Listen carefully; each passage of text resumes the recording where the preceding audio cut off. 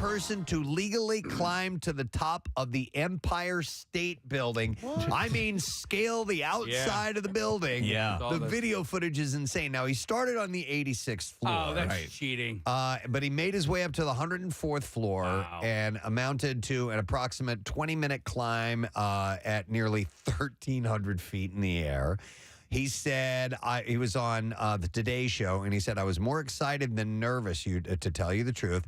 He said, but I have to be honest, it was very, very hard. It was a lot harder than I thought it would be. When asked what made it difficult, he said, just the endurance that it took, the stamina that it took. And he said, and it was very sharp. And apparently his hands were all bloodied up. Right. From making the climb. So I guess some of the edges are sharp. Right. He had better hand protection, but pretty amazing still. Yeah. Why was he doing this?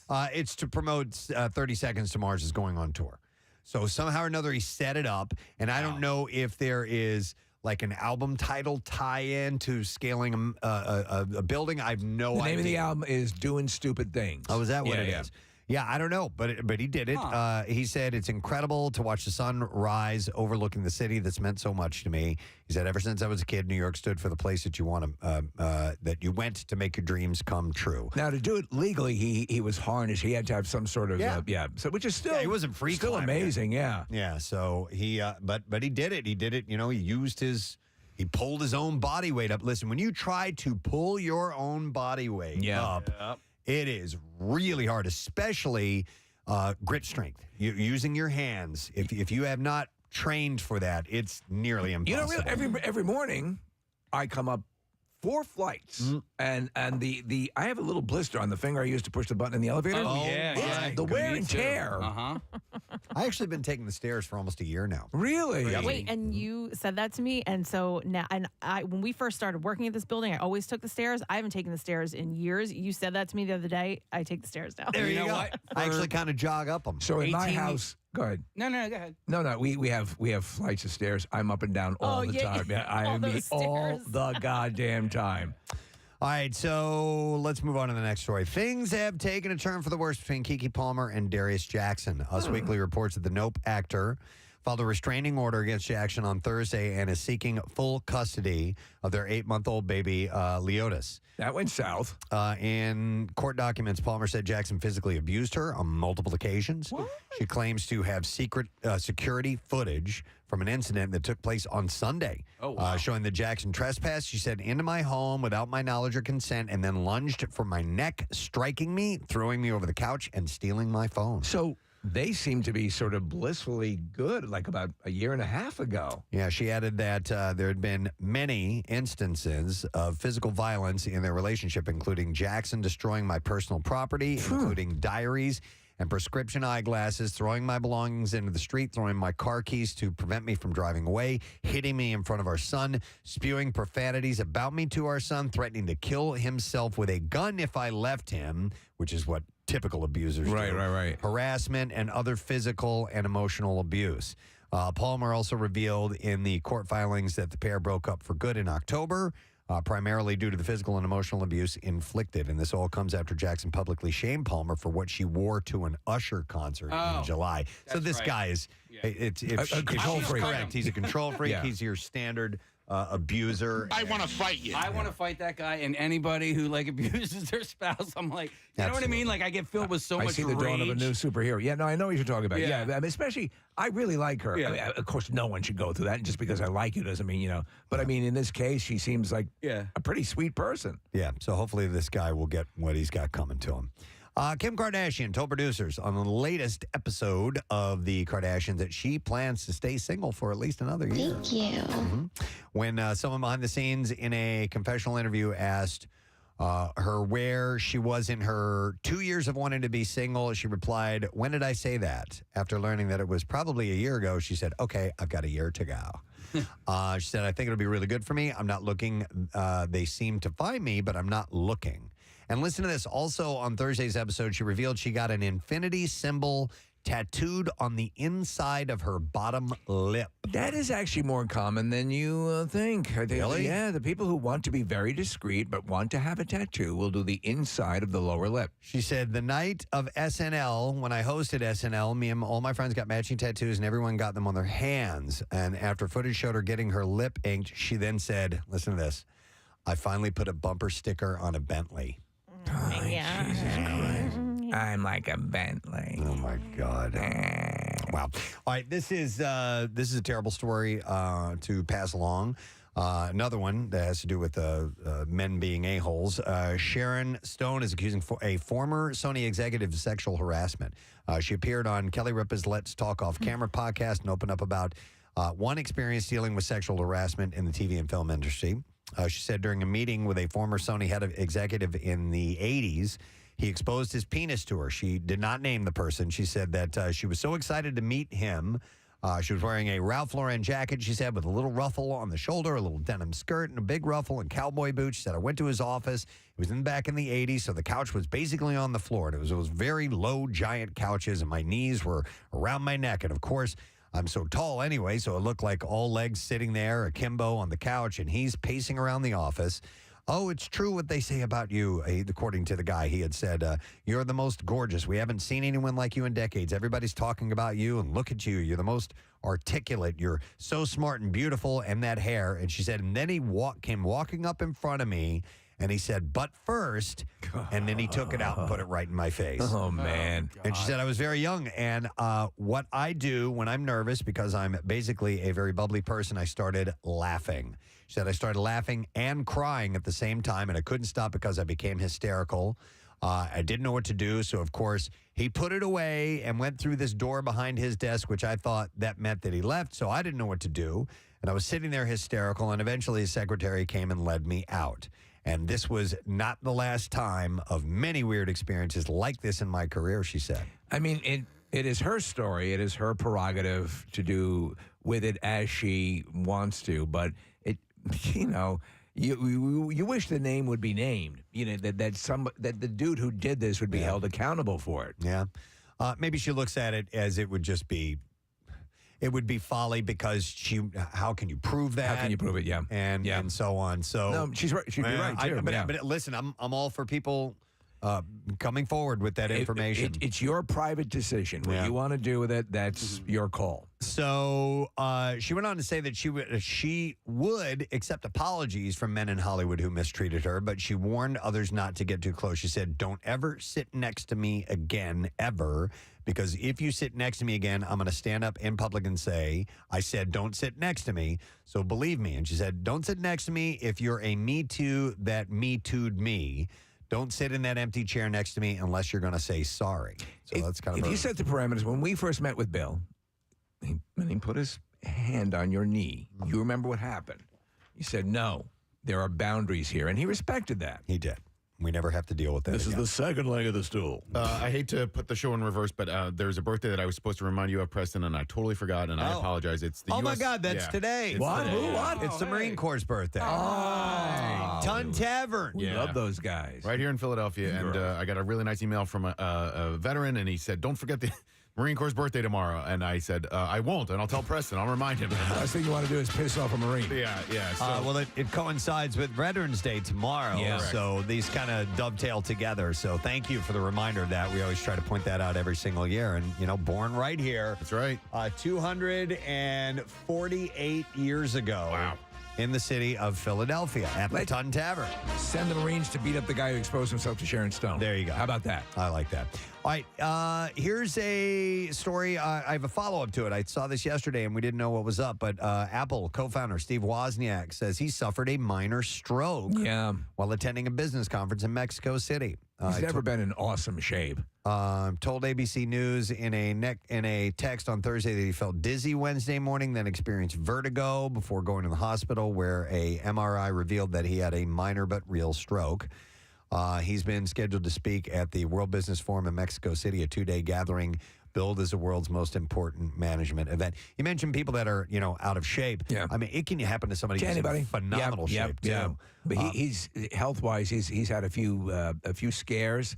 So, and he's like the word is the nicest friggin' guy. Right. The nicest guy. He was scheduled as the conference's closing speaker Wednesday afternoon. He told the New York Times that he was released from the hospital Thursday, flew back to California, and was waiting for dinner at home. He said, I'm back home feeling good. So hopefully this is not much that he's going to have to deal with.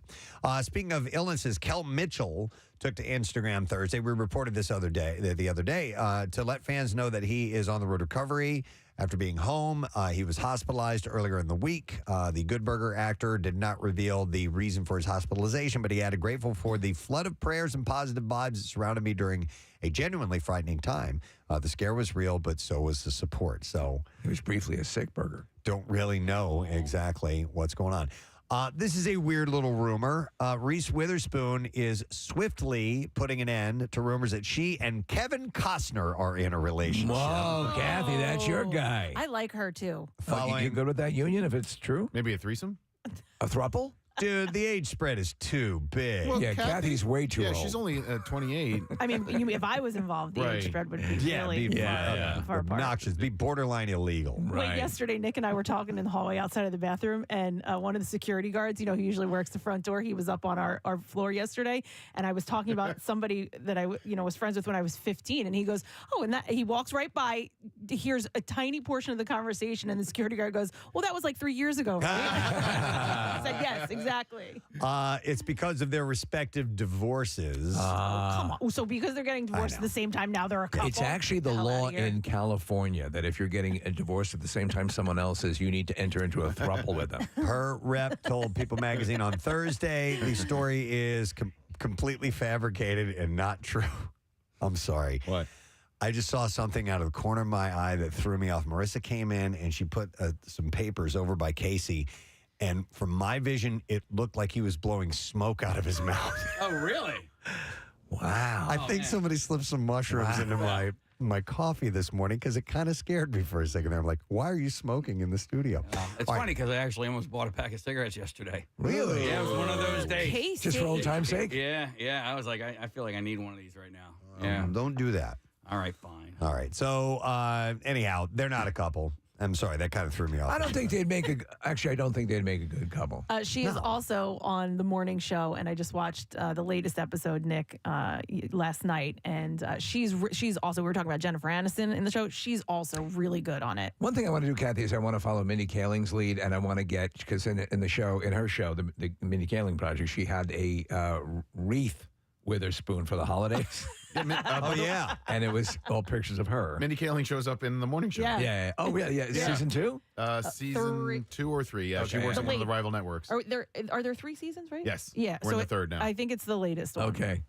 So here's a follow-up. AP News reports that a jury awarded Robert De Niro's ex-assistant, Graham Chase Robinson, $1.2 million on Thursday. You crazy? No. In a gender discrimination lawsuit in New York City.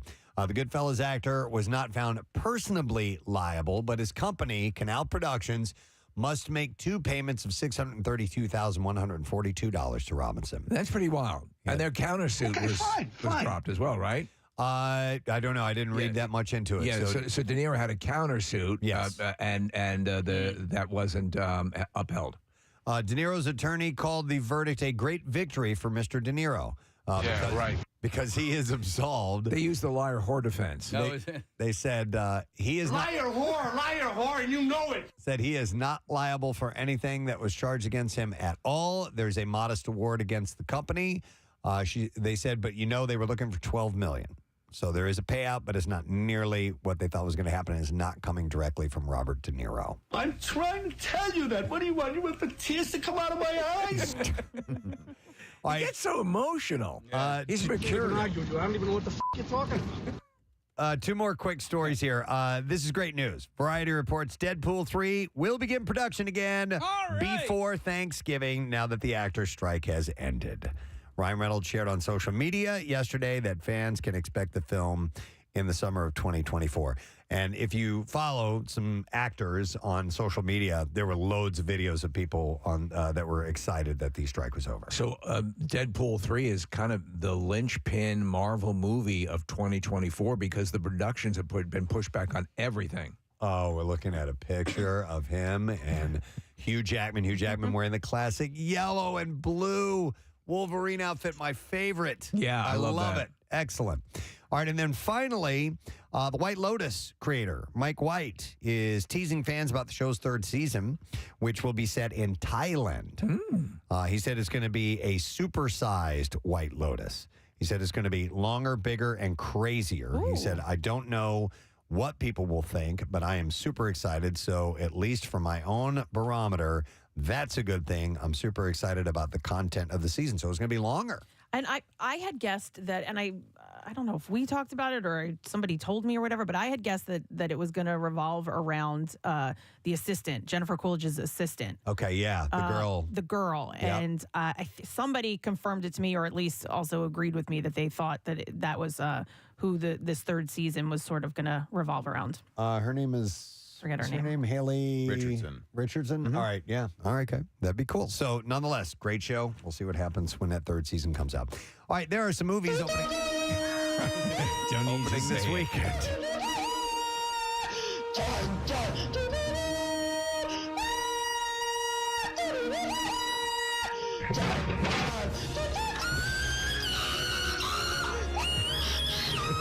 Never gets old.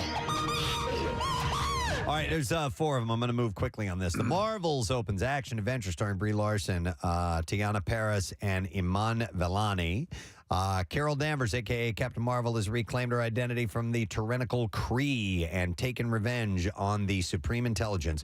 But unintended consequences see Carol shouldering the burden of a destabilized universe. And when her duties send her to an anomalous wormhole linked to a Kree revolutionary, her powers become entangled with that of Jersey City superfan Kamala Khan as Ms. Marvel and Carol's estranged niece, now Saber astronaut Captain Monica Rambeau. And together, this unlikely trio must team up and learn to work in concert to save the universe as the Marvels. Recite that back to me, Kathy. It's an hour and 45 minutes long, rated PG-13, wide release, Rotten Tomatoes score 61%. I got a message from Craig Legance last night. He says, "Hey, Casey, saw the Marvels tonight. This is exactly what the MCU needed to get folks back into the theaters. Great action, great story, tender moments, and funny. Everything a Marvel movie should be. Solid A." All right. From Craig Legance. There you go. He's a solid source. Number 2 opening this weekend, Dream Scenario. Comedy horror stars Nicolas Cage, Lily Bird, and Julianne Nicholson. Hapless family man Paul Matthews finds his life turned upside down when millions of strangers suddenly start seeing him in their dreams. But when his nighttime appearances take a nightmarish turn, Paul is forced to navigate his newfound stardom. Hour and 40 minutes long, rated R, wide theater release. Rotten Tomatoes gives it a 90% score so far. The Holdovers also opens. It's a holiday comedy drama, stars Paul Giamatti, Davine Joy Randolph, and Dominic Sessa. A curmudgeonly instructor at a New England prep school is forced to remain on campus during Christmas break to babysit the handful of students with nowhere to go. Eventually, he forms an unlikely bond with one of them, a damaged, brainy troublemaker, and with the school's head cook, who has just lost a son in Vietnam. 2 hours, 13 minutes long, rated R, wide theater release, big score. Rotten Tomatoes gives it 96%. Buzz on this movie is phenomenal. Yeah, it looks good. And then finally, It's a Wonderful Knife. Holiday horror comedy starring Cassandra Naud, Justin Long, and Joel McHale. A year after saving her town from a psychotic killer on Christmas Eve, Winnie Carruthers' life is less than wonderful. But when she wishes she'd never been born, she finds herself in a nightmare parallel universe and discovers that without her, things could have been much, much worse. And now the killer is back, and she must team up with the town misfits to identify the killer, and get back to her own reality.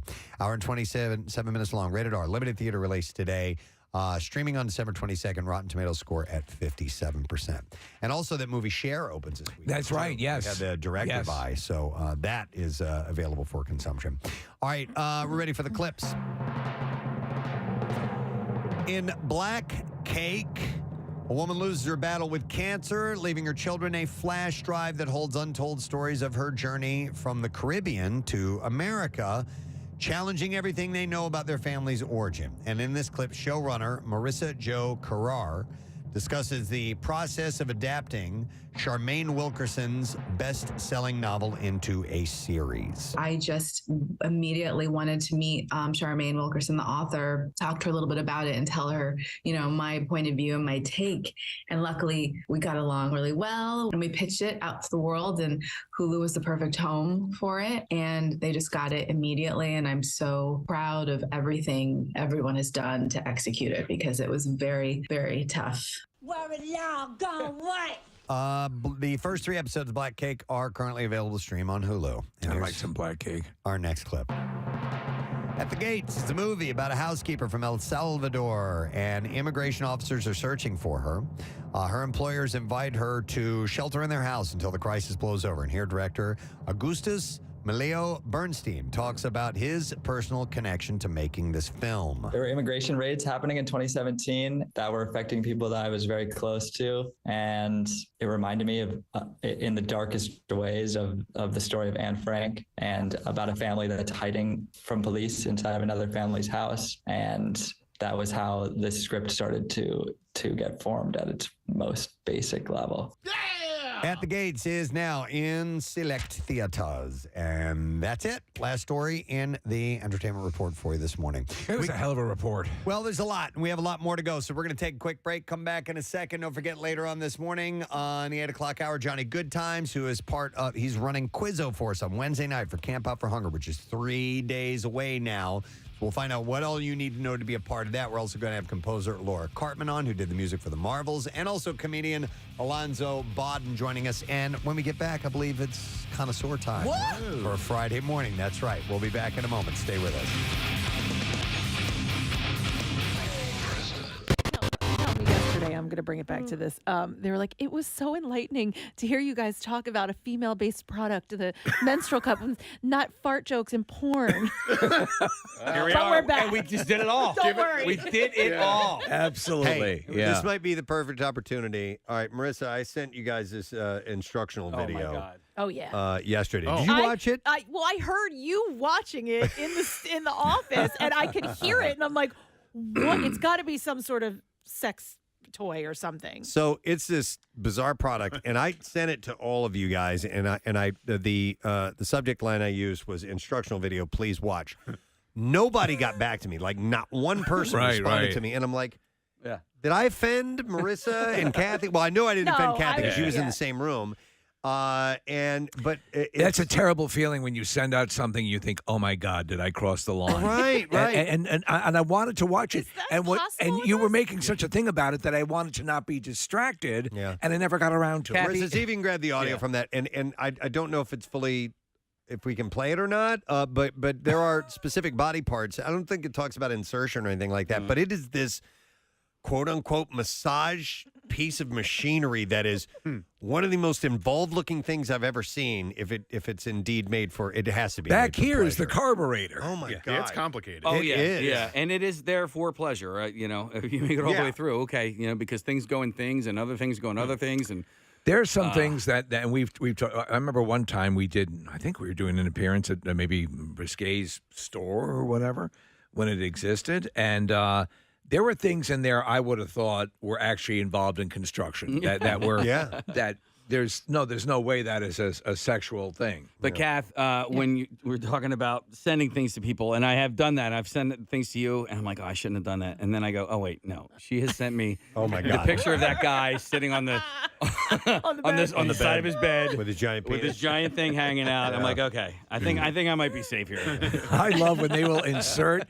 They will have like a dignitary at some meeting, like a parliament, and they will insert that picture in one of the frames behind him. Dude, the latest one, it was a COVID test. Yep. And I sent it to Kathy. I'm like, dude, I think I came back positive, and she's like, dude, I got this like 3 days No, ago. I didn't say that. I sent you a screenshot of the text that Preston sent me I had that already said, sent I it think to I her. tested positive. There was only one person I wanted to send that to, and that was Kathy. Yeah, listen, I bought Kathy for one of her birthdays, like a butthole polisher one time. Right? Yeah, I thought it was nice. Right? Yeah. So you can't cross the line with her. No. I don't think so. No, there's I don't. Yes, I don't get offended by anything. I don't think it's all funny, but Yeah. I don't. Right. You know what I mean? Yes. but I don't get offended if you get me a butt plug. or Like I've whatever, lost, Right. I traded in, and I've always said this. I say of offensive things all the time. I do not have the right to get offended. You know, it's just Right. it's my deal. Right, If I dish it out, I have to be able to take it. Right. But if Kathy ever wanted to, like, get us fired, Oh my god! Jesus.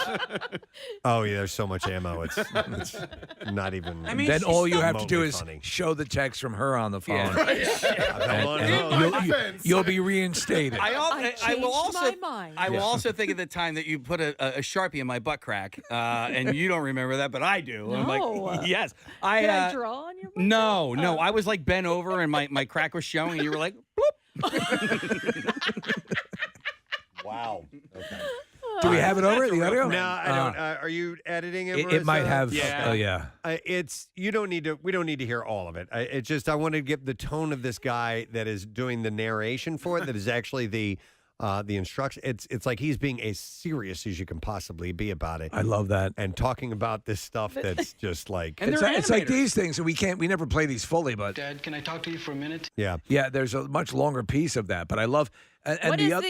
what is the exact product? I don't it's like even a pleasure know. device. It's like, it's Okay. something you buy for, and It's there's. got to be extremely expensive Yeah, because I- it's super I complicated. was curious as to what the cost was, but it's for the front and the back and the underneath. Simultaneously? Yes. Yeah. Oh, yeah. Okay. Yeah. So And is the it thing like that goes is it in the like a back- Sibian? The thing that goes in the back, no, it's like nothing you've ever seen before. Is it a revolution in home entertainment? like I can't even explain it. Okay, so remember when we were talking about packing a flounder before? Yes, Okay. uh-huh. So there's essentially this thing that packs a flounder for you, but it's there to here we go. stimulate things. Oh, So it, okay. But it's just wild that, like, Press, you talk about the narration, but like somebody also had to animate this. yes, like, there's a professional animator with it too. Here, I'll play some of it. Before using the Shinfly full coverage men's massager, all body parts in contact with the massager and the massager itself shall be fully cleaned. Uh-huh. After assembling the massager, lock the rear massage bar in the initial position, adjust the front massage bar to the maximum angle away from the body, and tie the belt at the waist. There's a belt. Smear Okay. the orange lubricant on the anus and Oh, surround. whoa, you got to watch that one. She missed that. She missed that one. That's okay. I would say The anus sensor. Yeah. So It is funny what we can and can't say because, like, it's all technical terms. it is. You But know, there are some. We get away with murder in so much. And I and guess skin. Yeah. The surrounding skin of the perineum, thigh, inside, and all surfaces of massage head in contact with the skin uniformly. Okay, that's all we're gonna play. So initially when I saw the picture of it, I thought it was one of those office chairs that you sit in that doesn't have a back to it, but it's actually a device that you wear. You can wear standing up. There's a pin on it like a grenade. I would need the instructions for this device. What the hell? This happening? you have seen nothing like this. I want to get one of these in the I knew studio. you were gonna Telling say you, that. Do they have a price? no, but I'll bet you it's a few $1,000s. Look at this. So Wait, I'm sorry. See that wraps around. is that supposed to go over your Johnson? Oh, There you yeah. go. And then it goes up and There down. you go. I'm watching the animation. But what I can't figure out is the seat part of it. The seat looks like a ski boot. It does. It looks like a ski boot. So you sit on a ski boot hey, while it. without looking behind you, Steve, who do you think is in the studio now? Bill? Yes. Of course. He just came into the studio. He's shaking his head. He's He not has happy. one of these. it was his birthday on Sunday. To clarify. he's looking to let us know the price. What do those things cost, Bill? You should get one that instead of a motorcycle seat.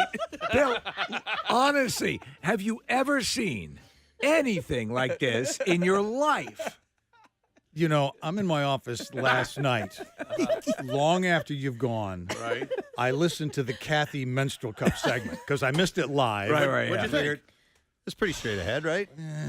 No, There was look. It's like, well, I actually looked up. It's been so long since we've talked about FCC and the liability of obscenity and Right. all of that stuff. It hasn't been in the conversation. I looked up the definition again, and I think you guys are dancing on that line because Right. it has something to do with sexual or excretory activities and organs, which is whatever. There's nothing sexual about it. I mean, it's all it deals with biological, if anything. It deals with a sexual organ. Right. Yeah. Like a Wurlitzer. By my by Kathy's very apt description of what that does. Anyway, and you're doing this today. I'm like, I dumped the lubricant on the thing. Yes, which we would only. I gotcha. Our agreement with you is always we'll swing for the fences and you excise what you think is appropriate. People are wondering what the name of it was. Again, I'll play the beginning. Just it says the name of this. Before using the Shinfly full coverage men's massager, Shinfly full coverage men's massager. full So I need coverage. to imagine, because so much of this is written and appears to be in Mandarin, right? Yeah, I don't know. It's definitely an Asian product, I believe. But it's got subtitles, which brings us full circle to the conversation we started. Says on. great for dads and grads. Oh, jeez. Okay. All right. So today's discussion just kind of brought me back to those good old days where we're really working the dump buttons. But good. Yeah. So By the maybe way, a Bill, Preston go ahead. Preston and Steve logo in the merch shop, in the rock shop. We could make some money on this. Yes. Right? Yeah. Okay. Slap on there. Again, and you could be the narrator. Bill's a great narrator, by the way. Yeah. He does wonderful narration. I get all. Wait, hang on. Let me all so. body parts in contact with the massager and the massager itself shall be fully cleaned. I think you're better than this guy. Yeah. You'd be I perfect. don't know what you want from me. Santa's got to go. All right. I'm gonna go. Santa's got to go. All right, so you need to see this thing. You need to do a search on the. Hold on, what was the name of it? I mean, it'd be easier to go out and get a girlfriend. than set Yes, this up. By far. Just putting this thing on, just all the straps and hooks and various things you need to put together to put this thing on your body is more work than going out and trying to get an actual relationship. And what do you think? It's like, you're at the office. Can I come in? No! Before using the Shinfly full coverage men's massager, Shinfly full coverage men's massager, Marissa. We're sharing it on all of our social media Okay, accounts, all right. so You can got to find the see link this there. thing. There's nothing full on graphic No. about Everything the is animation, but I mean, it's suggested. It's certainly suggested, but I've never seen anything like this product before. I mean, there has to come a point about 3 minutes into using it where you just feel like the lowest scum on earth. Or you finally found the euphoric. greatest thing Yeah. that's been created by man. Honey, I want a divorce. Wow. Okay. All right. Eddie Vedder is heading out on the road tomorrow night in support of his new solo set, Earthling. Vedder kicks off a 9-date run at New York City's Beacon Theater, although he played a surprise show last night, right, Nick? He did, yeah. He was in a place just outside of New York City, and the Earthlings were with him, and that's Chad Smith and Josh Klinghoffer and a few other guys. And so there's a whole bunch of songs that I've never heard of that he did last night. And then, tomorrow night at the Beacon Theater, and then Friday night at the Beacon Theater. And I will be attending Friday night show. Very nice. cool. Yeah. Nice. While chatting with the New York Times, the Pearl Jam frontman recalled discussing his and the band's career with U2's Bono, who had very specific opinions and advice for Vedder. What do you think about... WMMR. All right, let's do the connoisseur papers. All right. Because It's time for the pre-camp out for Hunger Connoisseur. Thank you for letting me do my announcer. I was going to ask you, Mr. Announcer, can I have the bell, please? Oh. Can you throw the bell over Yes, there? you can. All right, thank you. Nice. That was close. It was, but I saw it out of the left, like this, to my peripheral vision, and it looked like he rocketed it at you. No, I did not. He just didn't lob it. It had a more straight trajectory, Had but a more precise trajectory. Can I make a request? Can I just request that you keep that bell over here all the time? Because he has another bell.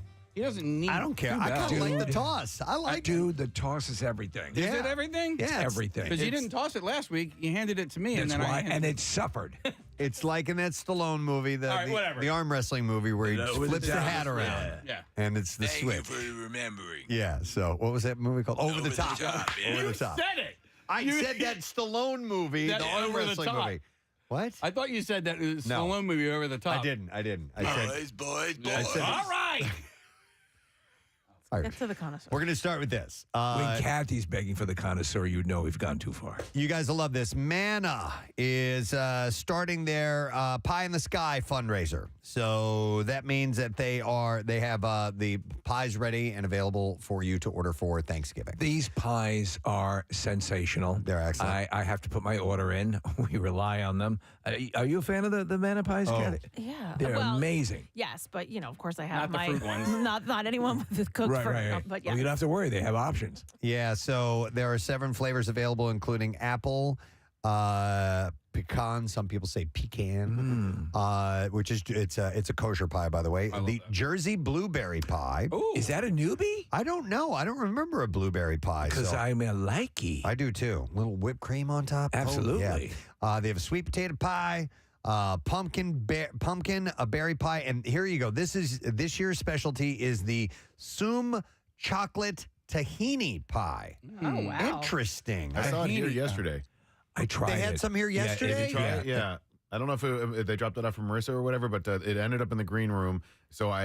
Listen, I have a lot of I know. I'm angry at that. We had the meet and eat with Gino's yesterday in Live Casino, and so I saw the pie show up, and I was like, I probably shouldn't touch this. And I looked at it, and then I had to tell myself and slap myself on the wrist not to touch it. Listen, I do intermittent fasting, so I don't eat until after. I had 2 little pieces. I had to. It's a manna pie. I got you. Kathy, do you like pumpkin pie? I don't like really anything pumpkin flavored. No. Okay. I love pumpkin pie. I love blueberry pie. I love pie. Yeah, there's very few pies that I'm not a fan of. I love key lime pie. I think lemon meringue is a little overrated, but I like lemon meringue. I don't hate it. I don't like key lime. Do you know what? But this new one that they have, Preston, excellent. So you try one when you get a the chance. Soom chocolate tahini, and that's a gluten-free one, by the way. So yeah, that now someone's on board. Every pie purchased through the Pie in the Sky fundraiser helps provide hot Thanksgiving meals to Manna clients and their families this holiday season, as well as nourishing meals throughout the year. Marissa has a pie for you. Oh my God. Is this the one? Yeah, it is the one. Oh, we're doing a live sampling here. Preston, that is the one. I got to get one with these little seeds on top. Salt. By the way, what? This is salt? You're going to enjoy it. Marissa, do me a favor. Let people know, because it doesn't say on here how they can, or yeah, it does. Give the ordering information. I'm going to eat.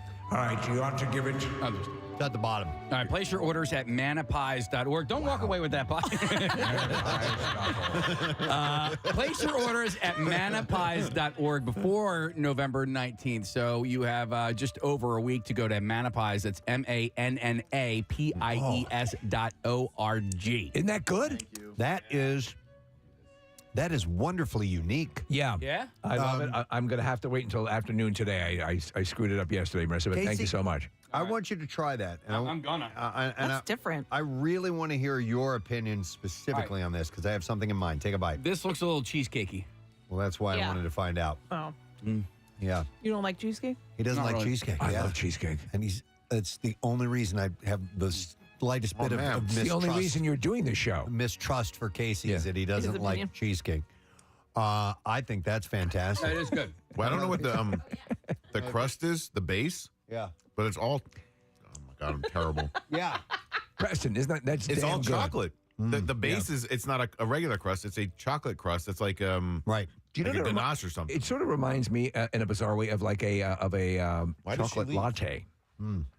It's kind of like an Oreo pie or something like that. Yeah. Like it's crunched up Oreos. Did you see Oreos is finally making Oreo flavored Oreos? That could be a connoisseur story. Shh. Oh, you're right. No, Oreo flavored Oreos. Yeah, they The hell literally does that mean? They literally released into the stores cookies and cream flavored Oreos. Oh. And somebody posted, "Oh, good, Oreo flavored Oreos." Yeah, that's what it is. Cookies and cream. All right. So anyway, you can order your Manna Pies now. Make sure you do that. All right. Let's do the first clip. We're playing a food clip from a movie, and if you can identify this, you get a prize. So what movie is this food clip from? It's food or drink. Here we go. This here is your first lesson in coffee. Without anything in it is black coffee. Can you say black coffee? Nope. And then there's coffee regular, okay? That means 2 sugars and milk, which they have forgotten. So can I borrow some of yours? Coffee regular. Love it. You know, that's breast milk. I love that movie. 215-263-WMMR. I gave that clip to Pierre for a coffee break because he didn't have that one yet. So I think he played it the other day. All right, so next story. Veg News has named the best vegan restaurants in America, and 10 Philadelphia area restaurants have made the list. Wow. Whole bunch of them. So I'm going to make my way through this quickly because there's 10 of them, and we'll spend too much time on them if we sit and expand on all of them. But we'll start with the best vegan diner. It's The Tasty. Oh, I'm glad you brought that up. I have a lot of things to say about All right, that. they're in Philadelphia. And then you have the best new vegan restaurant is, and I'm going to try to pronounce this correctly, Pietra Mala. That's also in Philadelphia. Marissa says I gave a good pronunciation on that. The best vegan bakery is a place called Vegan Treats, and that is in Bethlehem. So not too far away, but not necessarily in Philadelphia, but it's part of our area. Then you have and then there's like second and third. I'm only going to hit the first place winners because there are some that where they came in second and third. I just don't have enough time to do this. The best vegan bar is Charlie Was a Sinner, and that's also in Philadelphia. Wait, Charlie was a sinner? Yeah. Huh. Who is Charlie? Where is he? We don't know. Is this Charlie? What were the sins? The best vegan coffee shop is Grindcore House. Yeah, man. Best vegan Philadelphia restaurant is Veg. I finally ate there earlier this year. I took my daughter out on a date. We went to see a show and went to Veg. I was blown away because we had this thing that was basically like a fondue cheese dip. It wasn't cheese because it was vegan. That cheese is not real. I couldn't believe it. Veg is awesome. I was like 5 or 6 bites in when I go, wait, hang on a second. This is an actual cheese. I miss their sister restaurant, V Street, which was an awesome restaurant as well. So I'll give you a couple of the second and third place ones then. Best vegan fine dining restaurant. Second place went to Veg. Third place went to Miss Rachel's Pantry. Best vegan pizzeria. Third place was 20th Street Pizza. Best vegan Italian restaurant in third place was Monster Vegan. These are all Philly restaurants. Isn't that amazing? Yeah. Best vegan donut shop was Dottie's Donuts as well. Hi, Dottie. Hi, Dottie. That's a vegan donut. And so a bunch of them. And so we have a robust vegetarian and vegan restaurant scene in Philadelphia. Now, we already knew that. Yes. But apparently the world is sitting up and taking notice as well. The world knows. Yeah, it's fantastic. And I'm blanking on the name. The comedian, we just had him in. Hilarious. He's a big foodie. It was just here. Jared Freed? Jared Freed. He claims Philadelphia is the best restaurant city in the world. Yes. Or in the country. He's a little bit of a and he foodie. knows. Yeah, he does know. He knows what he's talking about. And I think... It's the only reason I don't, I regret not living in the city is because just all those food options. But you know what? In the burbs, you've got good stuff, too, because he pointed out. I know, mean, but Bethlehem. it's centrally located. It's easier to get to. Yeah, easier to get to these places. If you're walking. Yeah, if you live there. Yeah. Steve drove in the city last night. Oh, my God. Oh, Jesus Christ. That's what's influenced. Okay. The Normandy invasion was more rift than my drive to the city yesterday. But I did it. I could worked sense there was like some unease in your voice, Steve. It's going to get bloody. All right, let's see if somebody knows what movie this is from. This here is your first lesson in coffee. Without anything in it is black coffee. Can you say black coffee? Nope. And then there's coffee regular, okay? That means 2 sugars and milk, which they have forgotten. So can I borrow some of yours? Coffee regular. Love it. You know, that's breast milk. All right, we'll go to Jay. Hey, Jay, good morning. Hey, Gadzooks. Glad to hear from you. Buddy. Glad to hear from you. Glappy as well. What is that film? Look Who's Talking? Look Who's Talking. Yeah, hang on the line. Yeah, that is correct. That is a wonderful movie. It is. What do we have for him, Case? All right, Jay, you got a pair of tickets to see the birthday boy himself, Tom Papa, the Good Stuff Tour. That's going to be show number 2. And it's at the Keswick Theater in Glenside, PA, Saturday, February 17th. And tickets are on sale today via AXS.com. All right, Case, I queued up this second one. Is that one new? Have we Yes. not? Okay. Yes, it's new. Let's see if you can identify what movie this food or drink clip is from. By the way, I've got some grape soda on ice and a bearskin rub waiting. All right. 215-263-WMMR. That's a quick one, but if you know what movie that is from, call right now. All right, next story. Forgot to say order up. Come on, man. Order up. All right, now this sounds a little intriguing. Unfortunately, it's a bit out of our reach and not going to be available in this area, but Kraft Singles and Top Chef finalist and dumpling chef extraordinaire Shirley Chung have teamed up for the creation of a new souplings. Okay, this is a first of its kind grilled cheese and tomato soup dumpling. Okay, I'm down. I know. They killed the souplings. Those two flavors are magic, I think. Tomato soup and grilled cheese. Abso-friggin-lutely. It's one of those magical pairings in the culinary world. But Souplings brings together the two iconic American classics, tomato soup and grilled cheese, for the first time ever in one singular bite. So started yesterday, the Kraft Singles Souplings will be available at Chung's Restaurant, Miss Chi Cafe in Culver City, California. For a limited time. I told you it was a little out of reach for us. You're killing me. For those that are unable to make it to the restaurant, the Souplings will also be available to order on goldbelly.com. The Goldbelly. That's a delivery, right? The same one that provides that cake that Tom Cruise sends out every year, right? Oh, right. Yeah, Goldbelly. We tried to get that. And we could not. I thought we did get it. We did not. Okay. Starts... Sons of bitches. The Goldbelly delivery will start November 15th if you're interested. But I thought that was interesting. I don't know how that would play out with the soup in a dumpling. It's a little... I don't think you can go with a full-on soup liquid. Probably be like a paste. Like a paste. Yeah. Probably. Maybe it is literally paste. Or like a bisque, you know?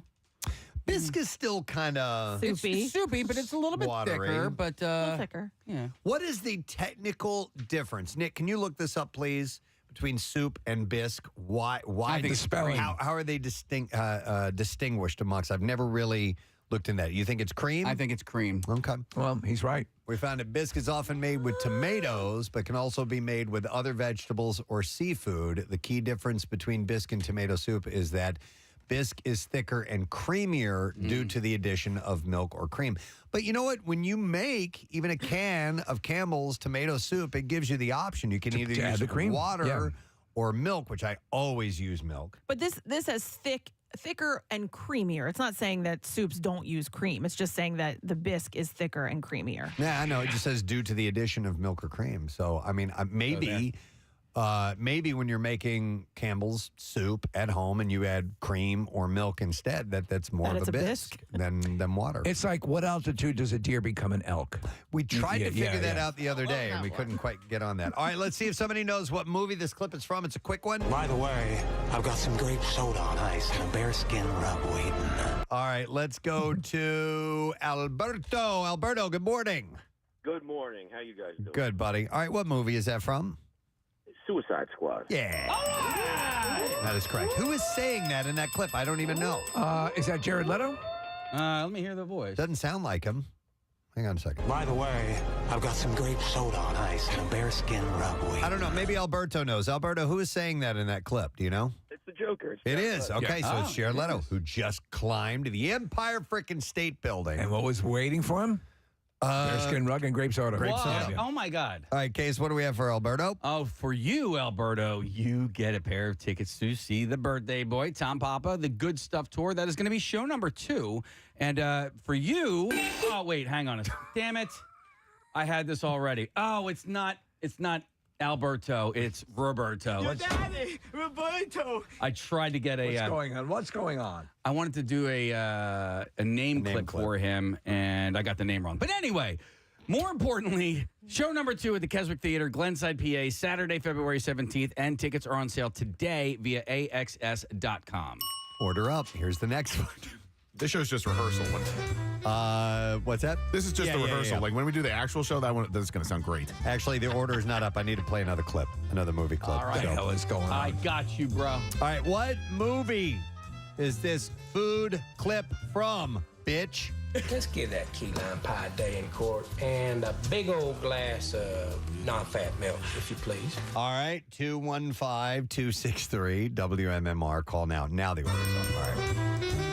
All right, we'll go to this story. All right, this is weird. Okay, apparently rotating sandwiches are back on the internet again. Rotating sandwiches. I am not familiar with this phenomenon. The premise behind rotatingsandwiches.com, what? Is it the way you eat it? Is simple. No, Oh. it's a single column perpetual scroll featuring any kind of sandwich that you can imagine. What?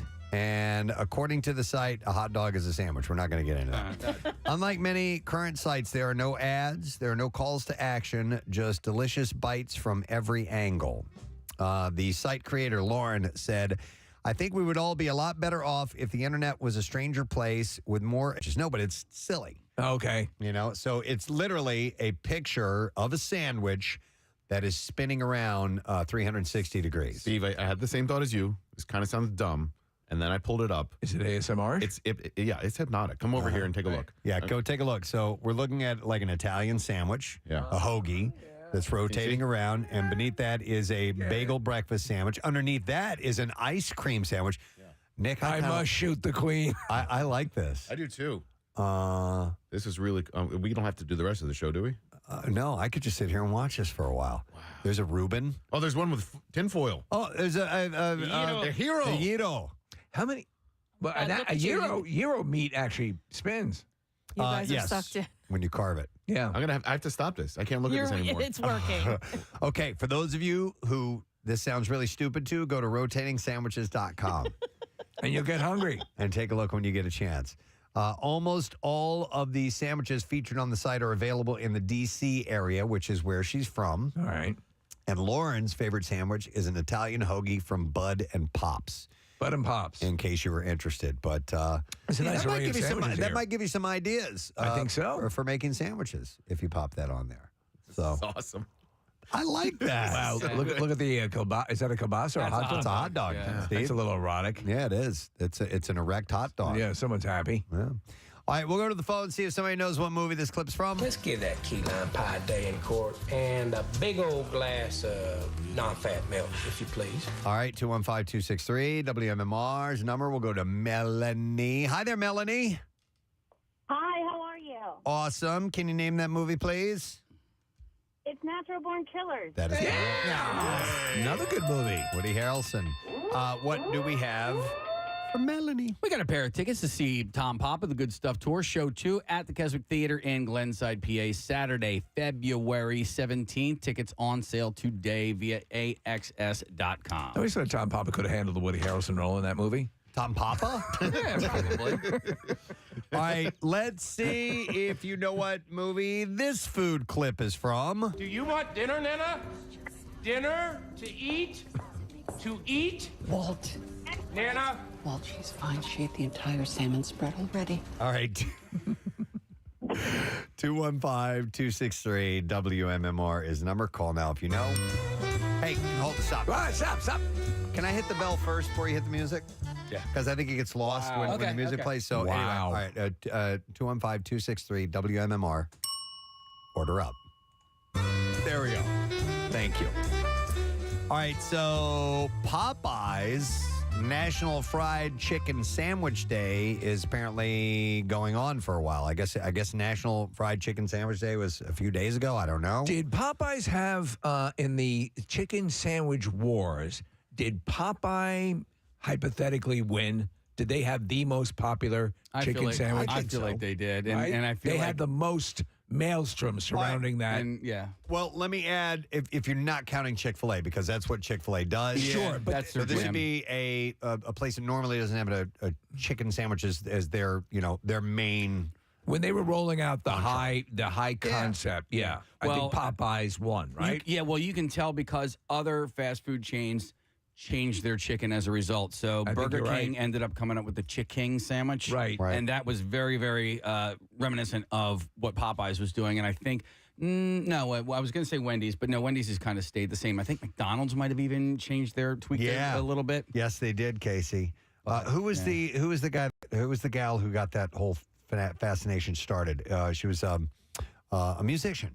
She made a big deal about it. Was it Cardi B? It might have been Cardi B. Or was it? I've forgotten.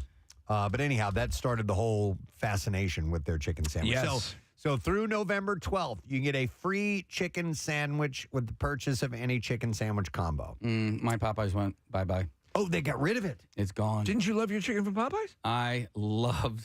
But you hated a person that worked there. Yeah, the guy was miserable, but whatever. Well, the maybe- chicken speaks for itself. Quite literally, if you have someone who is, we've talked about this. You stick someone on the counter who's a prick, and you can kill a business. Oh, definitely. And probably, maybe that's part of what it was. He made it impossible to love your chicken. Well, this particular Popeyes was in a weird corner of the shopping center. There was no drive-through, so I think a lot of times people just want the convenience of being able to stay in their car. I have a question. Maybe like a franchisee owner might be able to call or text in. Probably going to be hard to call in because we're doing the movie clips. But if let's say you own a fast food restaurant and you want the people that are working the service counter to be friendly, to be cordial, to have good customer service. If they are not, can you let them go because of that? Yes.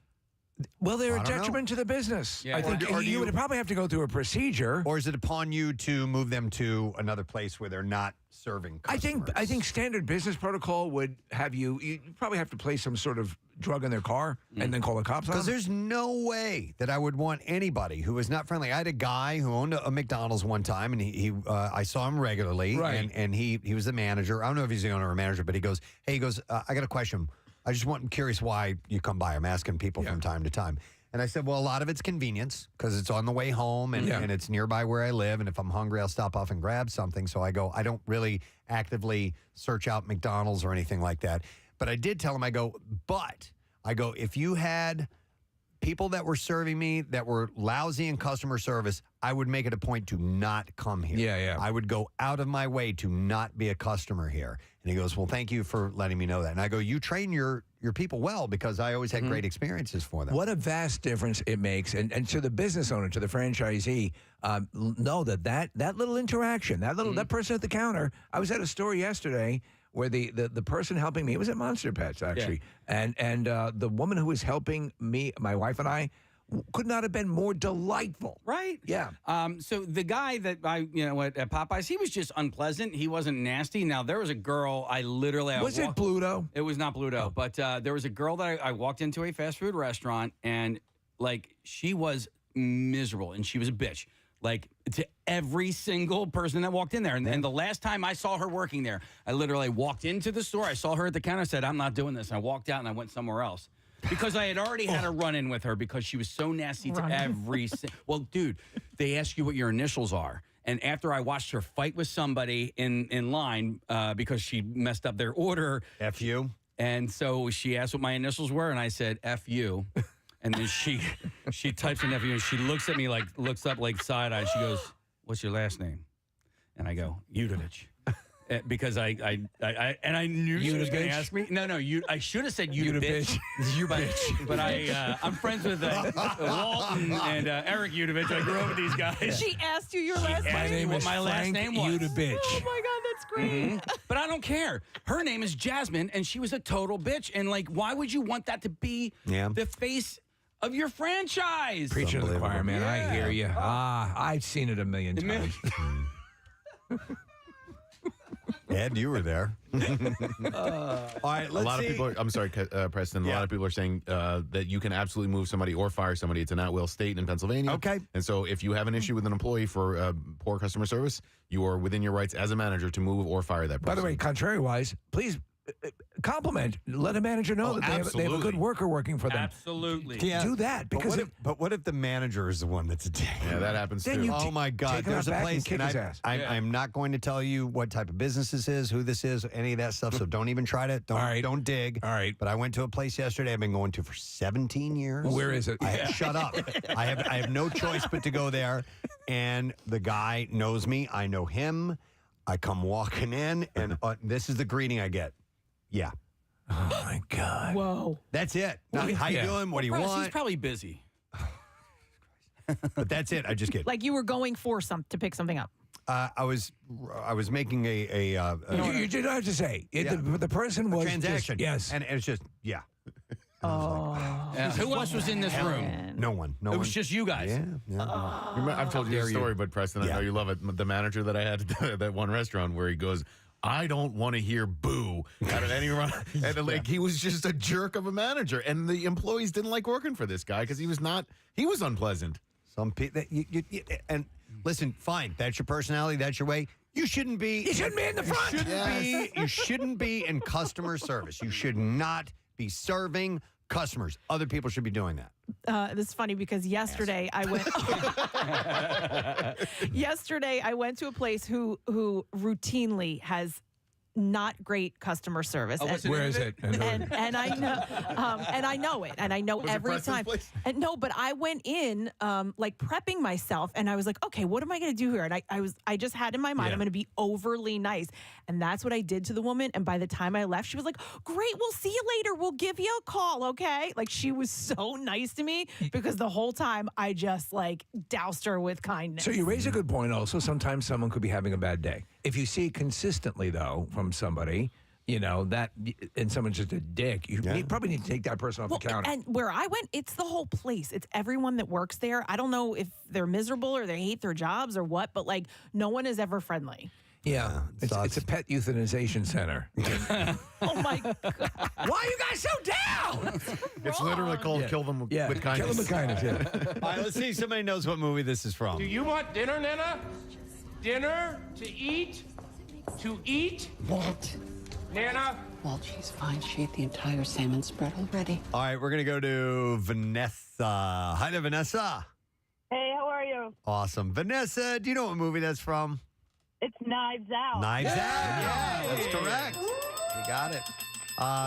Hang on. Here's what we have for you. Vanessa, you just won a case of November's Beer of the Month, Victory Brewing's Merry Monkey. Victory Brewing's Merry Monkey is a must this season. A Belgian ale with cranberry, orange, and cinnamon at 10% ABV to all a good night. All right.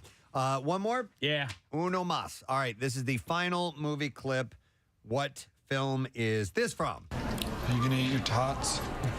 No. Can I have them? All right, 215-263-WMMR. Call if you know the answer. Order up. Thank you. All right, we will end with this one. Steve sent this to the connoisseur. Pizza Hut introduced a new and exotic pizza option, and it's available only in Hong Kong. It's garnering a bit of attention around the world. The new pizza is topped with finely shredded snake meat, giving it a distinctive texture and flavor. Has anybody here ever had snake meat? Nick has, of course he has. Have you? Probably. Oh my God. I've had every meat. Snake meat is actually, some people, It's like a delicacy. Yeah. I've never had it. I can't. I bet you it's not that different than gator, right? I mean, it's a reptile. Maybe. And you've had that, right? I've had gator, yeah. I've had gator too, and it's nothing special. I mean, it didn't taste bad. It's kind of bland, to be honest. Yeah. But so Pizza Hut and Sarwong Fun teamed up to create a 9-inch pizza inspired by traditional snake stew. The pizza features shredded snake meat, black mushrooms, and Chinese dried ham. How's your snake? The pizza will How do only you like your bat? available until November 22nd. Customers who have tried the pizza claim that the texture of the snake is similar to dry chicken. Yeah, of course. Preston says a lot of people who ate that were rattled. Rattled snake! There it is. I miss eating inside a Pizza Hut. No. We used to eat at Pizza Hut quite a bit. Wait, Casey, can I you saw a not? video yesterday. I'm sorry, Kath. There is an original looking Pizza Hut. It's an actual Pizza Hut. It still serves Pizza Hut food outside of Chicago, Illinois. I'm going to find the video. I saw this yesterday on Instagram. Yeah. And I watching the video, Gave me the feels. Very nostalgic. Because Everything you're talking about. The darker wood, the reds. It was always a little bit underlit. Yes. I enjoyed the Pizza Huts. Yeah. Can you not? I don't understand. There aren't any around here anymore. That you can't go in and sit? Yeah, it's funny because I had I grabbed a lunch with a friend of mine, John, a couple of weeks ago, and John and I, we were great friends in high school, and I just have these awesome memories of him and I going to Pizza Hut. Making out, no, but laughing, like legit Pizza Hut, crying, laughing, just sitting there, smoking cigarettes, eating pizza. Pizza Hut. Yeah, Pizza Hut is credited with making pizza a go-to popular fast food. Yeah. I told you guys about that. It was the I saw a documentary about renovations in America, and Pizza Hut is the one that brought the popularity of pizza to the United States. Yeah, it's pretty wild. There's a takeout Pizza Hut that I went to, Preston. It's in Rio Grande. Pizza Chalet. It's not Pizza Chalet. It is a Pizza Hut. It's just in a strip mall of stores, and I went there just for nostalgic reasons. It was still pretty decent, but I like the idea of sitting down in the booth. So the Pizza Huts became part of the combo restaurants that would have a couple of them. So you'd have a Baskin Robbins or a Dunkin' and a Pizza Hut or whatever. And the Pizza Huts for a while were a lot of service stations along the highways. You'd find Pizza Huts. Casey, there's an original style one outside of Quakertown. Okay. That you can go to. A lot of listeners are texting in. I'm trying to find the address, but it's like the old style. But if you want your snake pizza, you have to go to Hong Kong. Mm-hmm. Yeah, so that's where you want to go. They're working on in Hong Kong. They're working on other. This is a trend among Asian franchises of American brands to celebrate local food culture with creations, including pizzas featuring durian. Oh my God! Pig blood curds. Oh, stop it! That's good pig blood. Tonkatsu ramen. So those things they're trying out. Wait, did anyone try durian when it was today? I did. Yeah. You did actually taste it? I did. So the funny thing is that even the sort of cookie or waferish version of it that was supposed to be a dessert was horrible. So I didn't think it tasted that bad when we had it in here. Oh, you tasted it too? Yeah. It's vaguely. It was like actually the thing that onion. I feel like Casey, the version of it that was supposed to taste better tasted worse. Yeah. So the actual durian itself tasted better than what you used it to make. Yeah, that was gnarly. I was the only one that ate the surströmming, though. Yeah, you were. By the way, one last bit of information before we wrap up the connoisseur. Marissa bought this in before we go get the winner. This is nice to hear. Raising Cane's Chicken Fingers. Yes. Is donating 15% of sales at 6 area restaurants. If you visit on Tuesday, they're going to donate 15% of the sales to Camp Out for Hunger. Is that right? Is that cool? Well, that's very cool. Thank you, guys. We very much appreciate that. So, Raising Cane's Chicken Fingers. I have yet to have, and I hear good things. Yeah. Yeah, you know what? I misspoke a few weeks ago. I went to it wasn't a Raising Cane's that I went to. I went to a different chicken restaurant. I thought it was a Raising Cane. You went to Abel's. I did not. Oh, I get Cane it. and Abel. Yeah, so they are coming by. I'm trying to look for the information that we have about that to the Camp Out for Hunger. To make the donation. Yeah, so they're coming by on Thursday. So they'll be able to tally everything that they make on Tuesday. But they're hoping that the results will be in the neighborhood over $7,000. So you can help that, right? Excellent. Yeah. Please let them know that in no way do they need to bring by some chicken fingers. No way at all. But they probably should. Or a variety of sauces. Variety of sauces. Flavors. That I've been waiting forever to try. Okay. So thank you, Raising Cane. So that's on Tuesday. Stop by and see them. All right, let's see if somebody knows what movie this clip is from. Are you going to eat your tots? No. Can I have them? All right, we'll go to Bridget and see if we can get the answer. Hi, Bridget. Hi, good morning. Good morning. All right, Bridget, what movie is that from? Napoleon Dynamite. It is. Absolutely. Hang on a second, Bridget, because we got something for free for you. It is a case of November's beer of the month. Victory Brewing's Merry Monkey is a must this season. A Belgian ale with cranberry, orange, and cinnamon at 10% ABV to all a good night. All right, congratulations to you, Bridget. Hang on the line. That's all we have time for in the connoisseur. Hope you got something out of that. I love we ended on tots. Lots of good stuff. So we're going to take a break. We have Bizarre File stories aplenty. That are coming up. We also have several guests that are going to be on the show this morning. including Johnny Goodtime. Yes. Who's going to Very be excited. running our Quizzo at Camp Out for Hunger, which is 3 days away till the camp out starts. Wednesday night is Quizzo night. And then we have other guests joining us as well. I'll tell you about those when we return for the B-Files. Stay with us. He does. I like it. He recalled saying, I've had a conversation with Bono back in the day. He was suggesting that we needed to work harder and that you didn't want rock and roll to become a niche. And he said that when U2 makes a record, it's like they've got a racehorse and they don't want the horse to in the race. They want to win the race. And I said, we race the horse and then we let the horse run free. He said, I wasn't trying to be... To be honest, I don't know what you're talking about. He said, I wasn't trying to be clever. That was the truth. And he was frustrated with me. Do me a favor and put this device on. I think you're going to what is it? This part here goes over your manhood. This thing that looks like a ski boot just behind your nutsack. Now do a deep knee bend. Oh, yeah. Oh, yeah. Oh, my God. I see what you mean. Isn't that great? Yeah. His voice gets even shakier. There you go. Wow. That's unbelievable.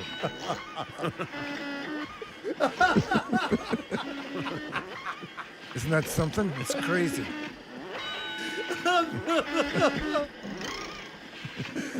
You had to have heard our earlier discussion in order to understand exactly what we're referring to. But the video is now on our social media if you want to see. And call this part the everlasting bum stopper.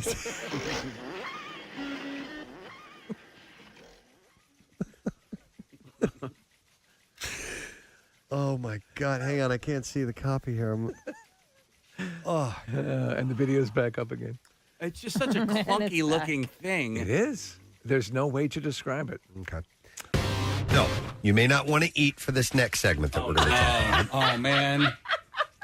Okay. Kathy told us last night on a little phone call, and she prefaced this by saying, I want to share something with you guys. And she says, because we're family and we can talk about these things. By the way, Casey was not on the call at this point, so this is going to be a surprise He for, called the end for of it. Casey. I go, what did I just walk into? And you guys said, you just wait till tomorrow. Yeah. I said, okay. Yeah. So you want to try something out, I believe? do. Yeah, I want to try something out. And when I say we're family, I mean us in the room and everyone that listens to the show. Exactly. Right? So I'm going to try a menstrual cup. Oh, my menstrual cup. Wow. Yeah, a cup. I'm so surprised. A cup. Me too. And in no small part, because your reaction anytime Preston has ever brought this up is just complete revulsion. And That's so, what like, we thought. The fact that you're coming around on it, and I've heard a lot of people rave about it. I'm proud of you. I think that's like a step in the right direction. Yeah. I didn't even know they still existed. I thought that this was a thing from years ago. Now, listen, I don't know nothing about menstrual yes. and all that. But it seems antiquated to me. Well, so I think it's becoming a little more popular because they're saying that there's benefits to it. It's safer than wearing a tampon. It holds more, so you can go throughout the day, without having to change it. It's better for the environment, things like that. Okay, so when you're saying it holds more, are we talking like a quart or what? Well, Steve, I haven't used it yet, so I don't know, and that's part of my issue. I wanted to. I'm hoping that Mother Nature, the flow, kind of goes along, and I get it on the weekend because I'd love to try it, not having to come to work. Well, isn't that a big? Well, you had mentioned in passing last night that was one of the things they mentioned. Don't take your first cup out for a spin while you're going into work. Yeah, so apparently, yeah. So I'm on a group text with my girlfriends, and the cuppers. I think that 3 out of the 3 out of the 5 of us use it, and they were like raving about it.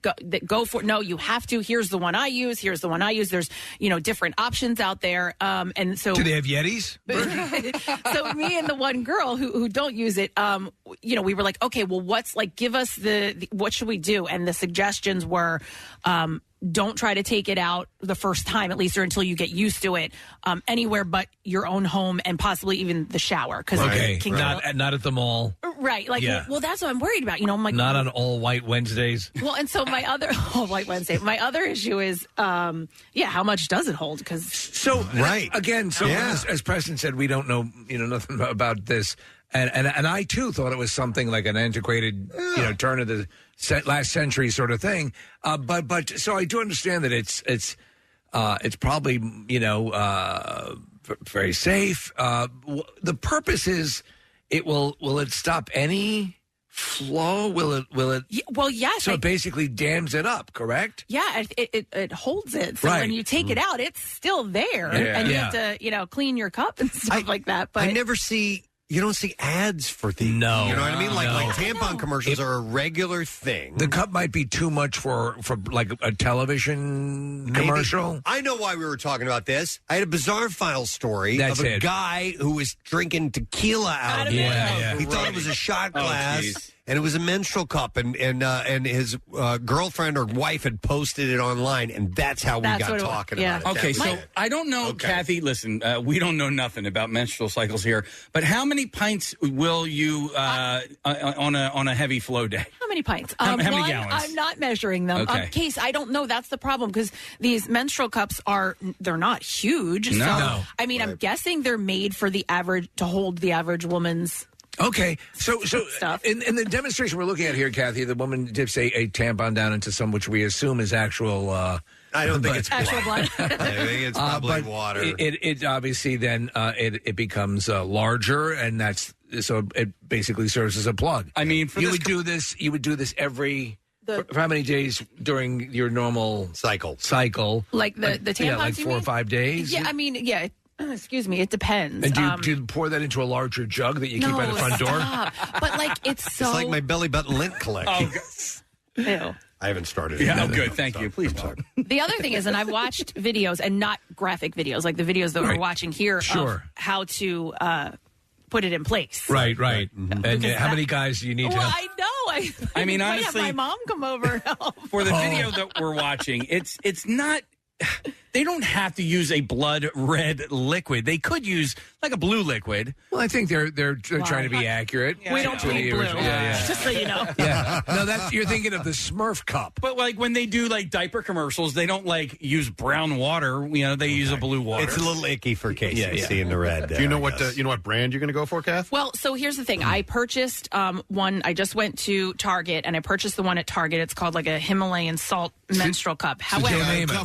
However, my girlfriend uses a site called Lola, and this is sort of like environmentally safe, chemical-free type of products for women. So I may order one from here, Nick, and try this one. Because here's the thing. There's different ones, and the one from Target has like Lola. because what I've also heard is it can you might have to like dig around a little to get it out. Bad choice of words. Well, somebody texted in, and by the way, we're getting a lot of positive response from women listeners. Yes. Male listeners, Not so much. Not as much. I don't think we understand it. But Well, so there's one of the female listeners recommended, Kathy, that there's one with a longer tip at the bottom of So it. that's what I was worried about. That's going to be uncomfortable. Yeah. Also, Casey, there's a great documentary that you should watch. It's called Period, End of Sentence. I feel like I watched it, or no, it won a bunch of. I was going to say Grammys, Oscars and stuff, right? Yeah, and I believe one of the producers is local. Oh, really? Yeah, and it's about something that happens to half of the population on the planet. Yeah. And so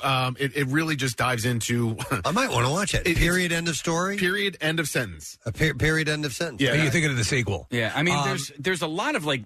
I read this book about this Quit gentleman. boasting. I know, but this guy tried to live an Orthodox Jewish lifestyle for an entire year. He is Jewish, but he's not Orthodox, and so one of the traditions of Orthodox Jews is that when their spouse is on her period, they don't touch them. Right. And so Right. for the longest time, they thought that it was a like kind of the sexist sort of like, oh, gross, get away from me. And it was more, what he found out was more of like a mourning.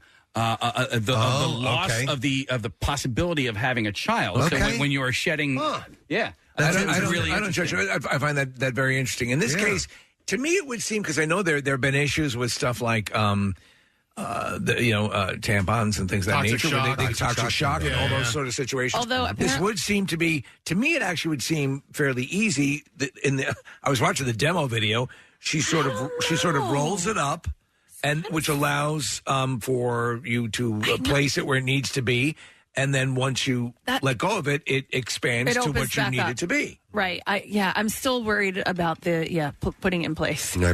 By the way, so do they have different sizes of them? Do you know? Well, so I didn't know this. You said you're using the Joe Namath brand. No, stop it. God, jeez, Steve. Where did you come up with that? Hi, I'm Joe Namath. I'm not a woman, and I don't even pretend I know what goes on down there.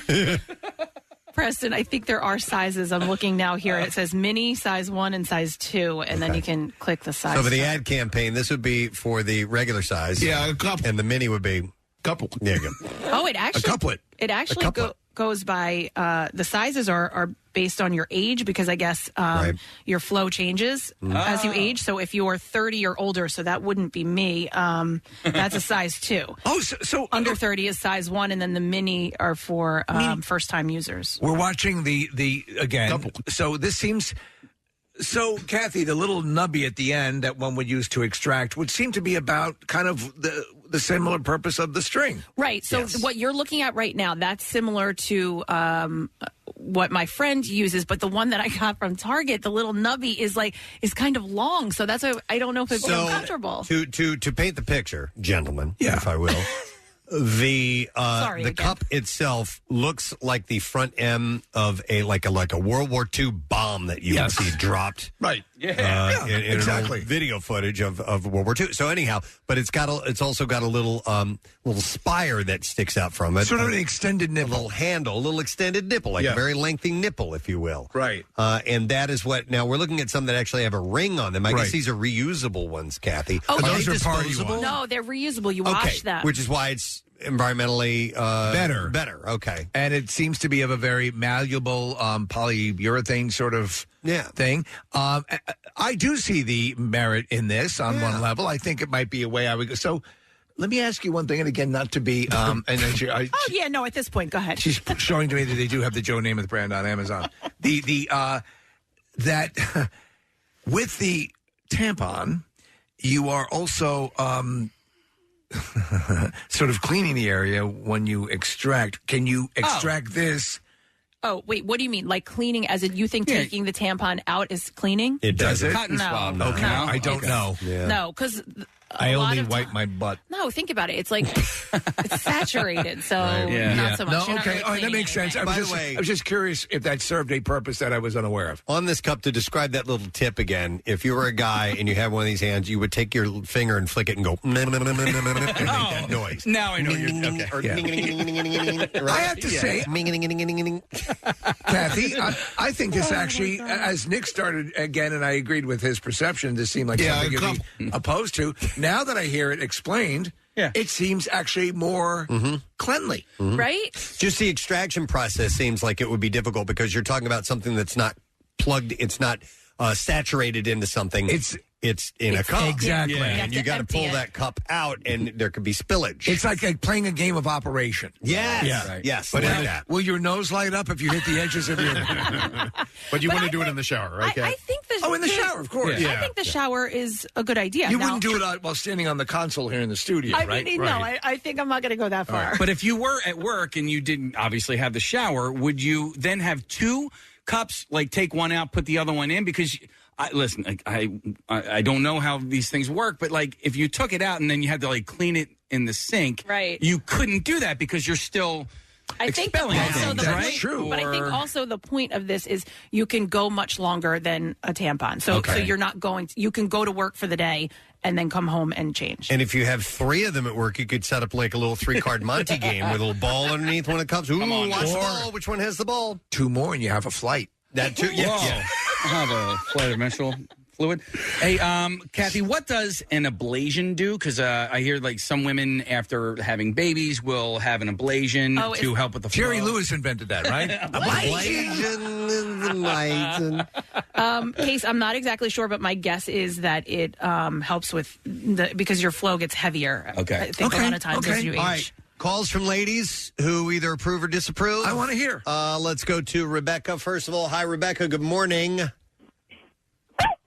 Good morning. Oh, that was well done, Rebecca. Hey, Rebecca, what's up? So I have been a cup wearer for many years. I actually started with the disposable soft cups, which are really easy to use, and you can actually wear them during sex.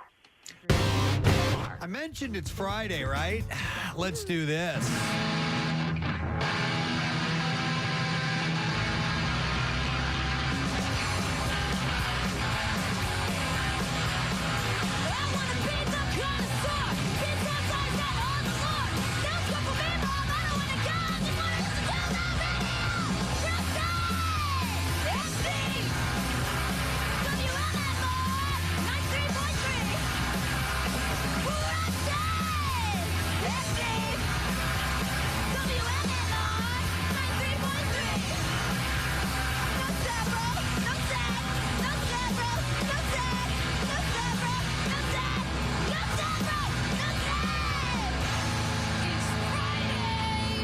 Friday song recorded by Froggy live at the Camp Out for Hunger.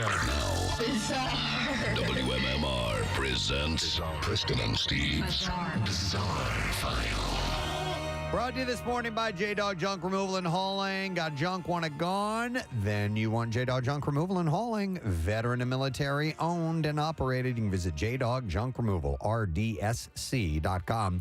That's J-Dog Junk Removal, RDSC.com. How about this one? A commercial plane took off with 2 missing window assemblies and reached more than 10,000 feet before anybody realized that something was wrong. How is that possible? Roll that up there. The incident, which involved an Airbus A321, took place on October 4th. On that day, the plane departed from London for Orlando, and it was carrying 3 pilots, an engineer, a loadmaster, 6 cabin crew, and 9 passengers. Jesus. It was scheduled for a multi-day charter, but shortly after takeoff, several passengers noticed that the aircraft cabin seemed a little colder and noisier. And it's a little harder to breathe. The plane continued to climb to an altitude of 10,000 feet, and the seatbelt signs were switched off. It was we're very sorry about that. It was at this point that the loadmaster walked toward the back of the plane and noticed a significant increase in cabin noise, saying it was loud enough to damage your hearing. Yeah. You also noticed that the window seal on the window on the left side of the plane was flapping in the airflow.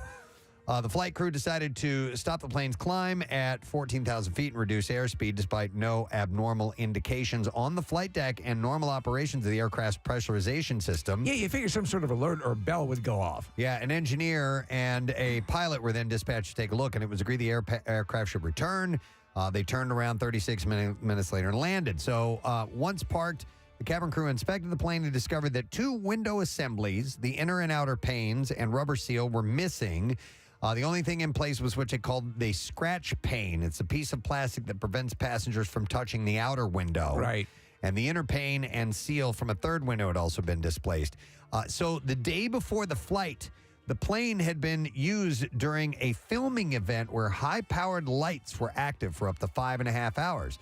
Thermal damage and window deformation were subsequently observed in the area around the overwhelming emergency exit, which they attributed to extended exposure to elevated temperatures. So it was the heat from the light Interesting. that caused this to malfunction. Though I do pose this notion, every once in a while, they should pop out a window or two just so you can look out, hang out a little bit. The agency is now working with the plane's manufacturer and operator to fully understand the properties of the lights used and how to mitigate risks in the future. Since they do allow service dogs on the flight, they would like that. Yeah.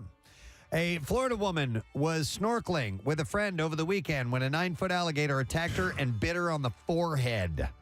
And a photographer nearby happened to get pictures of the immediate aftermath, including one that clearly shows an alligator lurking behind them. Did it bite her hand off? No, it bit her head. Oh. Marissa Carr said Friday that she still cannot believe that an alligator bit her in the face on Sunday. Yeah, I'd find it hard to wrap my mind around that. She was out with a friend snorkeling and swimming at Alexander Springs near Ocala. She said, I ripped the mask off and turned to see 2 little eyes sticking out of the water. Hi. She said the 9-foot alligator came out of nowhere. Her friend Shane said she heard a rush of water and then saw the gator. Jeez. I said, I heard this rush of water, turn around to make sure she was okay, and then I saw it. I saw her head in its mouth.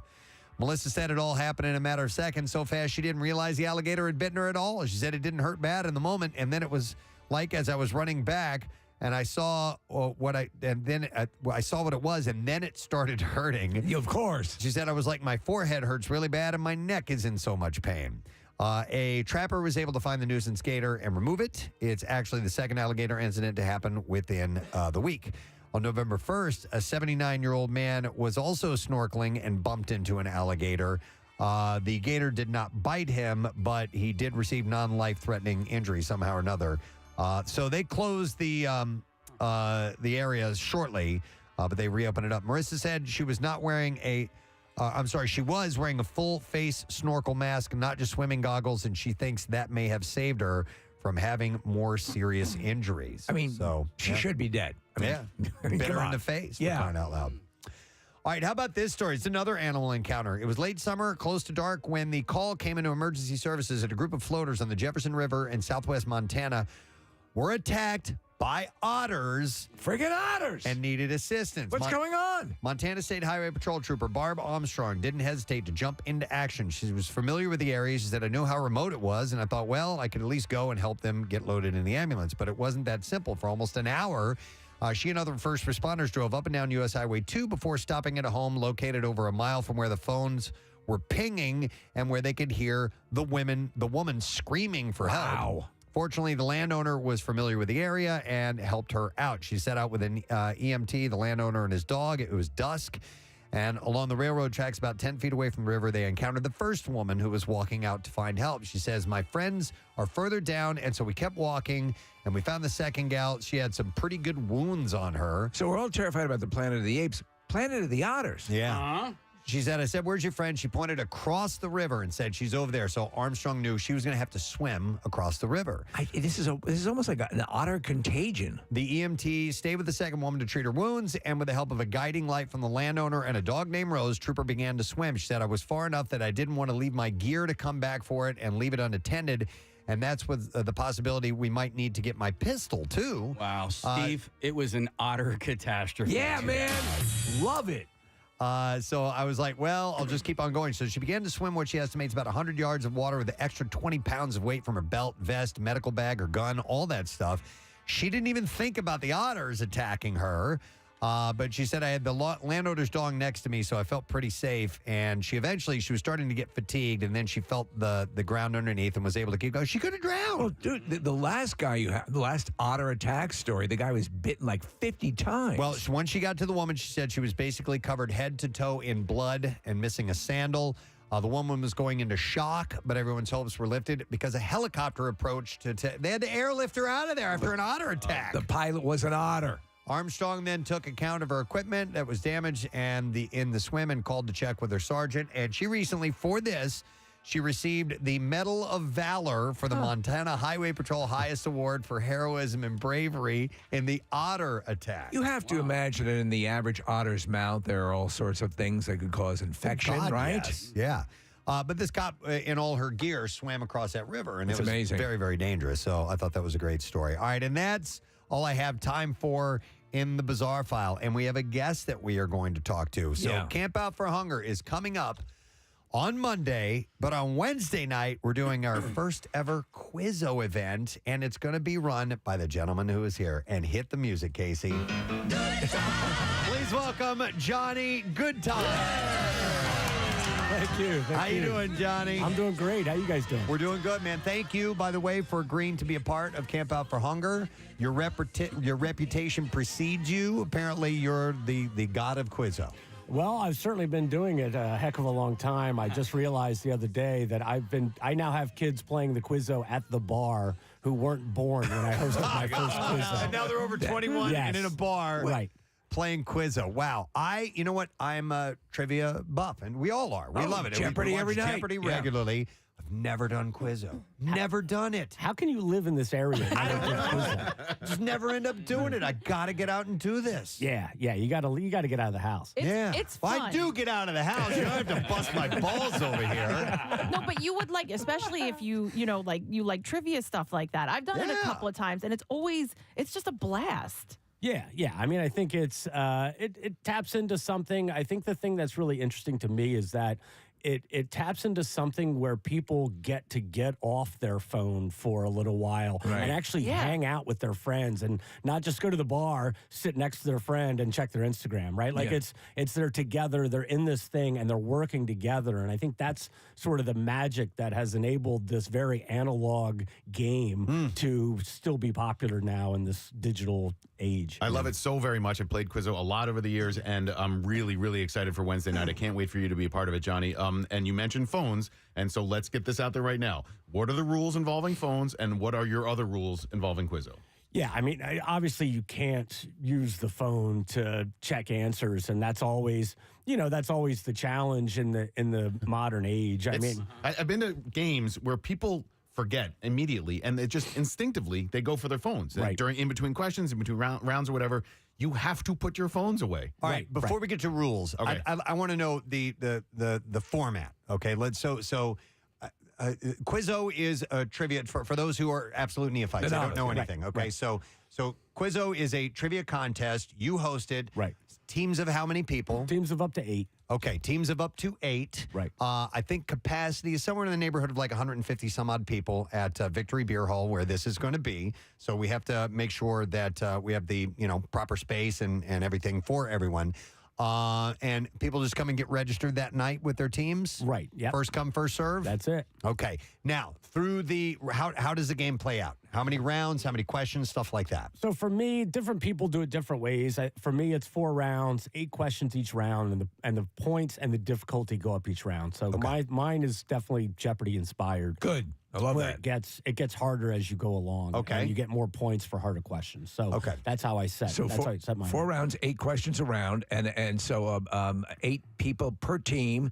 And we're thinking about 150 max, Preston, for the participants that night? Yeah, somewhere in that range. Okay, so when you ask a question, how much time before people have to get their answer? Do they write it down? Do they raise their hand? How does it work? Yeah, I mean, I hand out score sheets when the whole thing starts, and then they work as a team. They write down their answers. I pause a few seconds between each question, and then we move on. I mean, the game definitely pops. It definitely moves. You don't want to just sit there. But and then at the end of the rounds, I'll collect the papers, grade them, and then hand them back. All right, and so, you're with a team, you've got other teams that are nearby. Clearly, you don't want to be saying your answers out loud or having too, firm of a discussion about it out loud so other people get ideas. Are people very quietly talking to each other like this? Yeah. Okay, all right, so you keep everything close to the vest as a participant. Right. Yeah, Johnny, is there a music round? Do you do like a name that tune? Okay, yeah. So, and how many questions per round usually? 8 questions per round. And how much time in between rounds? 10 minutes or so while I grade the papers, and then I just play music and people hang out. All right, so we're looking at hour and a half, something like that? Hour and a half to 2. Hour and a half to 2 hours for the whole thing to take place. And so when I have hosted events, Casey has as well. All of us probably have. Absolutely. Well, what I was going to say is bingo. Bingo. I've not hosted bingo. Can get mean. Okay, a lot of people don't realize that there are some people that take it really seriously, and if you are not, as a host, following proper protocols, they'll let you know about it. Quizzo the same way? Oh, absolutely. Oh, yeah. All right. It's competitive. I mean, people take it seriously, and they want to win. And it's funny, Nick, you were talking about the phone thing. For me, it self-polices. Yes. Because I have diehards that if you pull your phone out, you better be careful on your way out the door. I told this story on air a while back, but I used to go to this Quizzo at a restaurant called Christopher's in Wayne, and there were these 4 or 5 teenage boys that came in, and they just couldn't put their phones away. They're so used to having them out all the time, and so the host, who's a great host, keeps moving things along, and he admonished them once, and then told them again, and it's like, guys, you can have your phones out, you just can't play Quizzo. And finally, they decided they couldn't play anymore, so they got up and they left. And everybody in the crowd who had been playing by the rules this whole time booed these kids as they're walking out of the restaurant. And they were like, boo! Yeah. And it's because they deserved it at that point. They didn't know how to put their phones away. Right, yeah. I mean, that's just part of the culture of the thing is if you do that, you're being a bad So sport. it's not a lot to embrace if you're a first-time Quizzo player. You come down, you got the rules. We got everything's in place now. Don't cheat, and you should be good. Oh, yeah, totally. Yeah. So we're going to start this around what time? 8 o'clock. 8 o'clock. All right, so get there early, obviously, because, well, we need to figure out what time people can start registering because we don't, Also, keep in mind there is a Sixers game on Wednesday night, so we're going to set up the rules and the time on getting there. There will be parking for people coming to Camp Out for Hunger. All that information is going to be up on the website. Because I'll bet people will start lining up early. I would imagine there's going to be a lot of people that want to be a part of it. The response has been very solid. So if you are very interested in being a part of this Quizzo, I would get there early. It's not going to be on the website. It is on the website. So if you have any questions or anything like it, honestly, everything that you need to know about Camp Out is already at PrestonandSteve.com. We're going to give away a catered suite for a Flyers game. Pretty sweet deal, man. Abso-friggin-lutely. Pardon the pun on that. Johnny, is there any way? It's just general knowledge? Is there any way to prepare for it? Nah, there's no studying. Just for what you quizzing. know. Yeah, right. Yeah. We're going to find out, once and for all, who knows the most. But we're going to have a few twists. Some themes? Yeah. We're going to have a few twists and turns, and it'll be a fun quiz. Okay. When did Quizzo kick in fully? I mean, it became the thing. Had a massive surge at the beginning and has never really diminished. Right. When did Quizzo really, for you, or just in general, end up on the, going out for a night map? It's interesting, Steve, because it's really a Philly thing to a certain extent. Is it? It comes from Ireland. Okay. So it came here from Ireland. A guy was dating a girl in Ireland, went there, played their pub quiz, loved it, came back and said, why don't I host one in America? So started here in Philly in the 90s. I started doing it in 2001 or 2002, and and then it just sort of blew up in the early 2000s. And it's just continued to get bigger. Now, in some other cities, they've got more sort of these corporate companies come in. But in Philly, one thing I love about the city is everybody wants their corner guy. Right, they don't want the big company, the sleek company coming in. And, It's like Twister. You want regular homegrown meteorologists and not the corporate meteorologists. Right. So is this enough for you to be a full-time Quizzo guy, or is that what you do, or do you have a job outside of this? I have a couple of side hustles. That's my main one. I like side hustles. I'm an investor. I'm one of the owners of Shibe Sports in 13th and Walnut. What? Yeah. Oh, my God. I brought your Prism shirt from you guys a couple of years ago. Nice. That's a great shirt, man. Yeah.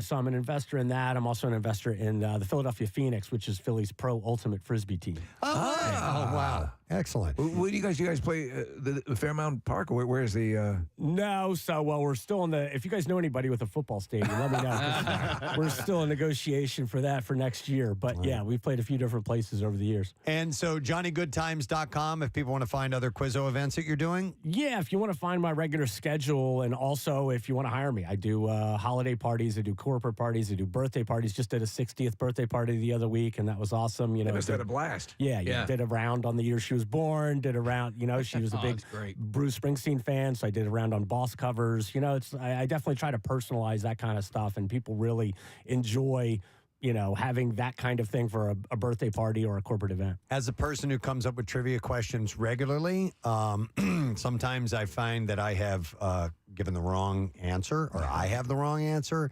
And our rule is whatever I say is the answer is the answer. Yeah, that's always been a staple at Quizzo. The Quizmaster is always right, even when the Quizmaster is wrong. There you go. It would be a nightmare. Right. It would be a freaking nightmare, yeah. All All right, love it. Listen, we're stoked that you're a part of this. Thanks for doing it, man. We really appreciate it. We're looking forward to a great night. It's our first time ever, and hopefully it'll maybe become a tradition. I don't know. Yeah. No, I'm really excited. I really appreciate you guys and what you do every year. This is such an awesome event, and I'm thrilled to be a part of it. Say hi to your wife. She listens. Oh, yes. Hello, Colby and Avery, listening. My son Avery listening now. I love you guys. Wednesday night, Quizzo night, Victory Beer Hall at Xfinity Live with Johnny Goodtimes. So make sure you come and join us. Thank you, Johnny. Thank you for having me. All right, we're going to take a break. We'll come back in a second, and we're going to have Alonzo Bowden on the show with us, who's going to be at Helium Comedy Club this weekend, so hang out for a moment.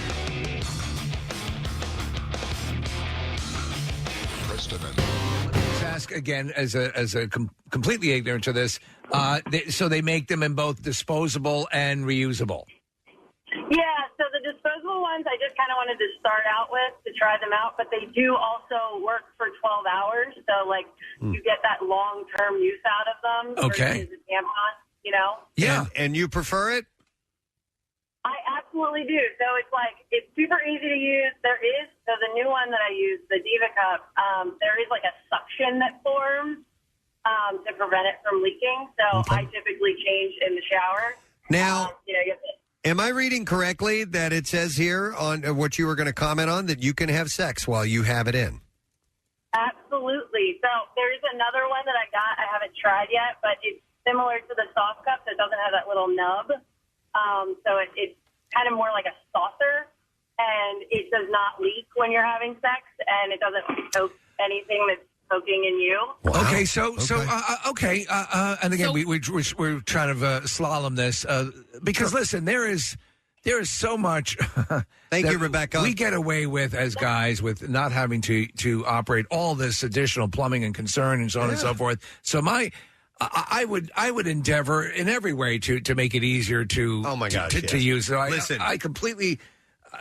My heart and my accolades go to anyone who is attempting to juggle that kind of stuff. Rochelle has had difficulty with it her entire life. Oh, my God. Okay, so it's not easy for her. No. Every single time. Yeah. So she's got some above and beyond issues. And it can be it's very tough. And I feel horrible for her every time that it happens. And it's just, she's been going to doctors for years to try and figure out what's wrong. Yeah. And they can't figure it out. And you know that here, no pun, it's like the clock is ticking to your next encounter with it, and it's coming no matter what. Yeah. So my friend who uses it just texted me, and she said, "No way, I would not have sex with it." Well, she said there's a different kind that's like a saucer. So what does it say as far as the under the Joe Namath specs there? Stop. But wait, I read about putting it in place, but there's also you can read about removing it, and the first step is wash your hands. The second step is relax. Okay, it's a picture of Joe Namath holding a football guard with my cup. Go deep. Yeah, a couple. Hi, I'm Broadway Joe. Oh, my God. Now, I'm not saying I know a lot about lady parts, but I do know. All right, let me go to Kelly. Hey there, Kelly. Good morning, it. Good morning, it, Kelly. What's up?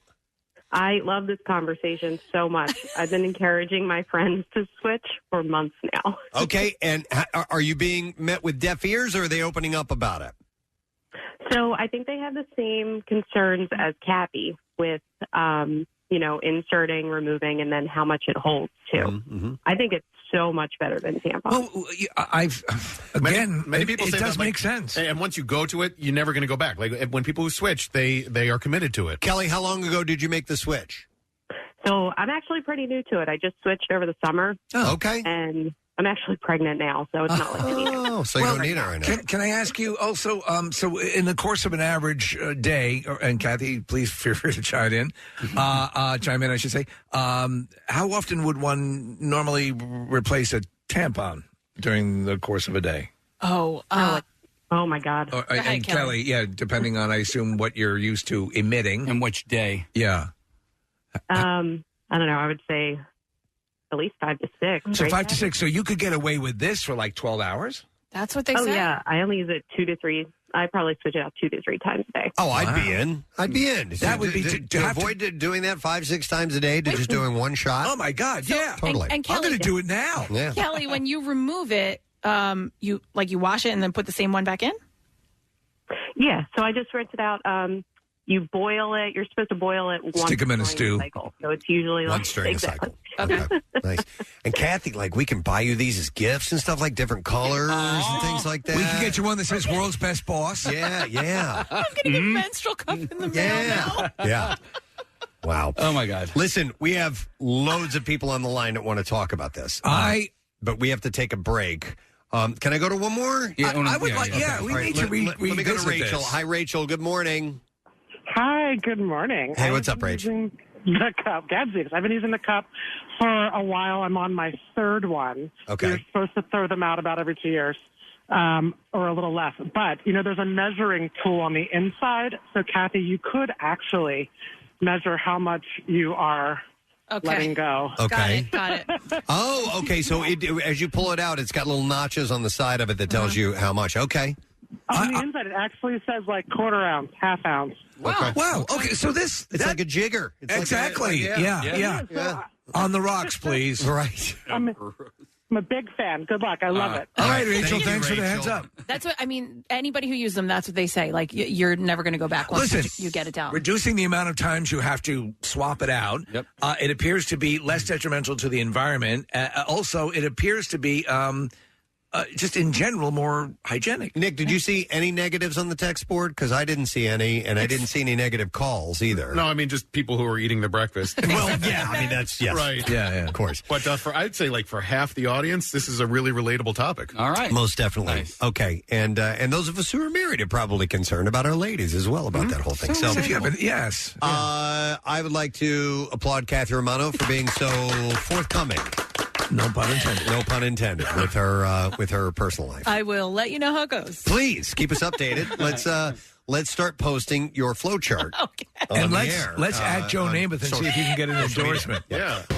Sometimes when I play golf, I will get something stuck in my head. Either it's a song or something somebody said. And because you're spending a lot of time, walking and your mind is free to just think. And these things pop in my head and they will play for 4 hours over in my head. Yesterday, I had the weirdest one. Yeah.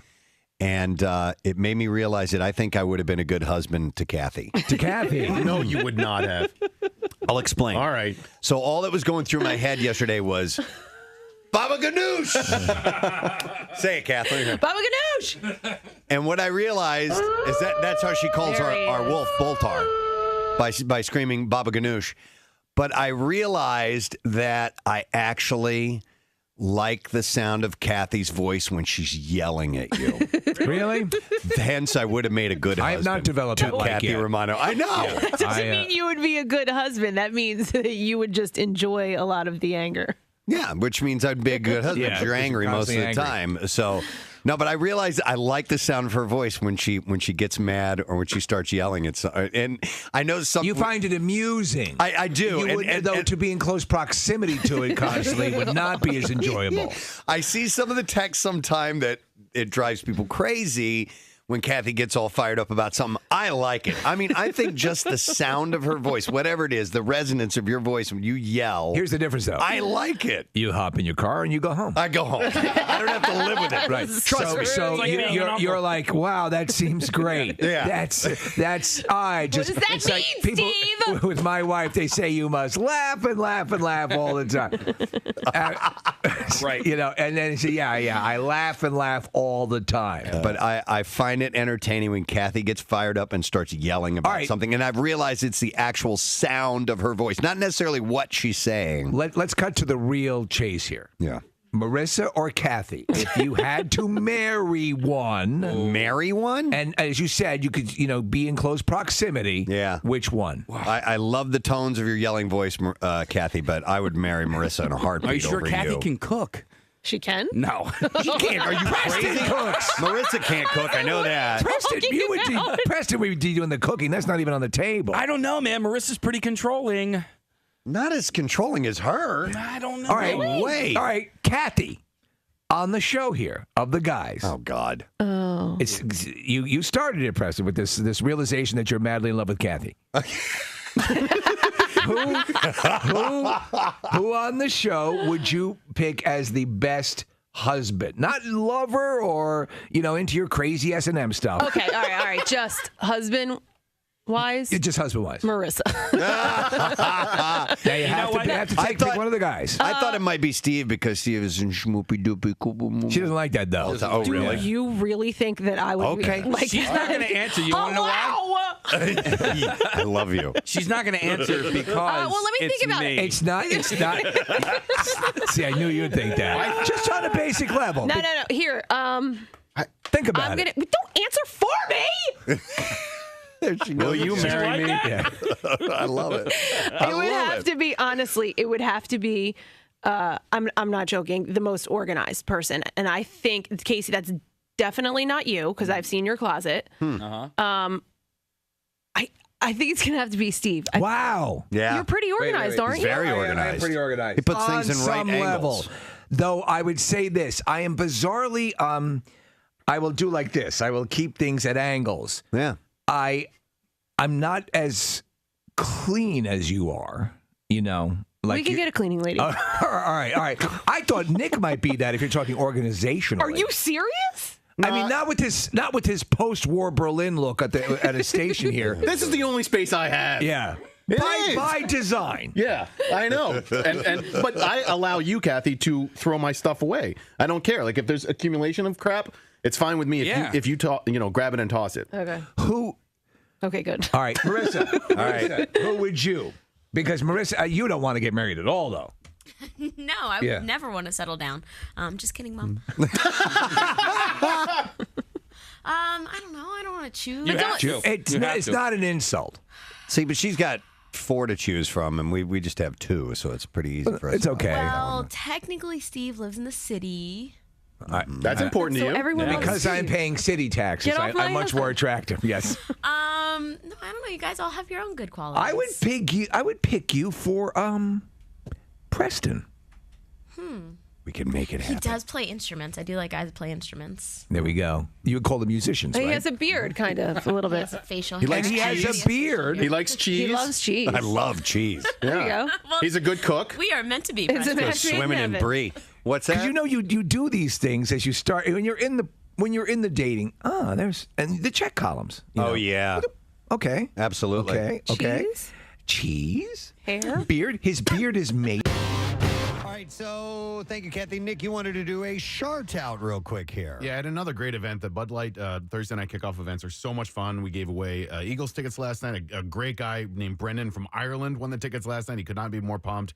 And so it was really cool to meet everybody that came out to Liberty Union in Chester Springs. But I wanted to give this particular shout out to a guy named Sean Perry. He and everybody at Joe Lyons Electrical Contractors. They're based out of Coatesville, but they are all over the road all day, every day. And they listen to nothing but MMR and the Preston and Steve show in their van. So Sean and the crew at Joe Lyons Electrical Contractors, this one's for you.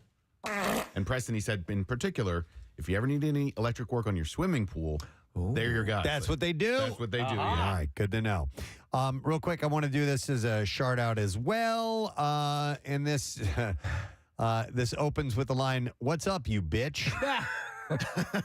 See? That's how you do it. My name is Elena. I have been listening to your show for my entire life.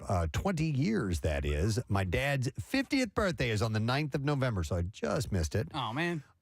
Your show is something we always bond over, and I would love to show him how much I love him with a nice, juicy shart. He's the best dad ever and supports me in each and every way, and I would not be the person I am today without him. Thank you so much. Signed, Julie Jerkoff, also known as Elena Spates. So here is a shout out. Julie Jerkoff. Forgive me, Kirkoff. So happy birthday to your dad. That's cool. Thank you, guys. That'd be one of my favorites. Always delighted to hear when kids and parents bond over our program. This is another one. This is from John. It says, "Hey, Preston, it's us again. Dean and..." How would you pronounce this last name, guys? Biesz. Bees? Bees? Yeah. Dean and Bees. Bees nuts. 2/3 of the 3 best friends that anyone could have. And we're not sorry for bothering you guys at work. And they wanted to do a shout out. Happy birthday to Brando. That's right. Here is to another year of sucking down chili dogs, he said. You're the only guy we know who can suck down a chili dog without chewing. Sucking on a chili dog. Sucking on a chili dog. Keep up the great work. Thank you, Preston, Steve, Kathy, Nick, Marissa, Casey Boy, for the daily laughs. We can't wait to help shatter last year's Camp Out for Hunger record. Thank you, Preston, John. So you got it, buddy. We'll be happy to see you there.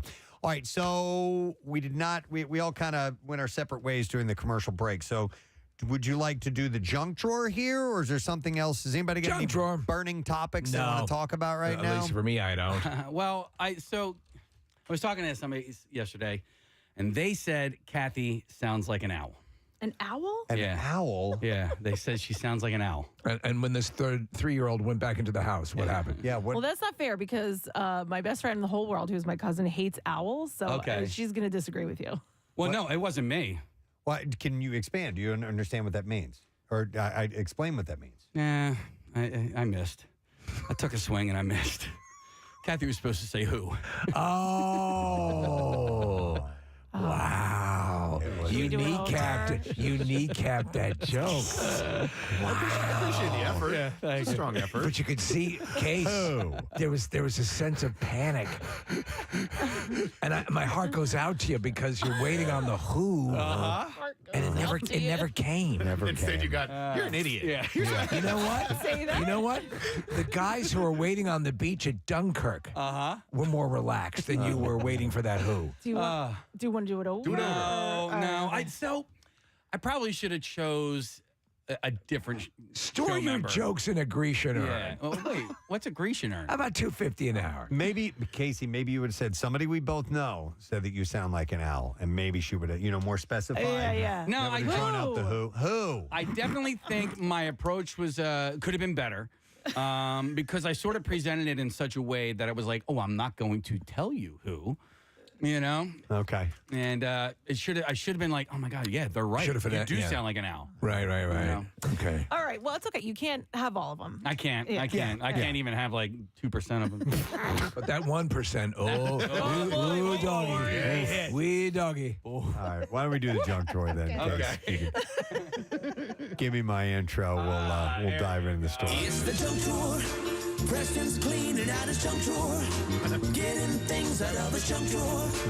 Finding stuff here in the junk drawer. All right, what do we find here? You know what? I'm going to lead with a pretty serious one, and this is not a junk story whatsoever. It's unfortunate, but this man lived a hell of a life. Frank Borman, Yes. an American astronaut, made history by circling the moon in 1968 and had what might have seemed like a bumpier ride as the chief executive of Eastern Airlines in the 1970s and 80s. He passed away Tuesday in Billings, Montana. He was 95 years old. You know, there was a guy who once told him he sounded like an owl. And that was one of the big regrets of his life. Well, we just had earlier this week, Ken Mattingly died. He was an astronaut and one of those Apollo astronauts as well. But Borman died from a stroke. He had a stroke Tuesday morning in a retirement community and was pronounced dead at Billings Clinic. So just a little background on his NASA career. He commanded the December 1968 Apollo mission, on which he and his crewmates, Jim Lovell and Bill Anders, were the first people to ever orbit the moon. Just amazing. And he had a legendary communication. Having viewed the far side of the moon, he radioed, and I get a little choked up when I hear this. When he messaged back home, he said, "From the crew of Apollo 8, we close with good night, good luck, and Merry Christmas, and God bless all of you on the good earth." Yeah, I know. Choked up. I hear you. Yeah. It was a wonderful choice of words. All of you on the good earth. I mean, like the balls on those. guys. They were superhuman. These guys. I mean, bravery like you can't even imagine. That's why if you've never, you can read it or you can watch The Right Stuff. You can from the Earth to the Moon. Any of those things that celebrate. I mean, Preston, they were going up with dramatically less technology than is available right now in your phone. Yeah. To the other side of the moon. Yeah, and it just shows you how intelligent and how capable, and not just the astronauts. I mean, the engineers, the scientists, all that stuff involved. Just, I'm so fascinated by the Apollo projects in particular. Well, and the Mercury and Gemini all of them, all the way products along. leading up to that. It was just, it blows me away. I hope the guy who told him he sounded like an owl is remorseful a little bit now today in light of this loss. But it's fascinating stuff. And yes, there is a series called From the Earth to the Moon that Tom Hanks produced, and it's wonderful, and it shows you all different aspects, not just the astronauts and the engineers, but all different things that took place. It gives you just a snapshot of what happened, to be honest. Have you done the Oculus thing yet, where you take the ride to the moon? You're with the not the moon one. I've done the International Space Station right one, but no, you're there. You're there with them, yeah. And in the metaverse, you do it? Yeah. It's a VR. Okay, but the one that I have, the Oculus Rift or whatever, that's I can do that. Okay, absolutely. Just look for the app. So that mission, Apollo 8, was part of the preparation for the first moon landing. Of course, that happened the following year, July 1969. And after his NASA career, he joined Eastern Air, became a chief executive.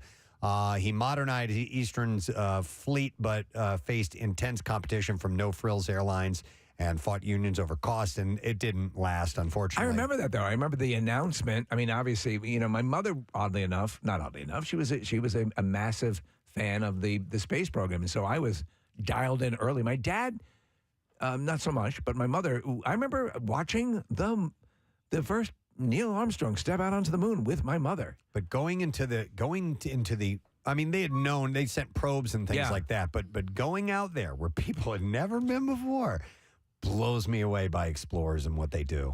Just to have the balls to go do that. So he himself supposedly had been spurred on by the notion that on the far side of the moon there exists a population of people who all sounded like Al. Who? Frank Borman. All right, let's go back into the junk drawer. All right, I found this is a different kind of hero. Twice a year, the Emperor of Japan issues the prestigious Medal of Honor to citizens who have demonstrated excellence in their work or general behavior. We have the ceremony. The medals are color-coded to represent the reasons, such as purple ribbons to those who made important advancements in science or the arts, and blue ribbons for people who dedicated themselves to social welfare. Then there are the yellow ribbon medals given to those who have shown excellence in agriculture, commerce, and industry and become role models for others. And there is perhaps no more deserving role model for such a ribbon than 76-year-old Ryoichi Hijiya of the Cut House Rio Nomis. And he is credited with changing the face or the head of Japanese fashion for decades by inventing, and I want to know if you guys have ever heard of this before, the punch perm hairstyle. Yeah, is it the melon? What's the melon? It has like a melon look to it. I don't know. Okay. It's like it's a tight perm. It's almost it's a very, very tight curly perm. To me, I was thinking of something different. It kind of looks like a bowl cut.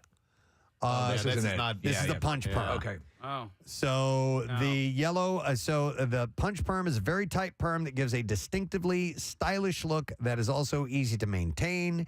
It was particularly embraced by the more rough and tumbled teens through the 70s and 80s, possibly due in part to the use of punch in the name. The actual origin of the name came from Hajiya's desire to create something new and punchy that would grab the attention of young men in the 1960s and 70s. I'm a massive, one of my bucket list trips is to Japan. I love Japan and Japanese culture around the 60s and 70s. Around that time, the whole bond was going to Japan for You Only Live Twice. But this time in particular is just wonderful. What were you laughing so hard at? He said punchy, and it just made me think of, are you guys thinking the same thing? No. Pituation, his Rocky impression. You're like, it's getting a little punchy. Oh, I don't remember him saying that. I didn't know he said that. I feel a little punchy. No, I did not. Maybe that was his tribute to this gentleman. So it was around this time that in the 60s and 70s that Beatlemania was sweeping the world, and guys started growing their hair out to emulate the quartet, whose locks seemed only to get longer as their popularity grew. Unfortunately, for Hajiya, that craze meant fewer haircuts and less income. So he sought to create something What the hell am I going to do? that had an edgy impact while also putting butts in the barber chair. So he purposely came up with this to combat that, and it worked. It worked. Yes. The style that you mentioned, what was just up on the screen here in the studio, that was all the rage at that time. Yeah, I remember my mom got a perm. I'll never forget when I saw her for the first time. I was sitting on my front porch. Oh, in the curlers? Yeah. No. Afterwards. She got a straight up perm. Yeah. Comes home and I laughed at her. I laughed. And I might have been like 5 years old max, But I had several perms. My sister was studying to be a cosmetologist, as they call it, and so I was kind of the test subject. Right. So I got several perms, and sometimes they were too tight. It looked stupid. It did not look right on me. But sitting through a perm is just a joy, let me tell you. Yeah. Oh my God. Is there no pleasure? It stinks. It takes for it smells. That horrible. smell. I remember walking into hair salons and smelling that. And then you would smell it in your hair for like days afterwards. When you had it done, how long before you could wash your hair? Are you looking at me? I never had a perm. Okay, You saw my hair when I was a kid. When I was Puerto Rican. I didn't need a perm. Lisa in the Cold Jam. You had to wait like a couple hours or something like that. Before you could wash it, apparently. And then, I was going to say, and then I thought it was like a couple of days to really soak it so that the perm stayed in there. I don't remember, but I knew you couldn't do it right away. Yeah, so, yeah. So this guy received a Medal of Honor for designing a haircut, for creating the punch perm. I thought that was kind of interesting. So it's just something I filed away in the junk drawer. All right, what else we got to get? Oh, I found something. The latest TikTok hack is putting toilet paper in the refrigerator. Come on. Did you guys see this? No. And what do you guys think the reason behind that might be? To freeze up your butthole. What do you guys think besides that? Perhaps better cleaning technique. Okay. Kathy, any idea why you would put toilet paper in your refrigerator? She fries hers. To help with inflammation. Casey? I was thinking like it feels better. Okay. No, it's actually to absorb smelly odors in the refrigerator like baking soda. So it's serving nothing to do with your ass. Nothing to do with your ass. All right. Baking soda is typically used to keep refrigerators smelling fresh and only needs to be replaced every 3 months. However, toilet paper apparently works in a pinch. This is stupid. Contrary-wise, could I wipe my ass with a box of Arm & Hammer baking soda? Yes. Yeah. It's gritty. Yeah. And sharp edges. Also, I don't think the baking soda works either. I beg to differ. think it does, I beg to differ. I had when we did the last Keenan's live broadcast opening at Jersey Shore, and I put all the squid and flounder and smelts and all those horrible fish that I bought for that Little Mermaid contest we did. I put it in our fridge because I had to. Yeah. Couldn't leave it sitting out.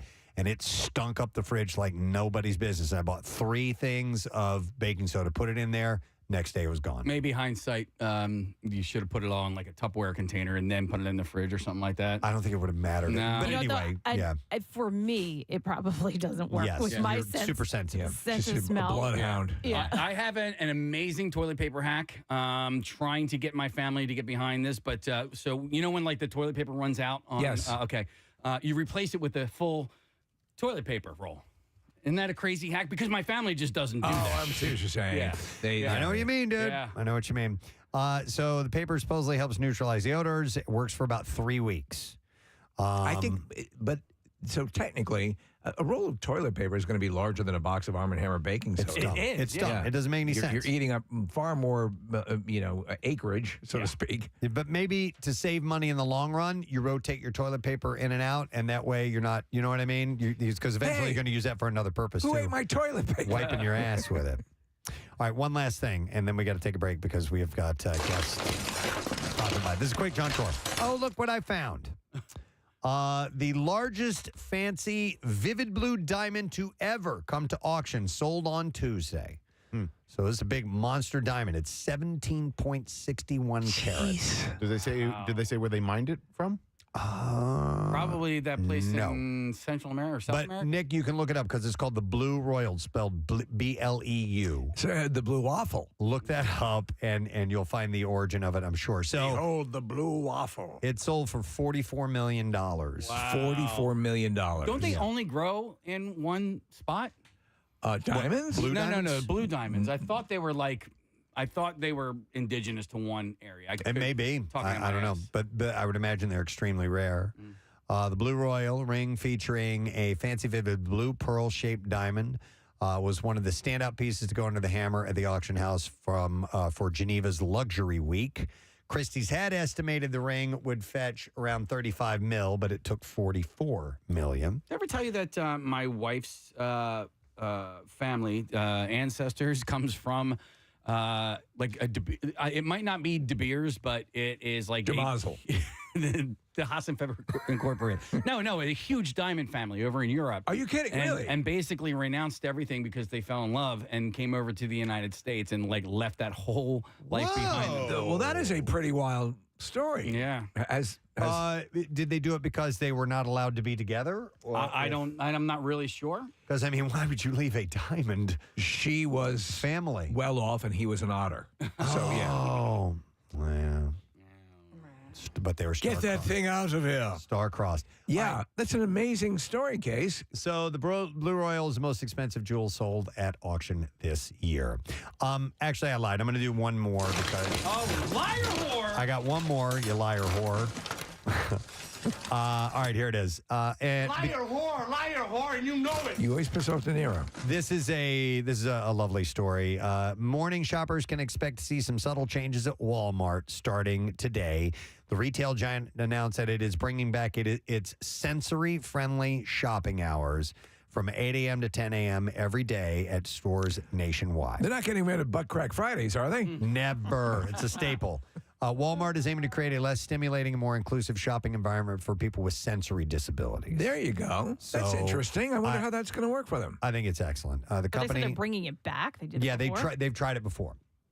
So the company had similar hours during the back to school season, made small adjustments like changing the TV walls to a static image, turning off the overhead radio, and dimming the lights where possible. Tyler Morgan, a Walmart store manager, said several associates expressed a desire to continue this program all year. We have associates with autism, ADHD, et cetera, in the store. And one associate made the comment that this is just the first time the company did something just for him. So they say here it's a 2-hour period, at least at the sign that we're looking at. Saturday mornings, is that the usual date? 8 a.m. to 10 a.m.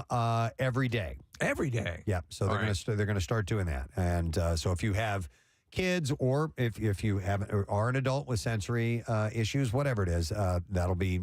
It's nice that they're doing something. It's an accommodation, and if it makes it different, if they can listen, I don't think anyone's going to be. Where's all the noise? You know, it's fine. Oh yeah, nobody's going to be upset about it. Why aren't there's TVs on? Walmart said there's no planned end date for the program, and it welcomes feedback on how it can continue to enhance these sensory-friendly measures in store. The Walmart near me is it's the Wild West, Preston. It's like when you go to a science fiction outpost. Oh, dude, it's like the cantina. The one in Rio Grande, New Jersey. That's a fun one. Holy hell. I told you we saw a lady climbing on the shelves one time while we were there. I mean, climbing. We watched her having a nice, lovely conversation with herself for a while before she did that. Do you know what they should have at Walmart's? They should simply have shopper blinds where you can just go and watch with what binoculars. happens. People of Walmart, that's still a thing. Yeah, totally. Those accounts are interesting. Yeah. All right, we're closing up the junk drawer. All right. Let's get the F out of here. That was the junk drawer. Preston's closing up his junk drawer. There's nothing left here in the junk drawer. Until next time, that was the junk drawer. So we'll open it up again sometime, my friend. But in the meantime, we have other guests to get to. So we are going to take a break, and we will return with a couple of people to chat with as you make your way in to the weekend. We'll be right back. Stay with us. Kathy, do you think I'm attractive? Wow. All the Buckle Bunnies laughed. Now I have to reveal it. We're excited to have our next guest on, and outside of acting, he has a whole world of music and is bringing that here to the Philadelphia area. It was just announced that he's going to be playing Ardmore Music Hall on March 12th. It's a great venue. Tickets will go on sale tomorrow for the show, so please welcome Kiefer, William Frederick, Dempsey, George, Rufus, Sutherland this morning. Thank you very much. Good morning. That's what the Wikipedia page calls you, Kiefer, but I had no idea you had so many middle names. Yeah, I think my father was in a lot of debt when I was born, and I think he just kept telling people that I'll name my son after you if you forgive the bill. Wow. Well, that's the way to approach it. Plan. Kiefer, so question about the show at Ardmore Music Hall. Is this full band? Is this you and a guitar, acoustic? What kind of show is it going to be? It's going to be acoustic. So part of the show is just going to be me, and then I have two fantastic special guests: Mark Copley, who's an extraordinary guitar player, and Rocco DeLuca, who's going to be playing pedal steel and lap steel. Ooh, it's a cool sound. I beg your pardon? That's a cool sound. The pedal steel. Yeah, it is, and he's a phenomenal player as well. And but what I really enjoy about the show is it's so intimate, and we get to kind of tell some stories about why I think these songs are worth you listening to in the first place, and have a drink and play some songs. And it's just a really nice night to kind of come together, especially after the last 2 years. Yeah. So really, really looking forward to it. As a performer, as a guy who I'm sure, since you're musically inclined, has probably played with bands and so on, you and a guitar, that's pretty naked up on stage. Did it take a little while to get to that point and feel comfortable doing shows like that? I'm still not comfortable. I mean, I think one of the funny things, as an actor, if you get a little nervous, and I do, I use that nervous energy. You put your hands in your pocket if they start to shake a little. Doesn't work as well for a guitar player. Yeah. And look, if it does, I've always believed very strongly, if it doesn't make you a little nervous, you should probably doing something else. Okay. And so. Yeah, for me now, it just kind of goes away after the first or second chord. But certainly waiting in the wings to go on stage, either as an actor or as a player. It gets my adrenaline going. And, cool. And I hope it will feel like that till the day I die. Well, the album is called Bloor Street, and it's your third. And and it's funny. I know that when you have somebody who's known for what you're known for, and you take the foray into music, of course you're obviously going to be met with the initial, okay, what's this guy doing? And the truth of the matter is, as I was listening to a lot of the music, it's very good, and it's and also reading about your approach to it and your love of it and how visceral it is to you. You love your acting world as well, and in fact, during the lockdown and pandemic, most of the hardcore stuff, you were still busy. I think you did 2 movies and a limited series. And the question I have for you is, prior to that all happening, you wrote a couple of songs, and then you wrote the bulk of it during the pandemic. Would we be able to discern the songs that were written prior? Do you think? That's a great question. I think you would. I had such a profound kind of reaction to the lockdown. I've been moving at a mile a minute for the last 20 years. I don't think I've been home for more than 3 weeks for the last 10 years. And so all of a sudden, I'm actually sitting in my house, and it's like, oh, wow, I actually like my house. And, oh, cool, I actually like my dog. And I like my girlfriend. And, wow, this is pretty cool. And so I became profoundly grateful. I've been fortunate enough to have a career that people can only really dream of. I've been allowed to do things that I'm interested in, and I know that's not what everybody gets. So a lot of the songs, whether it was songs like So Full of Love, if you had told me 4 years ago that I was going to write that song and write a song that was so positive, I'd have stabbed you in the heart with a pencil. I just wouldn't have believed you. It would be hard. It's hard to wrap your mind around it. Yeah. And there I am sitting in the shower going, so full of love, I can't hold it together. I'm like, who the is this guy? So that was kind of my reaction to the pandemic. And I don't want to minimize how difficult a time this has been for so many people. But I couldn't help but be really grateful for my family and my friends who I wasn't allowed to see like everybody else. And it afforded me time to take stock in my own life and how lucky I have been. Well, I wanted to ask about the title track, Bloor Street, because I don't know at what point that song was written, but, it seems to be a nostalgic look back at a hometown. I get this kind of, Bruce Springsteen, My Hometown, lyrically, Main Street from Bob Seger, something. Bob Seger, one of my favorite songs. Yeah. And I've always loved that type of song. It could be talking about an existence, a place that I have no connection with growing up, but I still get an emotional connection to it. Is this indeed about Toronto, your hometown? Or? It is. Bloor Street is the main thoroughfare through Toronto, going east and west. And we were shooting a television show there called Designated Survivor, and I hadn't been home. We were there for 3 years, and I hadn't been home for that long a period of time since I was maybe 16 years old. And I came upon this kind of main intersection in Toronto, Bloor Street and Yonge Street, and I realized all of my firsts had happened there. My first job at the food court in the Hudson Bay Center, my first meaningful kiss with a girl in front of the Bloor Street subway. Wow. I think the first fight I ever got in and lost was on that corner. So I just got very nostalgic and just started writing really about how grateful I was that I could grow up in that town, which afforded us a kind of freedom that I certainly know that my kids and my grandkids did not experience. We were on the subway at 11 years old. I mean, who would do that now? Right. know. You're saying so much that's true, because that is, I actually am, it's been a while since I've been back to the town I was raised in. It's been 20 plus years.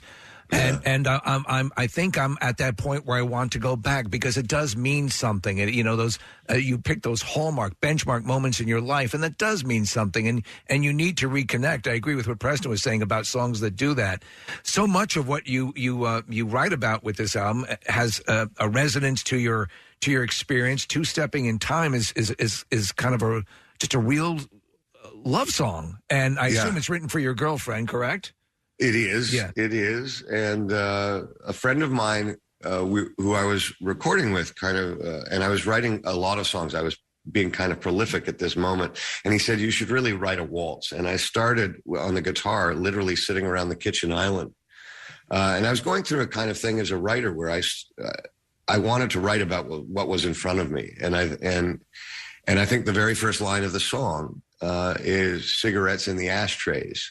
All in a line, empty glasses of whiskey show the passage of time. And those were the items that were, in fact, right in front of me. I have since quit smoking, the one thing that I can thank the pandemic for. Wow.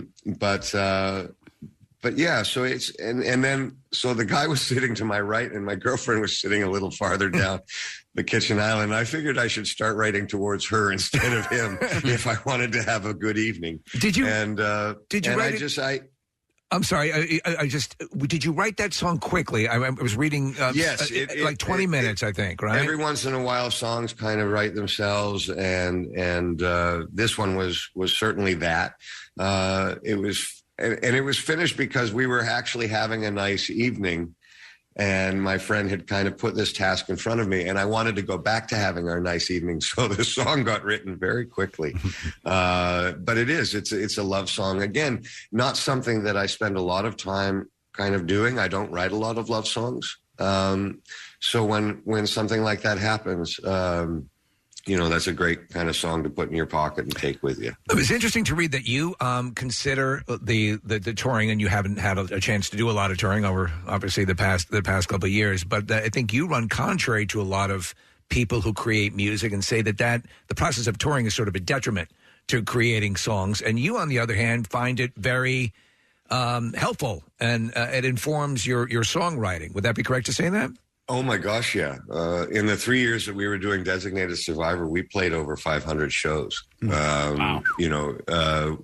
I remember on the second record writing songs that were specifically designed to enhance our set list. The live thing is something that I just caught me by surprise. I wasn't expecting to enjoy it as much as I have. And I think that there's an amazing moment, or possibility at least, when you explain why you wrote a song. And I wrote a song called Saskatchewan about the passing of my mother. And there were times.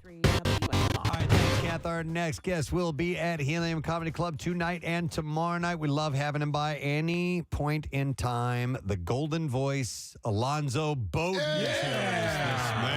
Thank you, and good morning, and what's up? Nice to see you, man. It's good to see you guys. It's good to be in Philly. Yeah. It's good. I like Philly. You guys this is a good city, and you become a great sports city. Yes. It took a while. Yeah. Took a long while. I'm in L.A. I'm a Clipper fan. We want to thank you for James Harden. You're welcome. Bringing our season to a grinding halt. Thank you for removing all hope. Did you ever? You're a physically fit guy. Did you ever play? You don't know how many women in L.A. think they hooked up with a member of the '89 Clippers. I tell them I played for the '89 Clippers because no one knows who played for the '89 Clippers. It was the worst team in history, and yeah, I was the 13th man on a 12-man team. You were on the '89 Clippers. That's Wow, right. That's right. Why the Clippers over the Lakers? I've always been a Clipper fan because I moved to L.A. in the 80s, and Showtime was phenomenal, and we loved Magic and Kareem. I always loved those teams, but I couldn't afford those games. Yeah. But Clipper games, there was a time where if you had, so the Raiders played at the Coliseum, the Clippers played at the Sports Arena, which was the small arena by USC. If you had a Raider ticket stub, you could go to a Clipper game that night for $10. $10? $10. So it was like you and 3,000 of your closest friends would all be courtside at an empty 15,000 seat. No, it was always fun. The Clippers were always the little brother, the one that tried hard. You know what I mean? So they were always fun. And they've had some great teams, but it's also like, I grew up in New York. I'm a Met fan, right? So I was trained for that, for disappointment, because the Mets are a great team until September. And then they're like, all right, we're done.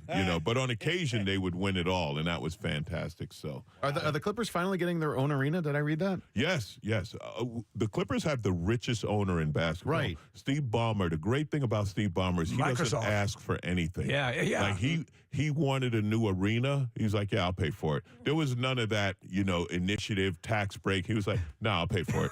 Just literally. Like, how much? $2 billion, $3 billion? Yeah, I got that. So they're building. It's next to SoFi, next to the new football stadium. Oh, wow. And the funny thing was, when he announced it, the city of Inglewood said, oh, well, we hadn't heard about this new arena. And then like 2 weeks later, the city was like, we'd like to welcome. And you're like, oh, how much did that cost? That's wild. That's wild. And it's also, all this stuff is also, the Olympics are coming back in 28. So all these new facilities will be for the new Olympics. Marissa just went out to SoFi this season, and she was blown away by it. She said it was one of the coolest stadiums she's ever seen, probably. Yeah, all the new stadiums. I mean, I haven't been to Dallas or the Raiders or whatever, but they're all an experience now. With the giant screen up top, and like what Ballmer's doing is every seat is going to be wired, so you have all the connection, the apps and everything will work from your seat. He put in the most bathrooms of any arena, and you're connected to the food. Well, this was his thing. He said he wants you to be able to go to the bathroom or eat and not miss any of the action. Wow. So like if there's a timeout, that's enough time to, you could order your food from your seat and you have time to go pick it up and come back. Okay. Or if you have to go to the bathroom, there's one close enough to everybody in every seat. That's smart. Wow. Smart. Because that's probably in the top list of complaints of venues about access to bathrooms and lines and all that crap. You're missing the action. Yeah. So he's great with doing that. So we'll see how it works. And we've got everything except a team that has gone out the window with the signing of James. Yeah. Well, it's funny, as Olympics or anything like that comes into an area, they build all this stuff, and in California, it is astonishing. I mean, we were out there a couple of years ago. We talk about this all the time. I mean, real estate prices are skyrocketing everywhere. But the time we were out there, we were just asking casually. This guy who was driving us to the hotel, we passed like a modest ranch. It's like $1.2 million. I'm like, you got to be kidding me. I mean, so they're. You either have to be fabulously wealthy or, in a tent city. It's crazy. It is. The real estate prices are crazy. I mean, you have one thing of just inherited, family homes and this and that. And the family home that they bought for, $100,000 in the 70s is now worth millions. So the family can expand the empire. And so it's tough. The housing market, it is what it's supply and demand. It's like, people want to live there, and people are coming up with the money, to live there. So, and the homeless thing, you talk about it's a huge problem, and it's a difficult problem to solve. In my opinion, one of the biggest problems is the NIMBYs, right? Yeah. Not in my backyard. Like, guess what? Someone has to live in your backyard. So when they talk about affordable housing, they're talking about, $1,500 a month apartments. And people are complaining about that, and they're like, well, where do you expect people to live? Like you know what I mean? Yeah. And the last mayoral election, the candidate who lost, he was a real estate developer, right? Like a big-time real estate developer, and everyone's like, oh, no. No, you let him win. He's just going to divide up the city amongst his friends. Yeah. I don't know. Honestly, I don't know what the solution is. Have you ever? You've been there for a while, obviously. Oh, yeah, I've been there forever. You ever flirt with the notion of getting out? Do you love it that much? Actually, I am going to be. I'm leaving, but not because I hate L.A. Yeah. I spent some time in Summerlin outside of Vegas. Okay. And it was just really chill. We were Michael Yo lives there. Yeah. It's real. It's just like easy. And I'm like, I've done my time in L.A. Things have been great, and it appears I'm not going to get the sitcom. So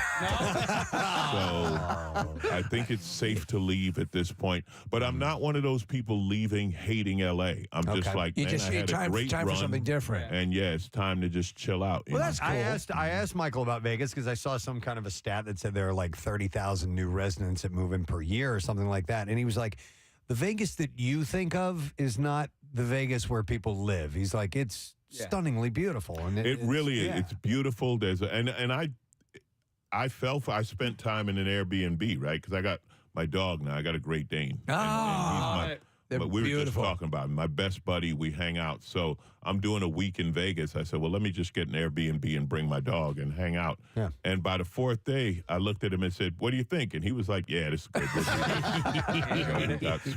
How do you travel with a Great Dane? Well, it's only places I can drive. Okay. I'm not flying with him. Well, I have a question about Great Dane because I have a list of dogs that I need to own before I die, and Great Dane is on that list. And but I think a Great Dane, more so than any other kind of breed of dog, needs a great name. And what is your Great Dane's name? Hulk. It's got to be something. There we go. Yeah. You don't name your Great Dane Richard. No. Nah. My first dog as a kid, when I was a little kid, my dad got a Great Dane, Clementine. Well, Clem, we called her for short. On her hind legs, she was about 6'2". She was huge. When she would run, we had a modest tract of land in our suburban area, and when that dog would run, you would think there were a team of horses out. Hey, the Morrisons let their horse out there. I mean, you could feel it inside the house. It's funny because you mentioned that because we were just talking about this outside. So I don't allow horse jokes. I'm like, you have to come up with some new material. You call my dog a horse. I'm like, no, horses are much bigger. But the thing about having a Dane, and we were just talking about this, I tell people, listen, if you call him, he's coming. He's coming, and he's coming at full speed. So don't call him unless you're ready for, when he stands up, his head's on my shoulder. I'm 6'3", so his head will reach my shoulder. They're amazing. And it's like, he's 160 pounds. He's coming full speed. So if you call him, you better be ready. Alonzo, when we were kids, I've told this story on the air here. I got my first McGregor pup tent. And so we set it up, and I always wanted a tent, and we set it up on the hill on our backyard. And I just said to my mother, please don't let Clem out. Please don't let Clem out. I hear we're in there. We're campers now, Alonzo. We might as well be out in Colorado now. We're not in suburban Long Island. And I hear the screen door open, and then I hear... and it's like Wile E. Coyote raising the land and watching the train coming, and that Great Dane at full velocity blew right through the tent. And you can't stop them once they get up to speed. Yeah. Oh, my God. Gorgeous. Yeah. Gorgeous. Yeah, I don't like big dogs. No, my gosh. I don't like big dogs. They always step on my nuts every single If time, you're not, like when you're playing, you got to turn to the side. Not he even will playing. Get you. Just sitting on the couch, being at a neighbor's house, and their lab runs over it. Boom! Yeah. You got to be ready. You got to be ready at all times. What do they say in boxing? Protect yourself at all times. All time. That's great. So you're also, but I mean, also this new home, this new area. You're a motorcycle nut. Yes. So riding in the desert is a beautiful thing. Yeah. I love riding in the desert. I've always liked the desert, and the reason why is I grew up in New York. And I never forget the first time I drove from L.A. to Vegas, right? I moved to L.A., 18 years old, and I was like, wow, I didn't know there was this much nothing in the world. Yeah. Like you're just driving, like, this has been this way for millions of years. And there's a certain beauty and a peace to it that I've always loved. So people always like, oh, I love the beach, I love the ocean. Growing up in New York, living in L.A., I've always had the ocean there. I guess I kind of take it for granted. I'm not a beach guy. I live the black stereotype. I swim like a rock. You understand? I got no business in the water. But the desert, I'm safe. I've always loved it, so I'm looking forward to it. If you're just tuning in, Alonzo Bowden's going to be at Helium Comedy Club tonight and tomorrow with the desert and a motorcycle. I know it's great, but does it get too hot? Because I would imagine you got to wear the leathers and stuff, During right? the day in the desert, it's like riding with a heat blower, like a hair dryer blowing on your face. It can be really hot, but at night it's perfect. Like when it's 100 degrees during the day, it's 80 at night, and it's perfect. And the other thing is, people talk about the heat in the desert. Everywhere there's something. You know what I mean? Like it does. Like if you live, know. Here you get the rain and the snow and this and that. In Florida, you actually get everything. God is trying to get rid of it. I don't know if you've noticed. And rightfully so. Everything is coming toward Florida. But, in the Midwest, you got the tornadoes and this and that and the other. In L.A., in September, they were predicting a hurricane. Hurricane hasn't hit L.A. Yeah. It was 95 years, and we're bracing for a hurricane. And then the hurricane didn't come. We had an earthquake, and we were like, phew, okay, that's normal. That's okay. Yeah, the earth is moving, no problem. But that rain was coming. We were nervous, So you go to the desert, you get heat. Like it's anywhere you live, there's something. No, that's true. How many you're a Triumph and a Ducati guy, right? Right. Well, no, now I'm BMW. So Ooh la la. Like a touring bike? I like the BMW. My BMW, I said it's like a two-wheeled M5.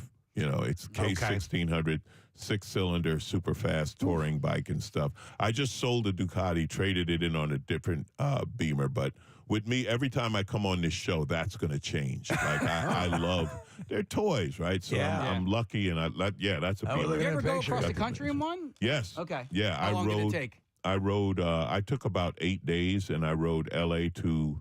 There's a big motorcycle thing called Americade every May in Lake George, New York. Oh, wow. And I do a show there every year because it's bikes and bike people and fun. So, yeah, I rode one year. It's one of the few things I've done that exceeded my expectation. I loved riding across country. And you know what I found out? It's a Zen thing, isn't it? It really is. Yeah. We have a lot of corn. Yeah, we do. If you ever need corn, we got you. We got you. Because you leave Colorado and you hit the corn. Yeah. And there's nothing but corn until Ohio. There's just nothing. It's true. But how much do you need? Because we got plenty. Hey, I wanted to ask about the motorcycles and the styles. You talk about these BMWs and the Ducatis and so on. Do those mix well with your Harley Davidsons? No. I thought there was a culture clash. You know what right? it is? You couldn't bring this to Sturgis. It's not everyone else. Oh, all right. It's Harley. Harley people, and God bless them for the amazing marketing. It's a culture that they live, and I can't get into it. Like, I get it, and I respect it, and I've ridden Harleys, and they're good, but I can't do the whole thing with the cult. Now, the funny ones are the ones who watch Sons of Anarchy. It's like, relax, you're not going to beat anyone up, okay? Take it easy. But more of them, it's just the style and the lifestyle, and I get it. But it's like, Harley's the best bike in the world. It's like, yeah, not by a long shot, But they're great for what they are, you know what I mean? But when you come to technology and this and that and the other, I mean, they're not. They're good bikes. But they are what they are. Do you guys wave to each other? Sometimes it comes and go, but there are a lot of Harley people will only wave to other Harley people. Okay. So our boss, Bill, our program director, is a big Harley dude. But he's also he's Wild Hogs. He's Wild Hogs. Yeah, exactly. He's one of them. But he's done a lot of touring vacations. Yeah, he loves when them. I do Americade, I mean, one of the fun things is the different culture, right? So the BMW culture is ride. Like if you had BMW and you didn't ride 300 miles before breakfast, they're like, what are you doing? And it's really funny. So they have the test fleets of bikes out there, right? And it'll start raining. And everyone shuts down their fleet except BMW. BMW's like, yeah, ride it in the rain. What's wrong with you? Are they specifically suited for that? Well, some of them are, but it's more the psychology. It's more like the people who like riding them will not love stop. riding, love touring across the country, and you deal with the weather or anything else. And then they're also high speed, but not high speed like race bike, again, like a BMW car where it's not the fastest car on the street, but it is quite comfortable going really fast. Right, you know? right. Neil Peart, who played for the band Yeah. Rush, he was a BMW guy, and I've read a few of his books, and he rode thousands and thousands of miles in all kinds of conditions. Yeah, well, famously, Ewan McGregor and his partner did a thing called the Long Way Round, and they rode 2 adventure BMWs, which I have one of those, a GS. Yeah. They rode them around the world, and it is truly a do-anything bike, you know. Wow. But it's all fun to me, you know. I never got in, like, that thing of not liking somebody's bike. Like, I don't care if you're on a scooter, you're cool with me, you know. Right, yeah. Thank you. So I just sold my Vespa earlier this year. Scooters are fun, man. Little bikes are fun. I had a little bike called a Grom. It was a little Honda 125. I loved riding that thing. And it's a goof. I weighed more than the bike, but it was just fun. Let me ask you. To ride a little bike. Do cyclists do they look down on the tri, I guess the spider bikes, I guess they call them, the 3-wheelers? No, it's just not. But you know, they sell more of those to car people than motorcycle people. I would imagine. Now I know some people who, you know, physically maybe get older, have an injury, this or that, they can't hold a bike up. Yeah. So they move to a 3-wheel bike. Right. And one guy who I know this guy rides all around the world. He's one of these super touring guys. And as he got older, he had to switch. And he likes the Can-Am because he said the 2 wheels in the back are unstable. The 2 wheels in the front. 2 wheels in the front are more stable. Okay. So he became a big promoter of Can-Am. I've ridden them. They're fun. It's just, you know what that is to me? That's something like, yeah, I'd rent one when I was on vacation. Like, I'm not going to buy one, but if I was, you know, on vacation on some island and you could rent a Can-Am and go, I'm like, yeah, I'm going to rent one. But I noticed that in my 15 years as a Vespa owner, that the only people that made jokes or threw a little shade were people that didn't ride. Motorcycle riders had no problems whatsoever with my little, it was orange. We call it a cream cycle. No, Vespas kill, scooters kill. And like in L.A. where we're allowed to split lanes, you're allowed to ride between traffic. Scooters kill it. You know, you can get around the city on the, like I have a friend, he's an exotic car guy, and he runs a garage where people store their Ferraris and Lambos and all of this, right? Yeah. His way around town, he has a Vespa 300. He's like, yeah, that's what I ride when I got to get from point A to point B. I ain't taking a Ferrari. Jump on the Vespa. Alonzo, I don't know if you're familiar with Philly, and I don't know what other cities are like, but the dirt bike problem in the city is out of hand around here. Yeah, so this is my thing with the kids on the dirt bikes. For one thing, they don't have a place to ride. And that's in all, like, if they let them ride somewhere, I think they'd ride more there.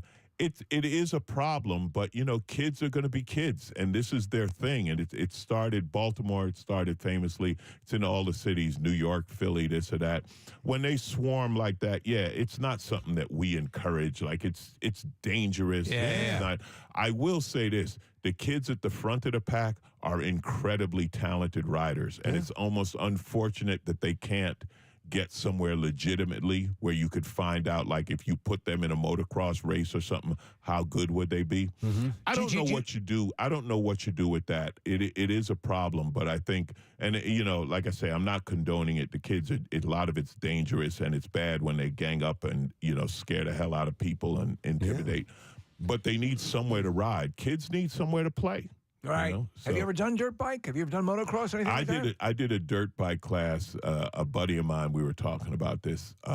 Triumph, we were in Portugal. They're launching this new, they call them adventure bikes, and they're for road and dirt. And they put me in a dirt bike training because I hadn't done it before. And it was fun, but it ain't my thing. You know, it was one of those things you do like, yeah, that was a great experience. No, not me. You know, but it's fun. I did it for a while as a kid. I owned a couple of dirt bikes, and then when we started going to tracks and stuff like that, I got scared. Like it was you know, you're doing jumps and all kinds of, you know, going through the woods and stuff, and I had a few accidents. I'm like, I don't have the balls to do this. Yeah. Because it's dangerous, you know, but it's fun. It can be, you know, and it's also a matter of having the right safety equipment, having common sense. This and that, and having talent. Yeah, having talent's a huge part of it. Like I said, when you see these stunt riders and stuff, it's always funny because we'll see a group of them, and it's like the ones at the front of the group, they're okay. The ones in the middle, you got to watch out because they think they belong up front and they ain't got that kind of talent. And the ones in the back, you just park and let them go by. Well, the trick is to see around your Great Dane as you're riding on the back. There's a guy in Vegas who has a Grom with a sidecar, and he takes his Dane around in the sidecar. I need to see you do You got to do that. Well, I said the only reason I would never do it is because of L.A. traffic. No, I'm not getting my dog killed by somebody in their Tesla on the phone. That's when the shirt, if you can read the shirt, the bitch fell off. That would be legitimately if you had male or female. Male. All right, Male. so Hulk. Come on. Hulk. He's not She-Hulk. Well, listen, Alonzo, it is great to see you. Thanks for spending some time with us. You guys are We great. appreciate it. And, we joked about sports, but I got to tell you, man, I was pulling for the Phillies. I don't know what happened. Yeah, that one was crazy. That was the craziest finish to a series. Like, okay, we're going to score 43 runs in the first 3 games. Then we're just going to stop. Yeah. We're still we're still sort of like deer in headlights. I don't know have what no idea. happened. Yeah. Can we borrow a couple of runs from the from Game 3? Exactly. Bring them out. Exactly. It was sad. Well, I'll tell James Harden you guys said hi. Yeah, please do. And I don't know if you're aware of it, but it's been a week and he has requested a trade. He's already requested a trade. He'll be leaving the Clippers next Friday. Good to know. All right, Alonzo, enjoy your time in Philly, man. It's good to see you. Alonzo Bowden, guys. Helium Comedy Club tonight, tomorrow, 7:30, 10 p.m. By the way, tomorrow's 7:30 show is sold out. There you there's go. A reason, because he's freaking amazing. So get your tickets now while you can. All right, we have another guest who was on the program. She blew us away last time we had her on. And the movie that she composed the music for is opening today. Give you a little flavor of it right now. Dramatic as you might imagine. And it's from The Marvels. And we are happy to welcome musical composer Laura Cartman. Hey, guys. Hey, Laura. Wait, I want to talk about dogs, big dogs, and I don't know, dirt bikes I can't really do very well, but I could talk about cars. I mean, we could talk about LA traffic or Do you own a big dog? I do own a very big dog. I think I have a bigger dog than maybe Alonzo's Great Dane. I don't know. What do you have? An Irish Wolfhound? Wolfhound? No. Bernese Yes, again. Mountain Dog? I have a Great Pyrenees. A great. Oh, Pyrenees. okay. All right. So, so the Danes tend to be a little bit more aquiline, but I mean they're all. Listen, we just adopted a rescue dog from the puppy mills out in Western PA. She's a 9-year-old. She's a Newfie. There is some. Oh wow! So you got it. Yeah. So there's some. Well, Big Girl is also adopted, and she's 140 pounds. Oh my gosh. And she's it is the literally most loving and the most insane thing I've ever done in my life is have a dog like this. Wow. Is this your first time with a pet this size? With a Pyrenees, yes. But listen, everybody needs to know that Big Girl, that's her name, has a credit in the Marvels. So you got to stay through the end. No way. Oh yeah, we get studio dogs credited as well as my other dog Fauci, who's I don't know. I won't go on because of course it's going to have all kinds of implications. But anyway, yes, the Marvels. Yes, the Marvels opening today. And by the way, so like the Captain Marvel film, and I haven't really looked into this yet.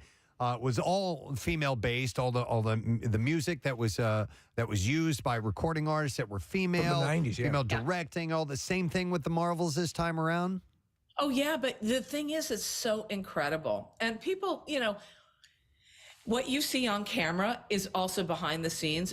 They're all female department heads. So VFX, the supervisor is a woman. Sound supervisor is a woman. And so you have this incredible assemblage of female power, both behind the camera and in front of it as well. Well, and Costa, director, she's great. This kind of thing is, obviously, you're absolutely prepared for stuff like this. We talked about the work you've done with just other similar movies and video games and things of that nature. I'm perpetually fascinated when we talk to Michael Giacchino, and any composer, and about the process again of taking something. To me, it seems such a unique thing. You're going to be the soundtrack of the movie, yet you're going to try to capture moments, characters, attitudes. Again, what is the mechanism behind the way you approach that? Do you break it down into component parts, or do you look for an overarching theme that you apply? You do both. You do both? I mean, you do both. The first thing you need for any large scale project, especially a Marvel project, is a big theme. And as you know, we premiered the theme in Philly last June with the Philadelphia Orchestra, and it's got to have those singable hooks to it so that people can grab onto it immediately. And then you break it down to various scenes, right? It's got to be able to do mystery. It's got to be able to do action. It's got to be able to do something emotional. And then it's got to be an empowering anthem. So that's kind of the first thing that you figure out. But the crazy thing about music and film, and a lot of people may not even realize it, is it's this powerful tool a lot of the time you don't even realize is going on. Right. Mm-hmm. So if you've got a character that you want to rise up, or you want to bring in something from their past, or you have this tool, as well as their incredible acting, words, and facial expressions, but the tool of music to really express their whole emotional life. It's magic. Honestly, it is. And it never ceases to amaze me, the power that it has to really influence, film. I forgot what I was reading or seeing. It was concerning John Williams, and there was they were talking about Raiders of the Lost Ark. And one of the things I love about scoring films and writing for characters is you may not realize this as a viewer, that characters have their own themes.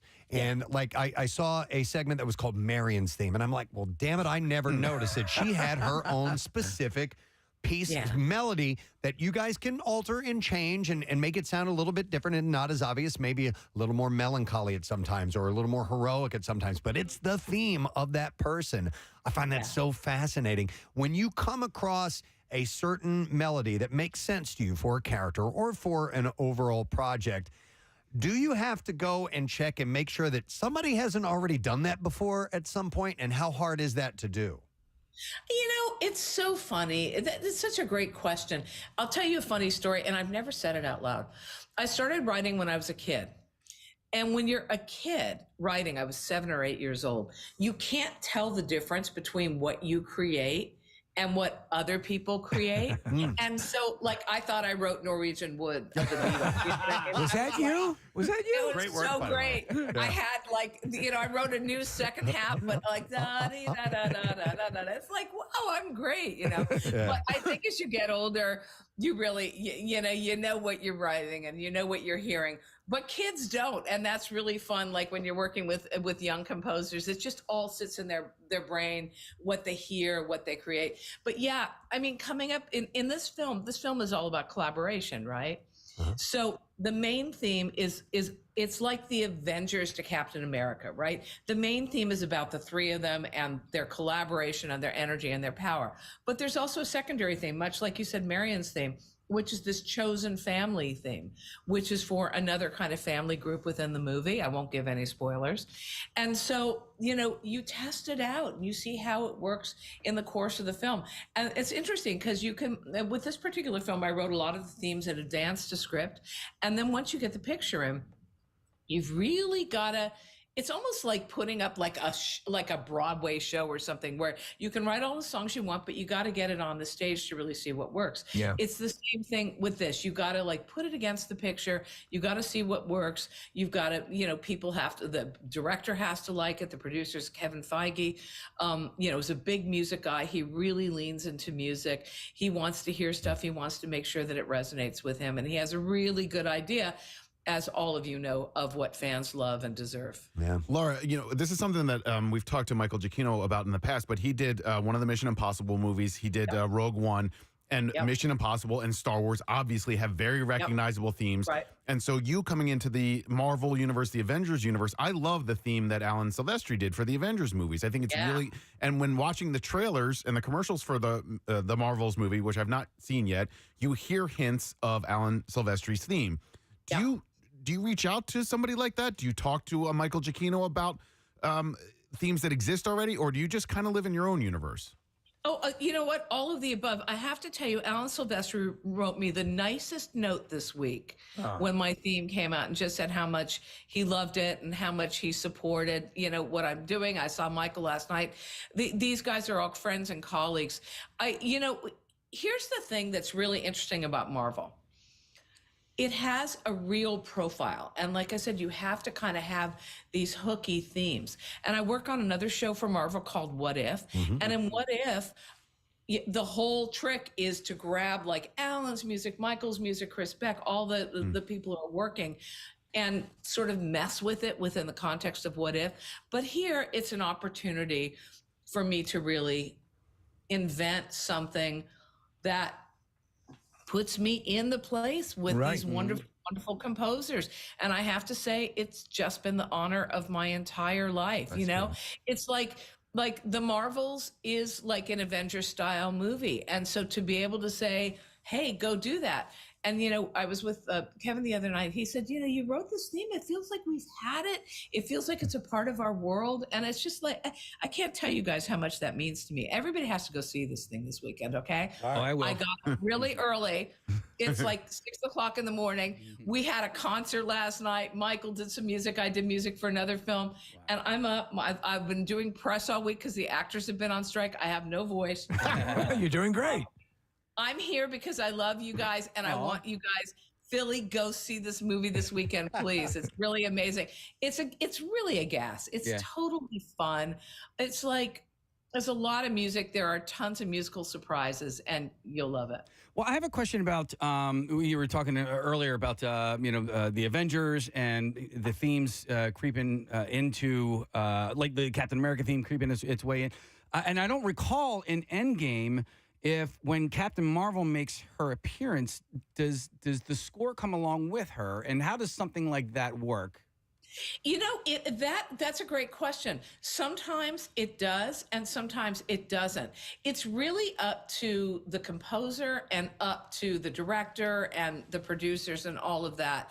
In this one, we wanted to really focus on the three of them.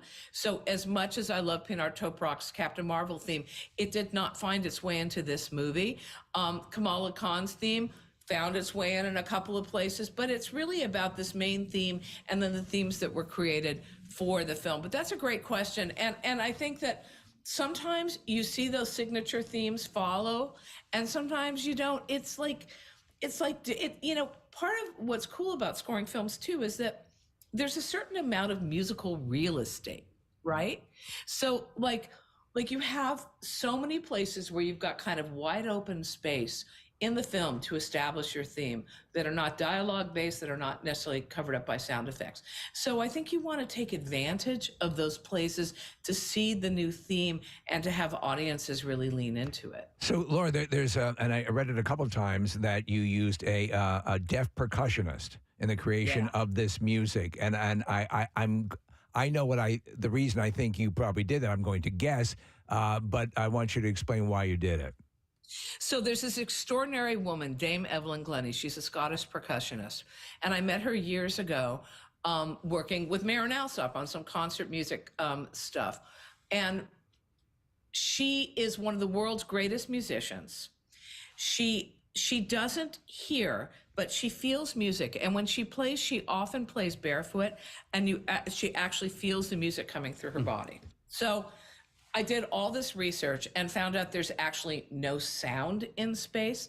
Sound can bounce off something, but nothing exists on its own. It's so crazy, right? You could walk outside and hear the wind rustling. You could hear 500 sounds if you walk outside, or even in your studio.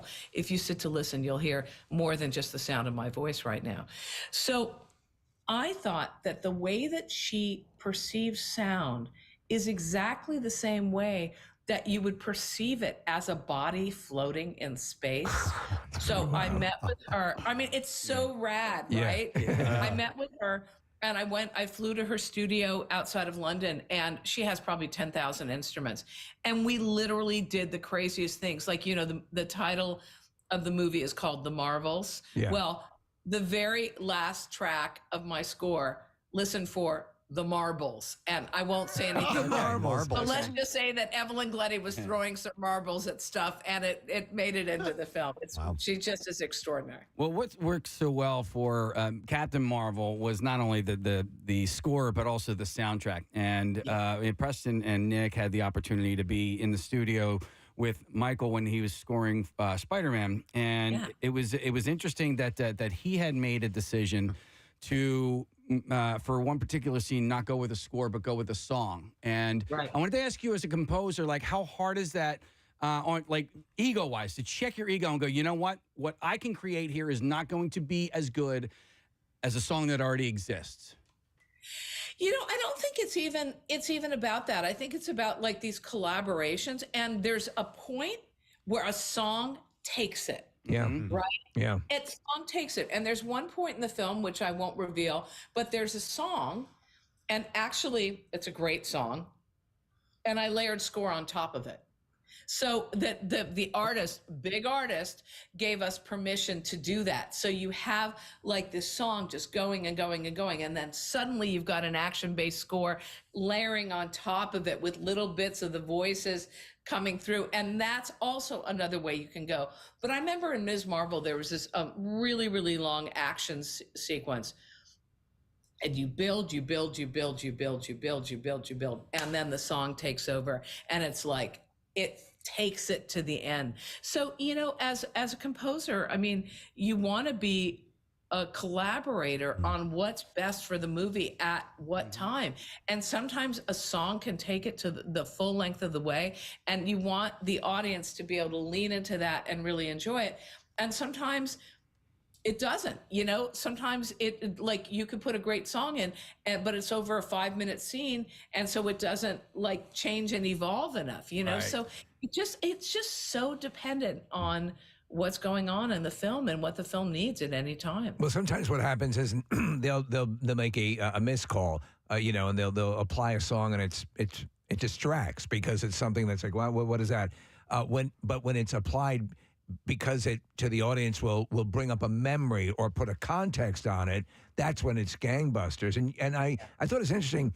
If you talk about music and sounds in general, and obviously music's composed of sounds, but something that we had talked about this with Michael, Jerry Goldsmith in the soundtrack for Chinatown uses all of these non-instrument sort of sounds, and yet you could not imagine that movie and specific pivotal scenes without hearing those sounds. And with your jazz music background, jazz to me seems very appropriate for that kind of experimentation.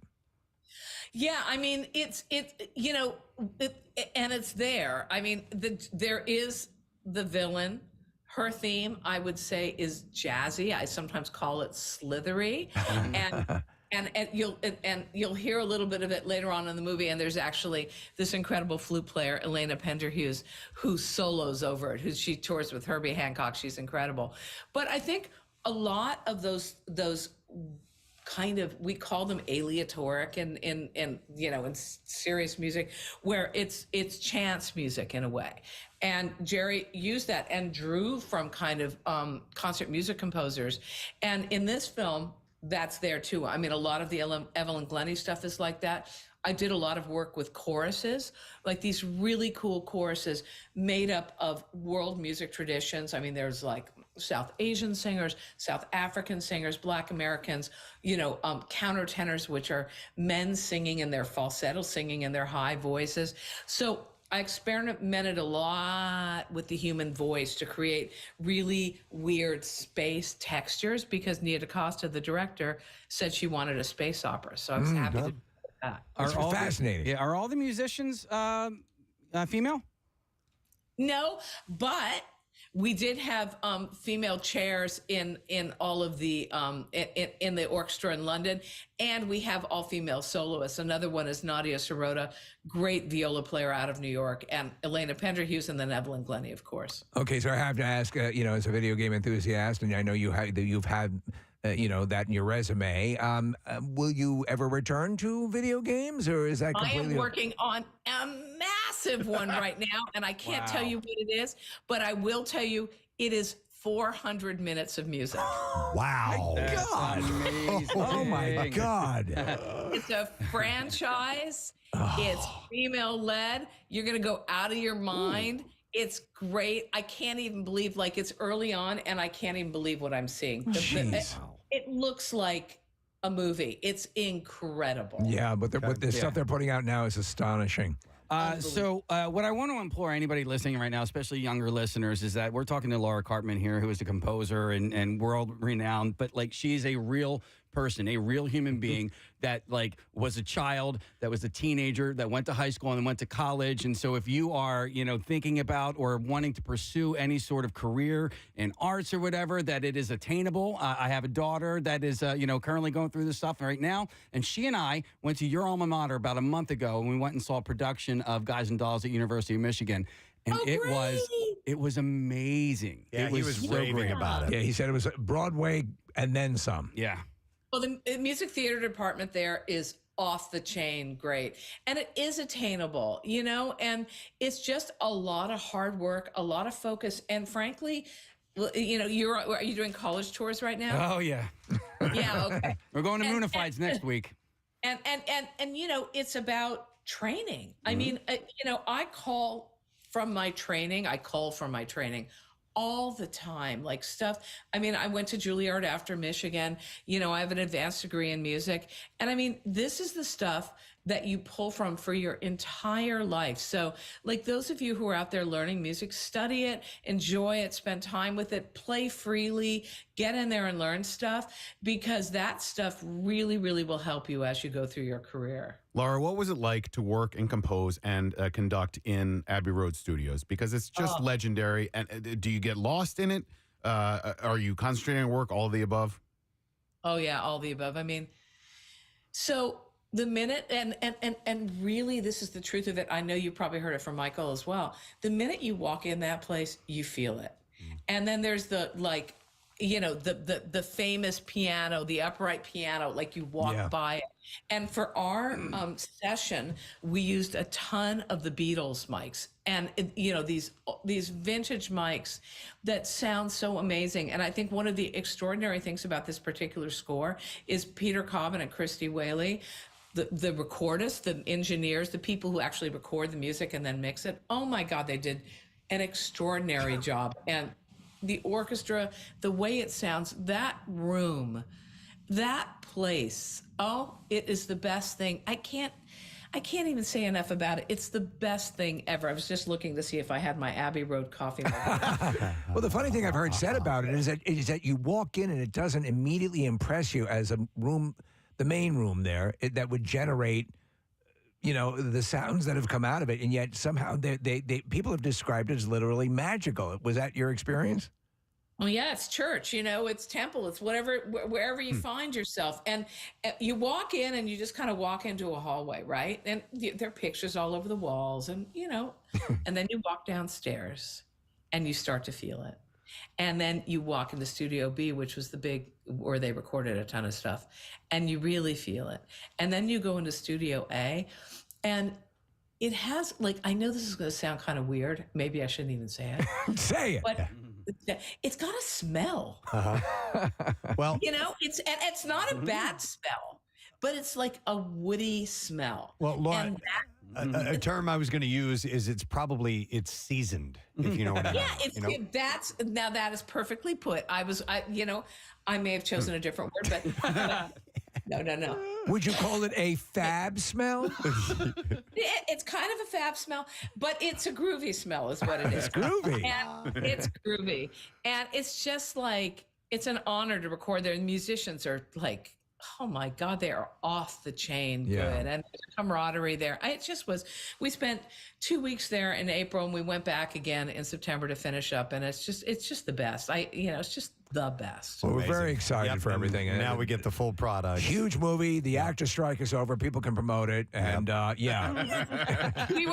we introduced it at the El Capitan last night. And the reason why I have no voice is because earlier in the week, like, I'm doing all the press. And I can tell you these actors work really hard. But anyway, last night we went to the El Capitan to sort of open the movie for the audience. And it's on, Hollywood Boulevard with all the things. And Iman Vellani, who plays Ms. Marvel, she was with us, and the crowd just went crazy. And I think Brie Larson is doing Jimmy Fallon, and like, oh my God, we're back in town here, and everybody in LA is so excited to be back to work and back being able to embrace these projects that we've worked so hard on. Excellent. All right, Laura, congratulations. We'll see the movie this weekend, and hopefully we'll talk to you again soon. Congrats. Oh, you will. Thank you guys so much for having me on. Appreciate it. Laura Cartman, guys. She's awesome. And the Marvels. This music right here, you're listening to the theme. She created it right up there. Right up there in her noodle. We are going to take a break. We'll come back in just a moment. We still got stuff to get to. B-File on the way when we return. Stay with us. See someone put their arm around a friend in the audience, and I could realize at that moment that that person's going through something similar. Wow. When we can come together and realize that we've got these things in common and that we're going through this thing together, that's a great night. I mean, that's a good evening. And so it's something that's made a deep impression on me, and hopefully for the people that we get to play for. Kiefer, I want to ask you about your voice work over the years, because you've done some narration, you've done animated movies. I loved you in Monsters vs. Aliens. The warmonger character was terrific. You've done, The Simpsons and narrated a few other things over the years. Does that lend itself to your ability to sing, perform on stage? Do you get training from doing narration or voice work that you can then bring to your music career, or are they entirely separate? They are pretty separate. The voiceover work started actually for me in a very funny way. My dad was doing commercials back in the early 90s for Volvo. And I think one evening he whispered in my ear what they were paying him. I think the next day I called up Volvo and told them I did a really good Donald Sutherland. I'd do it for half the money.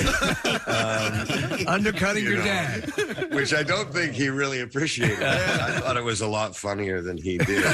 But it's its own thing. I mean, when I think of someone like Mel Blanc, who did all of those cartoon voices, and which, Monsters versus Aliens, I hope I don't get sued for this, but I completely ripped off Yosemite Sam. Bring on the fearless freak. I hate rabbits.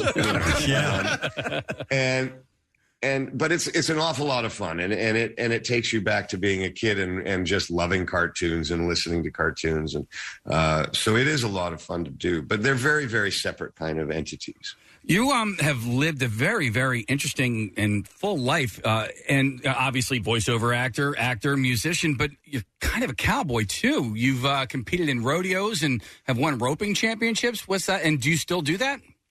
I do not. I think 24 kind of put an end to that. I'd been doing it for a decade, and I had two partners that I would rodeo with. One guy named John English, just an amazing all-round cowboy, and a guy named Mike Wolf, who has since passed. Really loved it. I mean, it was kind of like being in a band. You and about three other cowboys kind of load your horses up onto a trailer and go from town to town, doing rodeo after rodeo. We had more fun than we probably should have. And it was a great experience. And it was so nice to do something kind of different. I did that for about a decade, and I did films at that time. But it was a great kind of refresher, because when I went and started 24, that was going to be a whole very intense decade of just doing that show. So the rodeo actually kind of helped cleanse my palate, if you will, for a lot of work. And I enjoyed it immensely. And I got to see parts of America that I don't think I would normally have seen. Right. I wanted to go back to the songwriting and having songs kind of just present themselves to you. And, with two-stepping in time and having it be so quick and present itself and you write it. Did you get a chance to see the Peter Jackson Beatles documentary? I sure did. I mean, for you, that had to be, as it was for us, to see the creation of songs that have become so iconic. What a mind blower. Yeah, to have Ringo Starr kind of doing an interview saying, I could just listen to Paul play piano for an hour. and in the background, Paul's working out the opening chords for Let It Be. I mean, are you kidding me? One of the greatest songs ever written coming to life right there. It's insane. But what's really, really funny is kind of as iconic as they are, there's always going to be something really personal that you watch in a movie like that, and especially one that's documented 6 hours.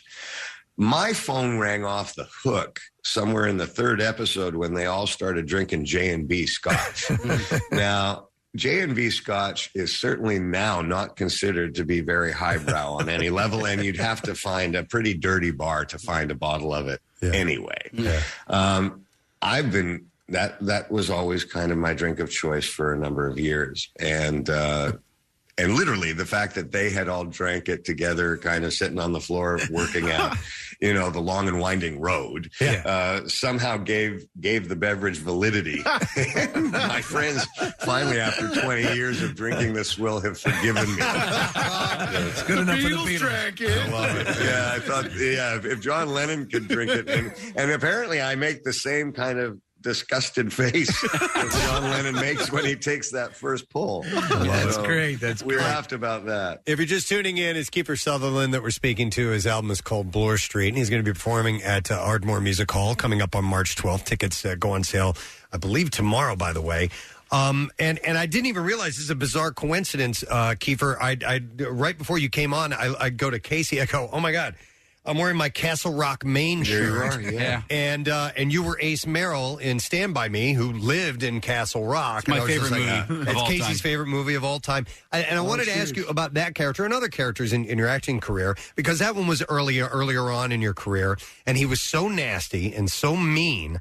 That as you've gone through and formed other characters, if you've ever gone, I think I'll throw a little Ace in there, or do you do that? Do you mix and match and borrow pieces from characters and maybe put them to construct others together? No, they kind of, each character is inspired and informed by the script that you have in front of you and the experiences that you've had as a human being up until that point.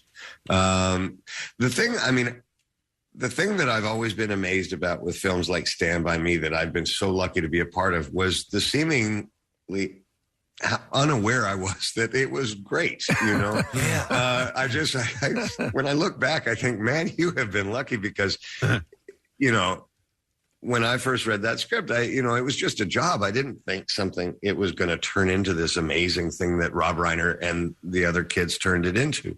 So I've been very fortunate to be along for the ride on some of these things. And I also remember it's the first and only time that I went on an audition where I was hired in the room. And that was Rob Reiner. And that was like the most incredible feeling to go in for a meeting. And then by the time you're going back to your car in the parking lot, you've actually got the job. Yeah. No callbacks, no we'll get in touch, none of that. It was, I was just, I think it almost made me cry when I was a kid. I mean, it was just because it was such an important thing to get the first couple jobs down here in the States. And I'll always be grateful for Rob for doing that. And that movie has hit me in different ways over the years, because I first watched it as a child, and there were things about the movie that I didn't get or understand because I was a kid at the time. And you seeing these four kids going on this amazing journey, and then all of a sudden at the end, like, they're not friends anymore. Like they went to middle school, and then as an adult. Yeah. And I actually have a friend of mine. I was just talking to him about it on Sunday. I went to kindergarten with this guy, and we're still friends to this day, but we were lamenting over the fact that, like, there were people on our last day of 8th grade. That was the last time I ever saw them. And, these are aspects of these child's lives that Stephen King was well aware of as an adult. And so it's my favorite movie, and has always been, will always be my favorite movie of all time.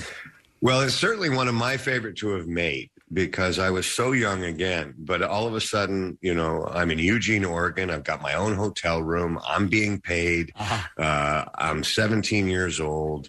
This has nothing to do with my parents. For all of those reasons, again, talking about the firsts that you do in your life. It was an incredibly, incredibly exciting time. As you moved through your career, and I mean, it's an amazing career, on the screen, because you've played William Burroughs and Jack Bauer. Which are, as author of The Naked Lunch and one of the great action guys of all time. And I know you have a very good work ethic, and the mindset early on was to just get the role. But as you were able to have some impact and weight and make the selections, what informed what you chose throughout your career? Just whatever moves you. It's not more complicated than someone picking up a book and for whatever reason this book moves them and makes them inspires them more than the other book.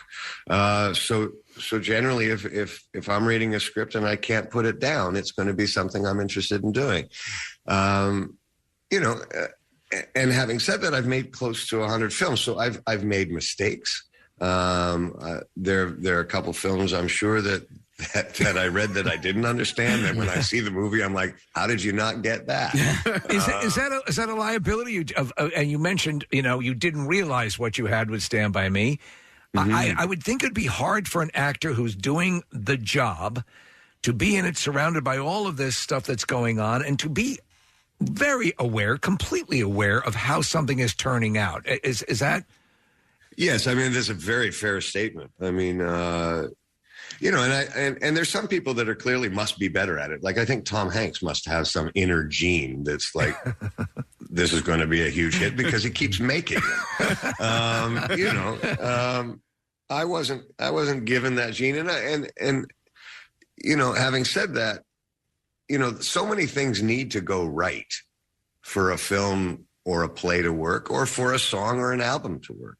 And for instance, 24 was a perfect example. It was my first foray into television. And for those out there that don't know, you make a pilot, you make the first episode, and then if it gets picked up, you then go make the first season. But if it doesn't, you still get paid. Right. And when I thought the likelihood of 24 getting picked up was pretty minimal. So I thought, I'll go do the pilot. It won't get picked up. I'll still get paid. No one will know. And, it was the luckiest gift I've ever had as an actor, and did it for a decade. So, wow. So I don't know if any of your kids want to get into film, probably the best bet is to not send me the script and ask me what 93.3 WMMR. All right, we shall do the Bizarre File. WMMR presents Preston and Steve's Bizarre File. Brought to you by Lorenzo and Sons Pizza. The iconic Lorenzo and Sons Pizza is a Philadelphia staple with locations in Westchester, in Xfinity Live, and in Live Casino and Hotel Philadelphia. Visit lorenzoswestchester.com. Let's see. Let's start with something a little lighter than that. Oh, boy.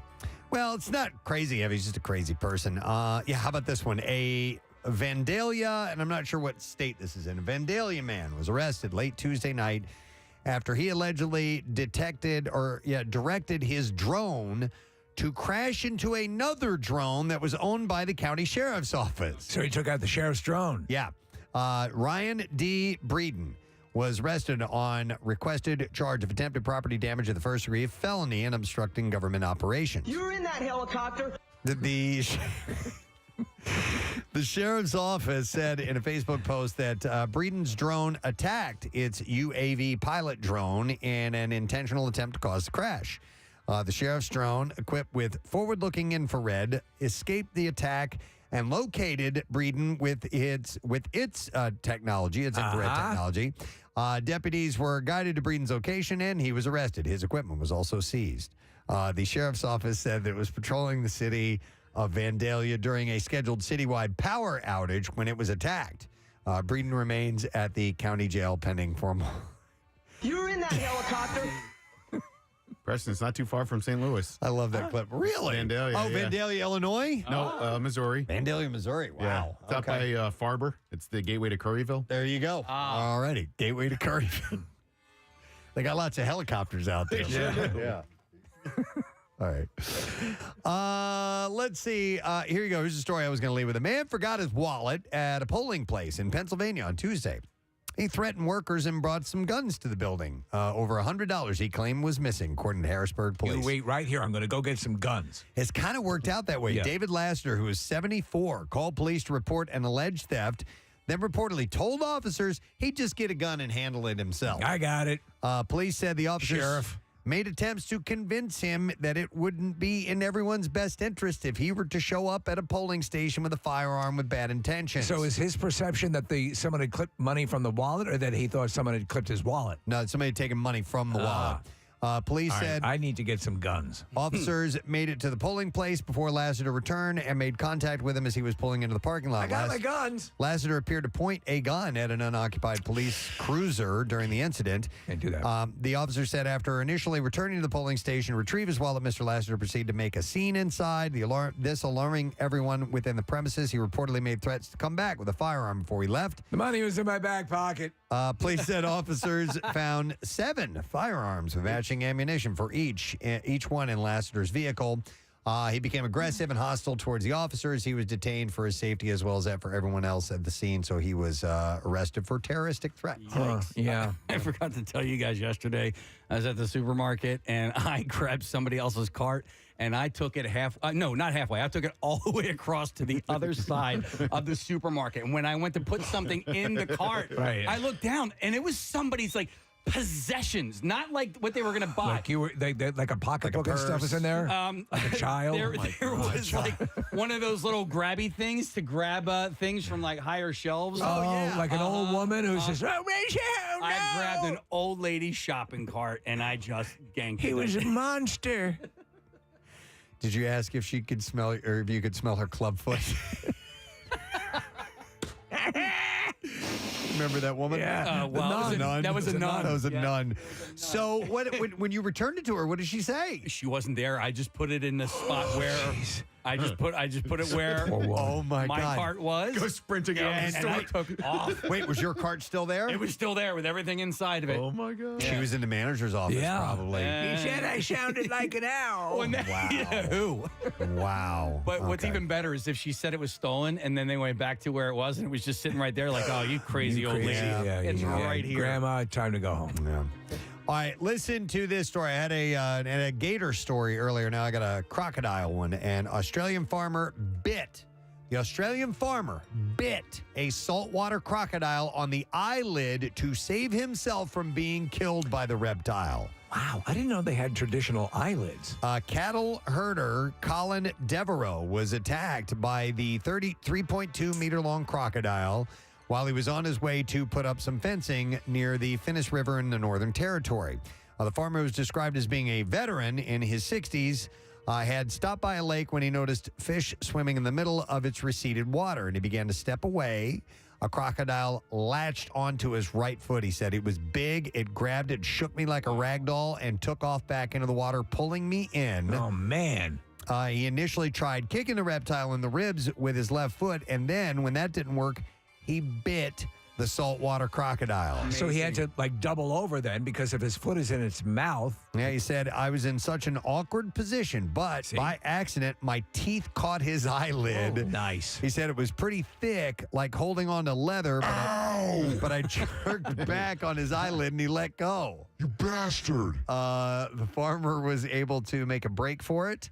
And says the crocodile gave chase for maybe 4 meters before it stopped. It all happened, he said, in about 8 seconds. Mr. Devereaux got a towel and some rope to strap up his leg and stop the bleeding before being driven by his brother to a hospital. He said the biggest problem was having to clear out all the bad bacteria from the wound. He said, so all of the billabong water full of mud, goose crap and duck crap and crocodile teeth marks. You're making me hungry. Yeah. He said, my foot and leg was open up bad, and over 10 days in a row, I think they had to flush it out. So he's been in the hospital receiving treatment for the past month, received a skin graft earlier in November, earlier this month, and he is now able to feel his toes, which has given doctors hope that he will be able to walk out of the hospital soon. Preston, I remember the story years ago. Sharon Stone, she was married at the time, and her husband was bitten by, I think, by a Komodo dragon at a zoo. Yeah. Mm-hmm. Yeah. And he was like, for 6 months, they were battling all sorts of infections. Yeah, poisonous saliva or whatever. Yeah. I saw an interesting question about crocs earlier this morning. And the question is, How many Crocs would Kid Rock rock if Kid Rock did rock Crocs? I just don't know the answer to that. No, nobody does. I do not know. We'll the never answer know. to that. No. Thank you. I am not Thank you. rewinding that. Thank I am you. sticking to my guns. As well you should. Yes. All right, and that is what I have in the file for you. All right, let's break. Let's come back in a second. Lesson question. That's up next. We'll see if you paid attention this morning. Plus the trash and music news. So stay with us.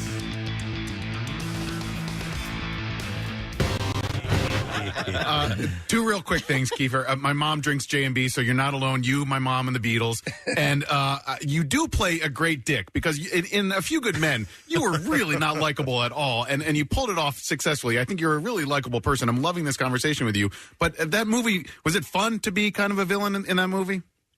Well, it's those characters, and especially by design, like Ace Merrill and Lieutenant Kendrick in A Few Good Men. They're just designed to be that. There's no real depth to them. There's kind of a black and white character that this is who you're against. Yeah. And so the fact that they are so pointed as characters makes them very fun because all your energy goes into that. There's no complex layering. He's just, as you said on your radio station, he's a dick. So lean into it. Yeah, that makes total and sense. So that's fun. Yeah. It's got to be.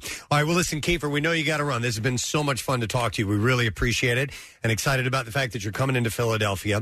Kiefer's show is going to be at the Ardmore Music Hall. It's on March 12th. Tickets go on sale tomorrow at 10 a.m. at ardmoremusic.com. The album is called Bloor Street. Some great music. It's got a country vibe to it. If that's your thing, then you're definitely on board. Yeah, it's very, very solid. Yeah, so thanks so much, man. Man, thank you guys so much. And Steve, I believe it's your happy birthday. So No, it's Preston. Preston. It's Preston, but thank Oh, is you. it Preston's birthday today? Yeah. But I get one. Man, I'm so sorry, but happy birthday. Dude, Come on. Thank you. I Nice. appreciate it, Kiefer. Good luck with everything. Cheers. Thank you so much. We appreciate it. Okay. Kiefer Sutherland. Yeah. Wow. And there's my so much God. more that we could have covered. Oh, Even we could have we could have gone another hour. Yeah. Just talking to him about all his movies. TV shows. It's still an interesting thing though because you have a guy who's the vast movie career, but he is passionate about the music and he really is sinking a lot into it. And if you do give it a listen, I mean, you did mention a little bit of Springsteen-esque. There's even a bit I think of Warren Zevon, and there's and it's personal and he does a good job relaying that through the music. I meant to and wanted to ask him about. He performed at the company's Christmas party. We weren't at that, but it was for national sales and. No, you didn't want to bring. Yeah, that were up. you in here when we were talking? Well, to no. So I wanted to ask about Matt Capper was the Organizer? He was the master of ceremosas, and he wore a that's right. bright red. I saw you in Stand By Me. That was sick. Was that dead body real? Played eighth. You played eighth. That was sick. Oh, my God. Are there really a few good men, or is there just one good man? Sick. Were the boys really lost? Wait, he was wearing a red outfit, A red suit? blazer, Yeah, almost like a Santa Claus, but it was fitted perfectly to or imperfectly to his body. I had it tailor made, so it can show my V. Sick. You're being. Casey, I was glad you got to bring up Stand By Me because I think now you've been able to ask Rob Reiner, Will Wheaton, Jerry O'Connell. Yep. Now Kiefer, Corey. Probably Corey Feldman at some point because we've had him on. We had him in studio back in. No, but you could have asked River Phoenix if he was still alive. By the way, covered everybody on. I think it's Hulu. Hulu has a series. It's a Vice series, and they touch on there's a whole episode on River Phoenix, the Viper Room. Heard about, I heard it's really good. It's really, really good. I'll tell you the thing about Stand By Me, and there are other movies like that you watch it and you dread almost the end of Stand By Me and it's a wonderful thing and it's the way life works, but the sadness of what you had and the Sandlot, things like that. It's the way things are. Yeah, and it's what's important to you as a kid at that time. I mean, it means everything. They're sitting around the fire, and he goes, "We talked about things that are important to kids at that time. What's your favorite flavor Pez? Or candy and stuff like that. And it's just a simpler time that's great to reminisce about, and that's done so lovingly well." In that movie. So it's cool. I'm glad he had noticed. I said, "Yeah, I'm wearing my Castle Rock shirt." He's like, "Yeah, I noticed." Very cool, man. Awesome. Great guy. Great guest. I'd love to get him on again. Our next guests are here to promote a movie of which the trailer is one that has made me laugh out loud. This morning, I kept watching this part over and over, absolutely cracking up. And we're going to ask these guys about it because I was just dying. And we welcome back a Philly boy to our studios. He's been here before. We love him. He's so great to this city. Kevin Hart is here, and Ice Cube is here as well. Hey, guys. What's your man? How you feeling? Doing great, man. Thank you guys for coming in. Oh, thanks for having us. Kevin, hey, that's my line, homie. You didn't work this out ahead of time? No, man. See the problem I had to deal with? There you go. Something tells me this was a lot of fun to work on the movie Right Along. Yo, it was a lot of fun to work with. You know, as soon as we can get Kevin, you know, into the set, you know what I'm saying, to work, you know, he did a pretty good job, you know what I mean? You have no problems. Getting him out them strip clubs is murder, you know what I'm saying? Picking glitter out his face, you know, it's just not cool. Not a regular at the Purple Orchid, are you, man? Yeah, don't listen to this nonsense Cube is talking about. Dude, let me tell you something. Right now, we couldn't be more excited about a movie in our life, man. You know, me and Cube got the opportunity right now to have a film jump in the same conversations as these other buddy cop movies that have done so much. You know, when you think buddy cop movies, you think 48 hours, Rush Hours, 48 Hours. I love them. There's a great dynamic, but the key with any movie like this to work is the chemistry, and it seems like you guys hit the ground running with it. Instant chemistry, you know, and that's kind of weird because, you know, with the other comedians that I've worked with over the years, you know, we've had to build to a cool place, but it was instant with Kevin. You in the plot conceit here is that you're an actual detective. Yeah. Kevin, you're a pain in the ass. School cop. Which you're going to marry your sister, who's your life. You're one connection through to the real world. Yes, you know, my character has taken care of my sister. You know, our parents are out the picture, and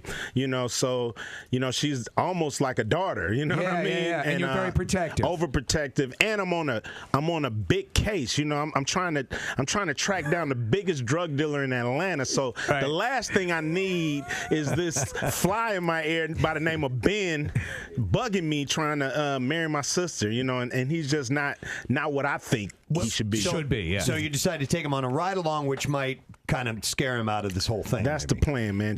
Just scare the hell out of him.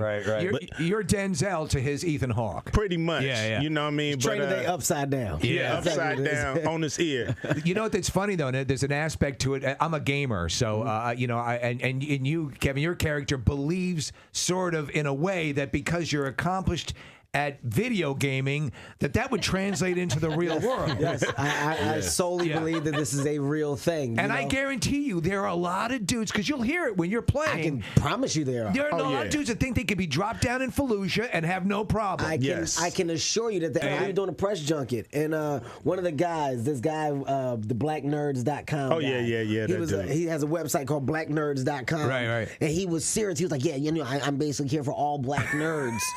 Give us a place to come, and we basically reside here, and we talk about things, you know. But as a gamer, he was talking about himself as a gamer. As a gamer, I'm a different type of person. This world that I'm in, you know, Kevin, I respect you for going there because it's me. You know, I'm above a platinum level. I'm actually on the game that I play. There's a diamond level, and there's only and we didn't know what the hell he was talking about. We're like, hey man, ask me about the movie, man. I don't know what you talking about, man. The scene I was referring to when I introduce you guys is you're both interrogating this guy, and Cube, you're saying, you know, you better tell me what I need to know. And Kevin's character decides to act like he's the crazy cop and just starts wigging out on the guy and accidentally shoots him. Your reaction, Kevin, your face, just the immediate switch it went off to, oh my God, I just shot this guy. And then Cube, you pick it up. He just shot you. That's right, how serious we are. When you did that scene, were you the one who pulled the trigger on the gun, or did they surprise you with that bang? Or no? Well, on the day, actually, you know, we were trying to figure it out because first of all, they don't like me with guns on the set. I'm the last person they want with a gun, just because I just don't know how to handle them in real life. So Cube's like, Kev, hey, make sure somebody check Kev's gun, show me that it's blank. His thing is me shooting him by accident. So on the day, of course, it's empty, and we just sound effect affected. Okay, So we all just, right. it's just physical, and then after that you sound affected at the end. Damn, that was funny. And the director is Tim Story. Tim Story, who did Barbershop, Fantastic Four, And- Think Like a Man.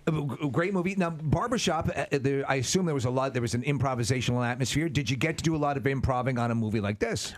Oh, yeah, no doubt. I think when you get it right, you start off with a funny script that you're laughing at out loud when you're reading it, and you make sure that script is tight, but you do leave room for the actors to play. And Tim says, get it off the script once, and then y'all can have fun with it. And then, this dude, he don't stop. You know what I mean? He don't stop. I improv because I can't read. So I basically, I have problems with my T's, H's, and R's. So I'd rather just wing it sometimes. You got when the I don't Danny recognize Glover the thing word. going Yeah. on, right? If I don't recognize the word, I just go off book. That's my motto. Kevin, I have to indicate how proud Philadelphia is of your success. Thank you, man. I mean, because you've been here in our studio before, and I remember last time you were here was back in 2009. You were playing the Tower Theater. That's a big room, and we were all impressed at how you were, continuing in your success on the way up. And then the next thing, you're selling out the Wells Fargo Center, man. Yeah. Dude, It's amazing. It's unheard of, man. I try not to think about it because I don't want to go crazy. Well, you know what? To me, you're doing it the right way because it seems like you keep you enjoy your work and you enjoy your personal life and you keep them both. Yeah. Because you don't, you're not. They don't get blurred. I think guys who let that get blurred end up. I like Steve. I like Steve, man. Steve gets me. I like Steve, man. I don't know where Steve got his research from, but he ain't been wrong yet. Steve is all right, man. Y'all should do the sequel together. Man, Steve chemistry is great, man. While you guys are riding along and ride along too, maybe you're listening to the radio while driving through Philly. I think so. I'll take that. Or Steve is the gamer. I don't know, something, man. We go to Steve's house. He's got all types of weird gaming artifacts. You and I are drinking milk together. Something. I like it. I did want to say, though, on behalf of the city and everything, your generosity has been fantastic. Thank you, man. A whole bunch of computers. And there was... Yeah, it's Metallica on 93.3 WMMR. Everything Rocks, 1031, Preston and Steve Show, Friday morning. Scooting along till we give away the Word of the Week prize, which will be along shortly. We have other things, though. I'm sorry, I didn't mean to bring the music down so quickly. We have other things to give away. In fact, now we should do that. We're going to do today's lesson question, and we will give away some tickets to go to Tinseltown. It will be at FDR Park in South Philly this winter.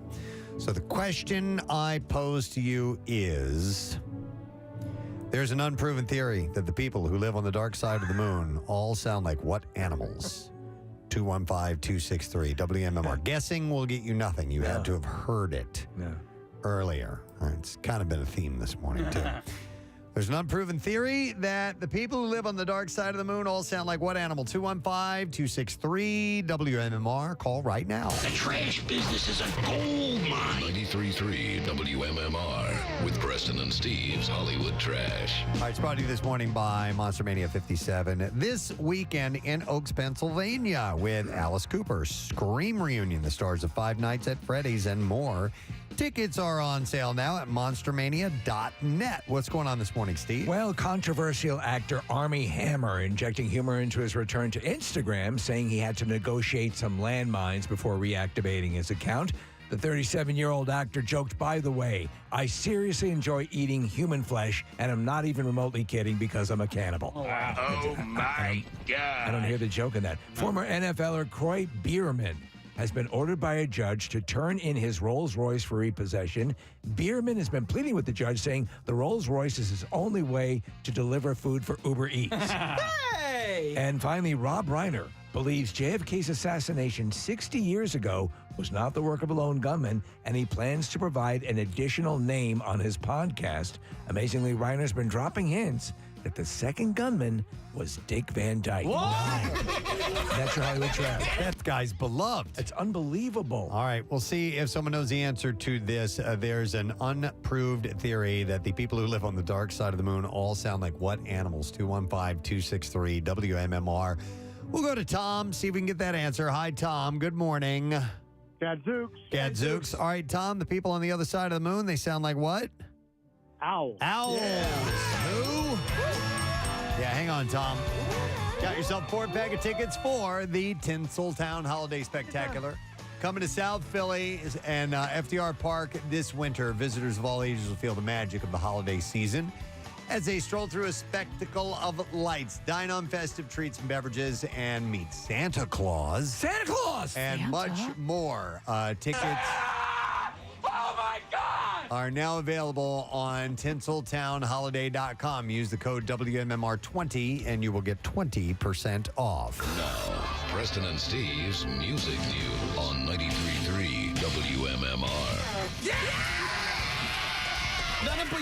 Brought to you by Dietz & Watson. Whether you are craving smoky, spicy, or sweet, Dietz & Watson has what you need to create the perfect sandwich. Dietz & Watson, it's a family thing. Premium meats and artisan cheeses since 1939. The final Kiss concert, which ends the band's 24-city, 25-date North American tour, will be live streamed from Madison Square Garden. Their last show ever was scheduled for New York City because that's where their journey of over 50 years of record-breaking global tours began. The End of the Road tour wraps on December 2nd. You could say that the chickens have come home to roost. It will be available to watch live on pay-per-view. And you can go to ppv.com, which does not require a subscription. They will offer the concert for $39.99 in the U.S. Santino. And Canada, and it's $14.99 anywhere else in the world. Douglas. Actually, I had another story in the bizarre file of 1 million chickens that have to be unbelievable. Have to be euthanized, and I just couldn't break it to Gene. The carnage never stop. Yeah, it's just tough for you, so I understand that. What is this? Back in the New York groove, bro. Oh, yeah. It's an Ace Frehley solo I song, but it's know. close It's enough. all right. I love that song, by the way. No one cares about it. All right, this weekend, Metallica is going to play the final two shows of the 2023 leg of the M72 World Tour, Friday and Sunday in Detroit. The tour supporting this year's 72 Seasons album began during late April in Amsterdam and has played a dozen U.S. and European cities with entirely different set lists each night. That's over the course of 2 nights. The M72 tour resumes next May. You could only in Munich. You could only purchase for both nights, right? There were no single night tickets. I believe wasn't that the conceit? The case, yeah. And that's why Kirk Hammett said that he feels like it was a one big long set with a day intermission in between. Right. Yep. Can I? Thank you. Yeah, there you go, buddy. Give it back. Give it. Give it. Remember saying that as a Yeah, kid? give it. Just give it. Give it. Give me back my chicken. The band Coldplay is giving fans around the world a chance to be heard on their upcoming album called Moon Music. They explained how easy it is, and they posted, all you have to do is record yourself singing, for a few seconds at oneworld.com, Coldplay.com. Let me do that again.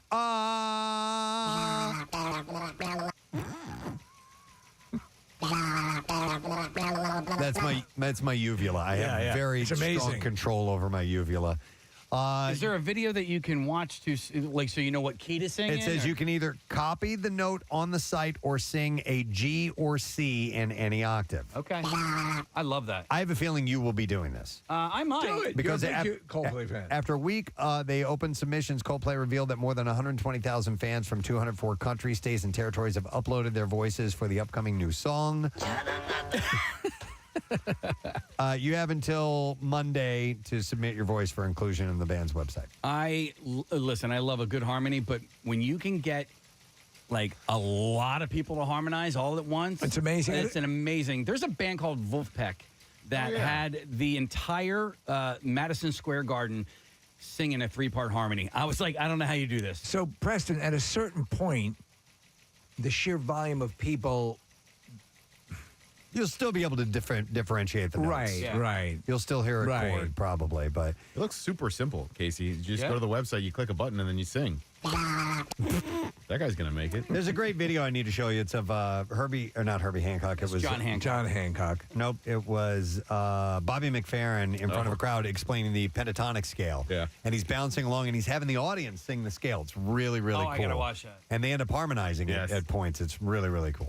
He points out that it's human nature. Yeah. It's really Did you remarkable. do that? Yeah, Yes. Steve, it's mind-blowing, but he gets the entire audience to sing along. Do we got it? Oh, here's the note for, here's the Coldplay example. Here we go. A C like this.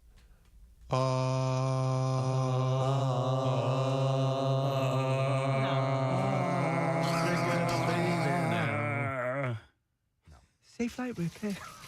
Safe flight replay. Merci your face. Merci beaucoup. Merci your face. Do it again. Or are you doing that note? A C like this. A C like this.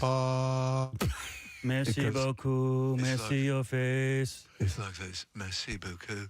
Merci your face. A C like this. Something like this. Merci beaucoup. Merci your face. A C like this. Dude, that was good. you? Yeah. That was really good. Do it again. I was just saying at the same time as him. Look it. A C like this. A C like this. Now, can you harmonize with that? Let's all do that. I'll go down low. Okay. A C like this. One more Oh, time. do it again. I didn't get to participate. Okay. All right. All right. Give us like a count us down. countdown. Yeah. The Here, problem is I got you. there's a gap. There's a gap. And I'm going to close the gap. The Beatles never had a gap. No, they didn't. all right, it's gone. All right, so we're going to say a C like this. Right. 3, 2, 1. A C like this. You guys are jumping in too quick. Okay. 3, 2, 1. A C like this. Yeah, I think we nailed it. It sounded very good. It'll be on the record. That's right. You will be. It's A C like this. By the way, Preston, that name of that video for Bobby McFerrin, it's Bobby McFerrin demonstrates the power of the pentatonic scale. It was at the World Science Festival from about 14 years ago. And Steve, I'm going to send it to you. I want to see it. Preston's right. It's unbelievable. And the way that he gets everybody to sing along in chorus is quite remarkable. I love his sessions with Rubber Johnny. Yeah. And then also check out Wolfpack, Madison Square Garden, Back Pocket is the name of the song. Okay. One last story. Alanis Morissette will tour North America next year. She just announced 31 shows. One of them is in our area at the FM Pavilion, July 2nd. And joining her, her run June 9th through August 10th, which includes our shows, Joan Jett and the Blackhearts. Wow. Well, that's a good show. Hell yes. I think I would enjoy an Alanis Morissette show. Yeah. And with Joan Jett opening up, that's pretty solid. She loves rock and roll. She said, I am inspired and heartened, and she doesn't care about her reputation either. No, not at all. I'm inspired and heartened and feel giddy inside to be going on this upcoming summer tour. Can't wait to see you. Can't wait to perform. Tickets go on sale next Tuesday, November 14th, by the way. And that is all I have in music news. And that means we have one more break to take. And then we will give away our Word of the Week prize, and we'll wrap up the program, and you'll head into your weekend with Pierre Robert. Stay with us. We'll be right back in a moment. Clipped. Yeah, they stole them. Stole computers. You're trying to do something good for the city. Oh, son of a... Now, Steve, I mean, Kevin, you didn't donate the computers and then steal them back. No, listen. That ain't cool. I didn't steal Kevin, them back. that ain't cool. Here's the thing. Let me tell you something about old Kevin Hart. See, here's the thing. You can't keep old Kevin Hart down. At the end of the day, I bleed Philadelphia. So at the end of the day, I step up for my city. And I understand where our public school system is, and I understand the problems that we're going through. So rather than being a talker, I took it upon myself to take my own money, $250,000 I did. I took it out of my account, and I bought the computers. I didn't want any help. I didn't go after sponsors. So being that somebody came in and stole them, all you do is motivate me to do more and to do it bigger. And at the end of the day, my job is to just give kids hope that are in the same position that I was in, that are coming up in the same community that I was in, to show them that, hey, look, you know what, guys care, people do come back. These guys don't make it out the city and just go on to do whatever. The fact that they still physically see me and they can still talk to me and reach me, that's all I need. I know that I'm reaching somebody and giving them that motivation. Cube, I'm such a good dude. Yeah. What part of You are a good dude. You are a good dude. All right, well, listen, the movie is opening up on the 17th. And like I said, it looks hilarious. And as Steve said, we're looking at a franchise, I think. I mean, It looks that way, question. yeah. It looks great. It's called Ride Along. Make sure you go check it out. Thank you, Kevin Hart and Ice Cube. Good luck with everything. Thank you, guys. I appreciate it, man. You This bet. was Let's fun. hear it, man. Yeah. Ice Cube. I had somebody tell me yesterday, I'm going to bring it back to this. They were like, it was so enlightening to hear you guys talk about a female-based product, the menstrual cup, not fart jokes and porn. Here we But are. we're back. And we just did it all. Don't worry. We did it all. Absolutely. Hey, this might be the perfect opportunity. All right, Marissa, I sent you guys this instructional video. Oh, my God. Oh, yeah. Yesterday. Did you watch it? Well, I heard you watching it in the office, and I could hear it, and I'm like, what? It's got to be some sort of sex toy or something. So it's this bizarre product, and I sent it to all of you guys. And the subject line I used was instructional video. Please watch. Nobody got back to me. Like not one person responded to me, and I'm like, yeah. Did I offend Marissa and Kathy? Well, I know I didn't offend Kathy because she was in the same room. But That's a terrible feeling when you send out something you think, "Oh my God, did I cross the line?" Right. And I wanted to watch it, and you were making such a thing about it that I wanted to not be distracted, and I never got around to it. Marissa, see if you can grab the audio from that, and I don't know if it's fully.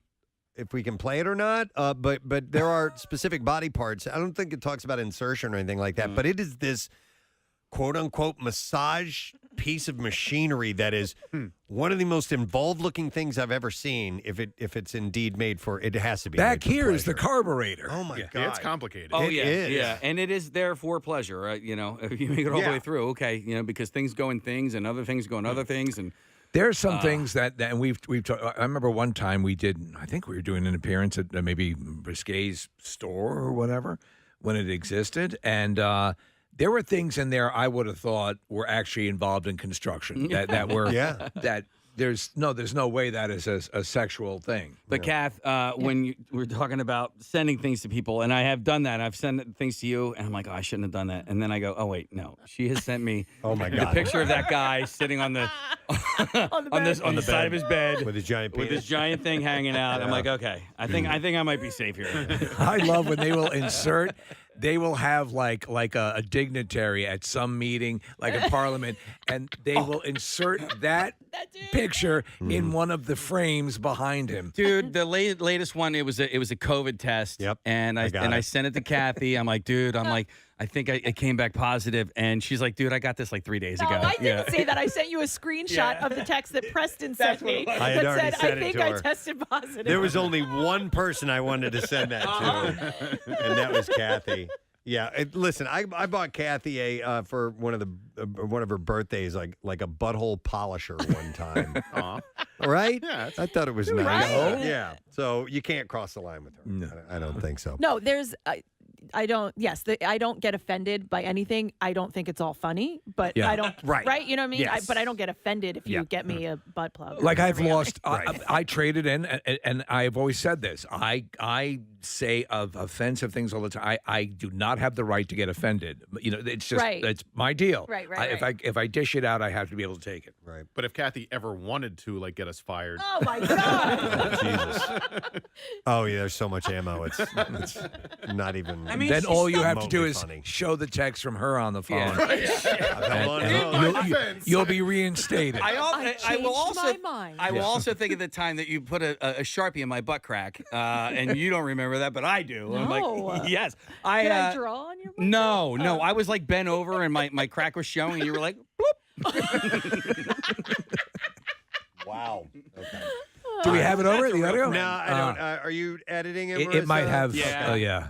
It's you don't need to. We don't need to hear all of it. It's just I want to get the tone of this guy that is doing the narration for it. That is actually the instruction. It's like he's being as serious as you can possibly be about it. I love that. And talking about this stuff that's just like And It's like these things, and we never play these fully, but Dad, can I talk to you for a minute? yeah. there's a much longer piece of that. But I love. And What is the exact product? I don't it's like even a pleasure know. device. It's like, it's Okay. something you buy for, and It's there's. got to be extremely expensive Yeah, because it's super I complicated. was curious as to what the cost was, but it's for the front and the back and the underneath. simultaneously. Yes. Yeah. Oh, yeah. Okay. Yeah. So And is the it thing like that goes is it in like the a back- Sibian? The thing that goes in the back, no, it's like nothing you've ever seen before. Is it a revolution in home entertainment? like I can't even explain it. okay, so remember when we were talking about packing a flounder before? Yes, Okay. uh-huh. So there's essentially this thing that packs a flounder for you. but it's there to stimulate things. Oh. So it, okay. But it's just wild that, like, Press, you talk about the narration, but, like, somebody also had to animate this, Yes. Like, There's a professional animator with it, too. Here, I'll play some of it. Before using the Shinfly full coverage men's massager, all body parts in contact with the massager and the massager itself shall be fully cleaned. Music. After assembling the massager, lock the rear massage bar in the initial position, adjust the front massage bar to the maximum angle away from the body, and tie the belt at the waist. There's a belt. Smear the orange lubricant on the anus and surround. Whoa, you got to watch that one. She missed that. She missed that one. It's okay. I would say The anus sensor. Yeah, So it is funny what we can and can't say because it's all technical terms. it is. But we've got there are some we get away with murder in so much. And skin. Yeah. The surrounding skin of the perineum, thigh, inside, and all surfaces of massage head in contact with the skin uniformly. Okay, that's all we're going to play. So initially when I saw the picture of it, I thought it was one of those office chairs that you sit in that doesn't have a back to it, but it's actually a device that you wear. You can wear standing up. There's a pin on it like a grenade. I would need the instructions for this device. What the hell? This you have seen nothing like this. I want to get one of these in the studio. Do they have a price? No, but I'll bet you it's a few $1,000s. Look at this. So Wait, I'm sorry. See, that wraps around. is that supposed to go over your Johnson? There you go. And then it goes up and There down. you go. Watching the animation. But what I can't figure out is the seat part of it. The seat looks like a ski boot. It does. It looks like a ski boot. So you sit on a ski boot. Hey, while it. Without looking behind you, Steve, who do you think is in the studio now? Bill? Yes. He just came into the studio. He's shaking his head. He's not happy. He has one of these. It was his birthday on Sunday. He came in to clarify. He's going to let us know the price. What do those things cost, Bill? You should get one that instead of a motorcycle seat. Bill, honestly, have you ever seen anything like this in your life? You know, I'm in my office last night, long after you've gone. Right. I listened to the Kathy Menstrual Cup segment because I missed it live. Right. What'd you think? It's pretty straight ahead, right? There was look. It's like, well, I actually looked up. It's been so long since we've talked about FCC and the liability of obscenity and all of that stuff. It hasn't been a conversation. I looked up the definition again, and I think you guys are dancing on that line because it has something to do with sexual or excretory activities and organs, which is what. There's nothing sexual about it. I mean, it's all. It deals with biological, a if anything. It deals with a sexual organ. Right. Yeah, like a Wurlitzer. By my, by Kathy's very apt description of what that does. Anyway, and you're doing this today. I'm like, I dumped the lubricant on the thing. Yes, which we would only. I gotcha. Our agreement with you is always we'll swing for the fences and you excise what you think is appropriate. People are wondering what the name of it was. Again, I'll play the beginning. Just it says the name of this. Before using the Shinfly full coverage men's massager, Shinfly full coverage men's massager. So I need to imagine because so much of this is written and appears to be in Mandarin, right? Yeah, I don't know. It's definitely an Asian product, I believe. But it's got subtitles, which brings us full circle to the conversation we started. Says great for dads and grads. Oh, jeez. Okay. All right. Gorgeous song to end with on 93.3 WMMR. The Sweet Sounds of Heaven, Rolling Stones, little hub from Lady Gaga. How friggin' good is that song, and how great is, first, he sounds fantastic, and Gaga sounds awesome. And Stevie Wonder is in there, too. He sounds awesome, too. Some phenomenal music right there. 10:52. Friday morning, no sad bro. We are wrapping up the show as we speak. So I would like to go through the wrapping up motions here and thank our guests for being on the program today. We had Johnny Goodtimes on the show. Hey. Johnny Goodtimes is hosting our Quizzo night on Wednesday night at the Camp Out for Hunger. Teams of 8. We have enough room for about 150 people all together. It's first come, first serve. The information is available at WMMR.com. But Johnny's going to make it a special night. He's the guy. We have a catered suite to the Flyers that we are going to give away for the first prize. Team comes in first, so you can come and join us for that. But get there early. It's going to start at 8, but we're going to have to figure out where we'd send people and getting sign-ups and all that stuff. Also, thank you to Alonzo Bowden. Hey! Helium Comedy Club is just the nicest guy and funny as hell, and he's got shows this weekend. One of them is sold out. I want to say the Saturday 7:30 show is sold out. You're right. And then we had composer Laura Karpman. Hey! She has composed the music for The Marvels, which opens today, and she's done other stuff in the Marvel universe, but outside of that, she's created a whole lot of great music throughout the years. Lovely woman. Great to talk to her. When we were done with the interview, she was going on and on and on about what a great time she had with Marissa off air and just said, we're effing amazing. She's so sweet. At talking music. So that was great to have her on the air this morning. Pierre is here. She was cool. Both of those guests were cool, but she sounded particularly intrigued to be. Have you guys had her on before? Yes, we had her on once before, and it was an equally engaging, wonderful conversation. I mean, it's so cool that the Hollywood actors' strike has ended. And the writer's strike ended, a couple weeks before that? Yeah, so the writer's strike ended first, and then it was just yesterday, that the actors' strike was over, and then they immediately hit the ground promoting stuff that's out. I mean, we're not, it's going to be a year and a half before a lot of this stuff gets completed that was put on hold because just the way time goes.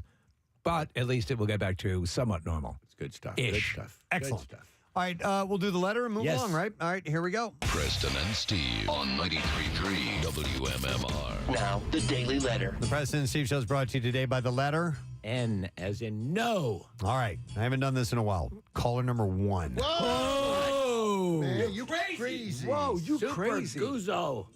Super Guzzo. Super Guzzo. 215-263 WMMR. Let's see if you know what the word of the week is. Call now. What's up today, Guzzo? What you got going on? Well, Super thank you, Guzzo. Super. I have got tickets, one more pair for Green Day, Rancid, Smashing Pumpkins. That show went on sale at 10 a.m., almost an hour ago, at the ballpark coming next summer. And we'll also have a big Green Day weekend on the air this weekend, so keep tuned into us. We'll do a block of Green Day, a block of Collective Soul, and all sorts of other Friday marvelous stuff as we move forward today. Wonderful. All right, we are looking for somebody to give us that word of the week. We'll go to Jennifer. Hi there, Jennifer.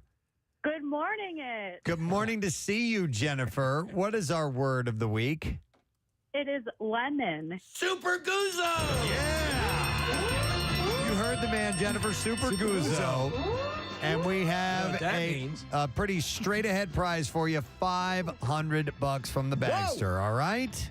Ooh, thanks. Yeah, congratulations. Hang on, we'll get your info. We'll set you up with the cash. And the Bagster is by far the most convenient and affordable way to help with your home cleanup. You go buy it at any home improvement store, fill it, and simply schedule your collection, and it's gone. Damn right. Clean it up with the Bagster, dumpster in a bag. I'm going to thank our sponsors. The Preston and Steve Show brought to you today by Duncan. And the Preston and Steve Show runs on Duncan. Also brought to you by Trinity Rehab, locations all over and now open in King of Prussia, trinity-rehab.com.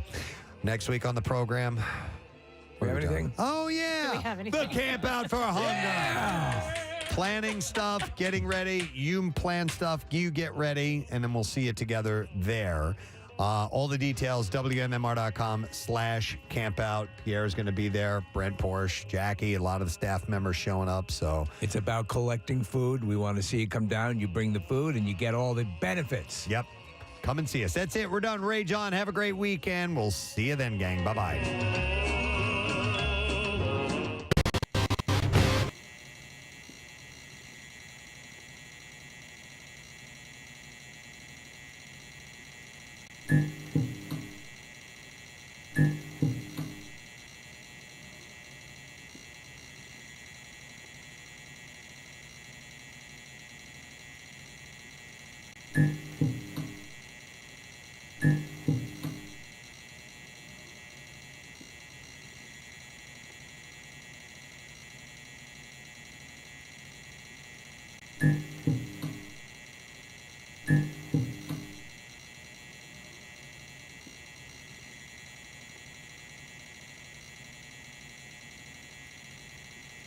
Mm-hmm.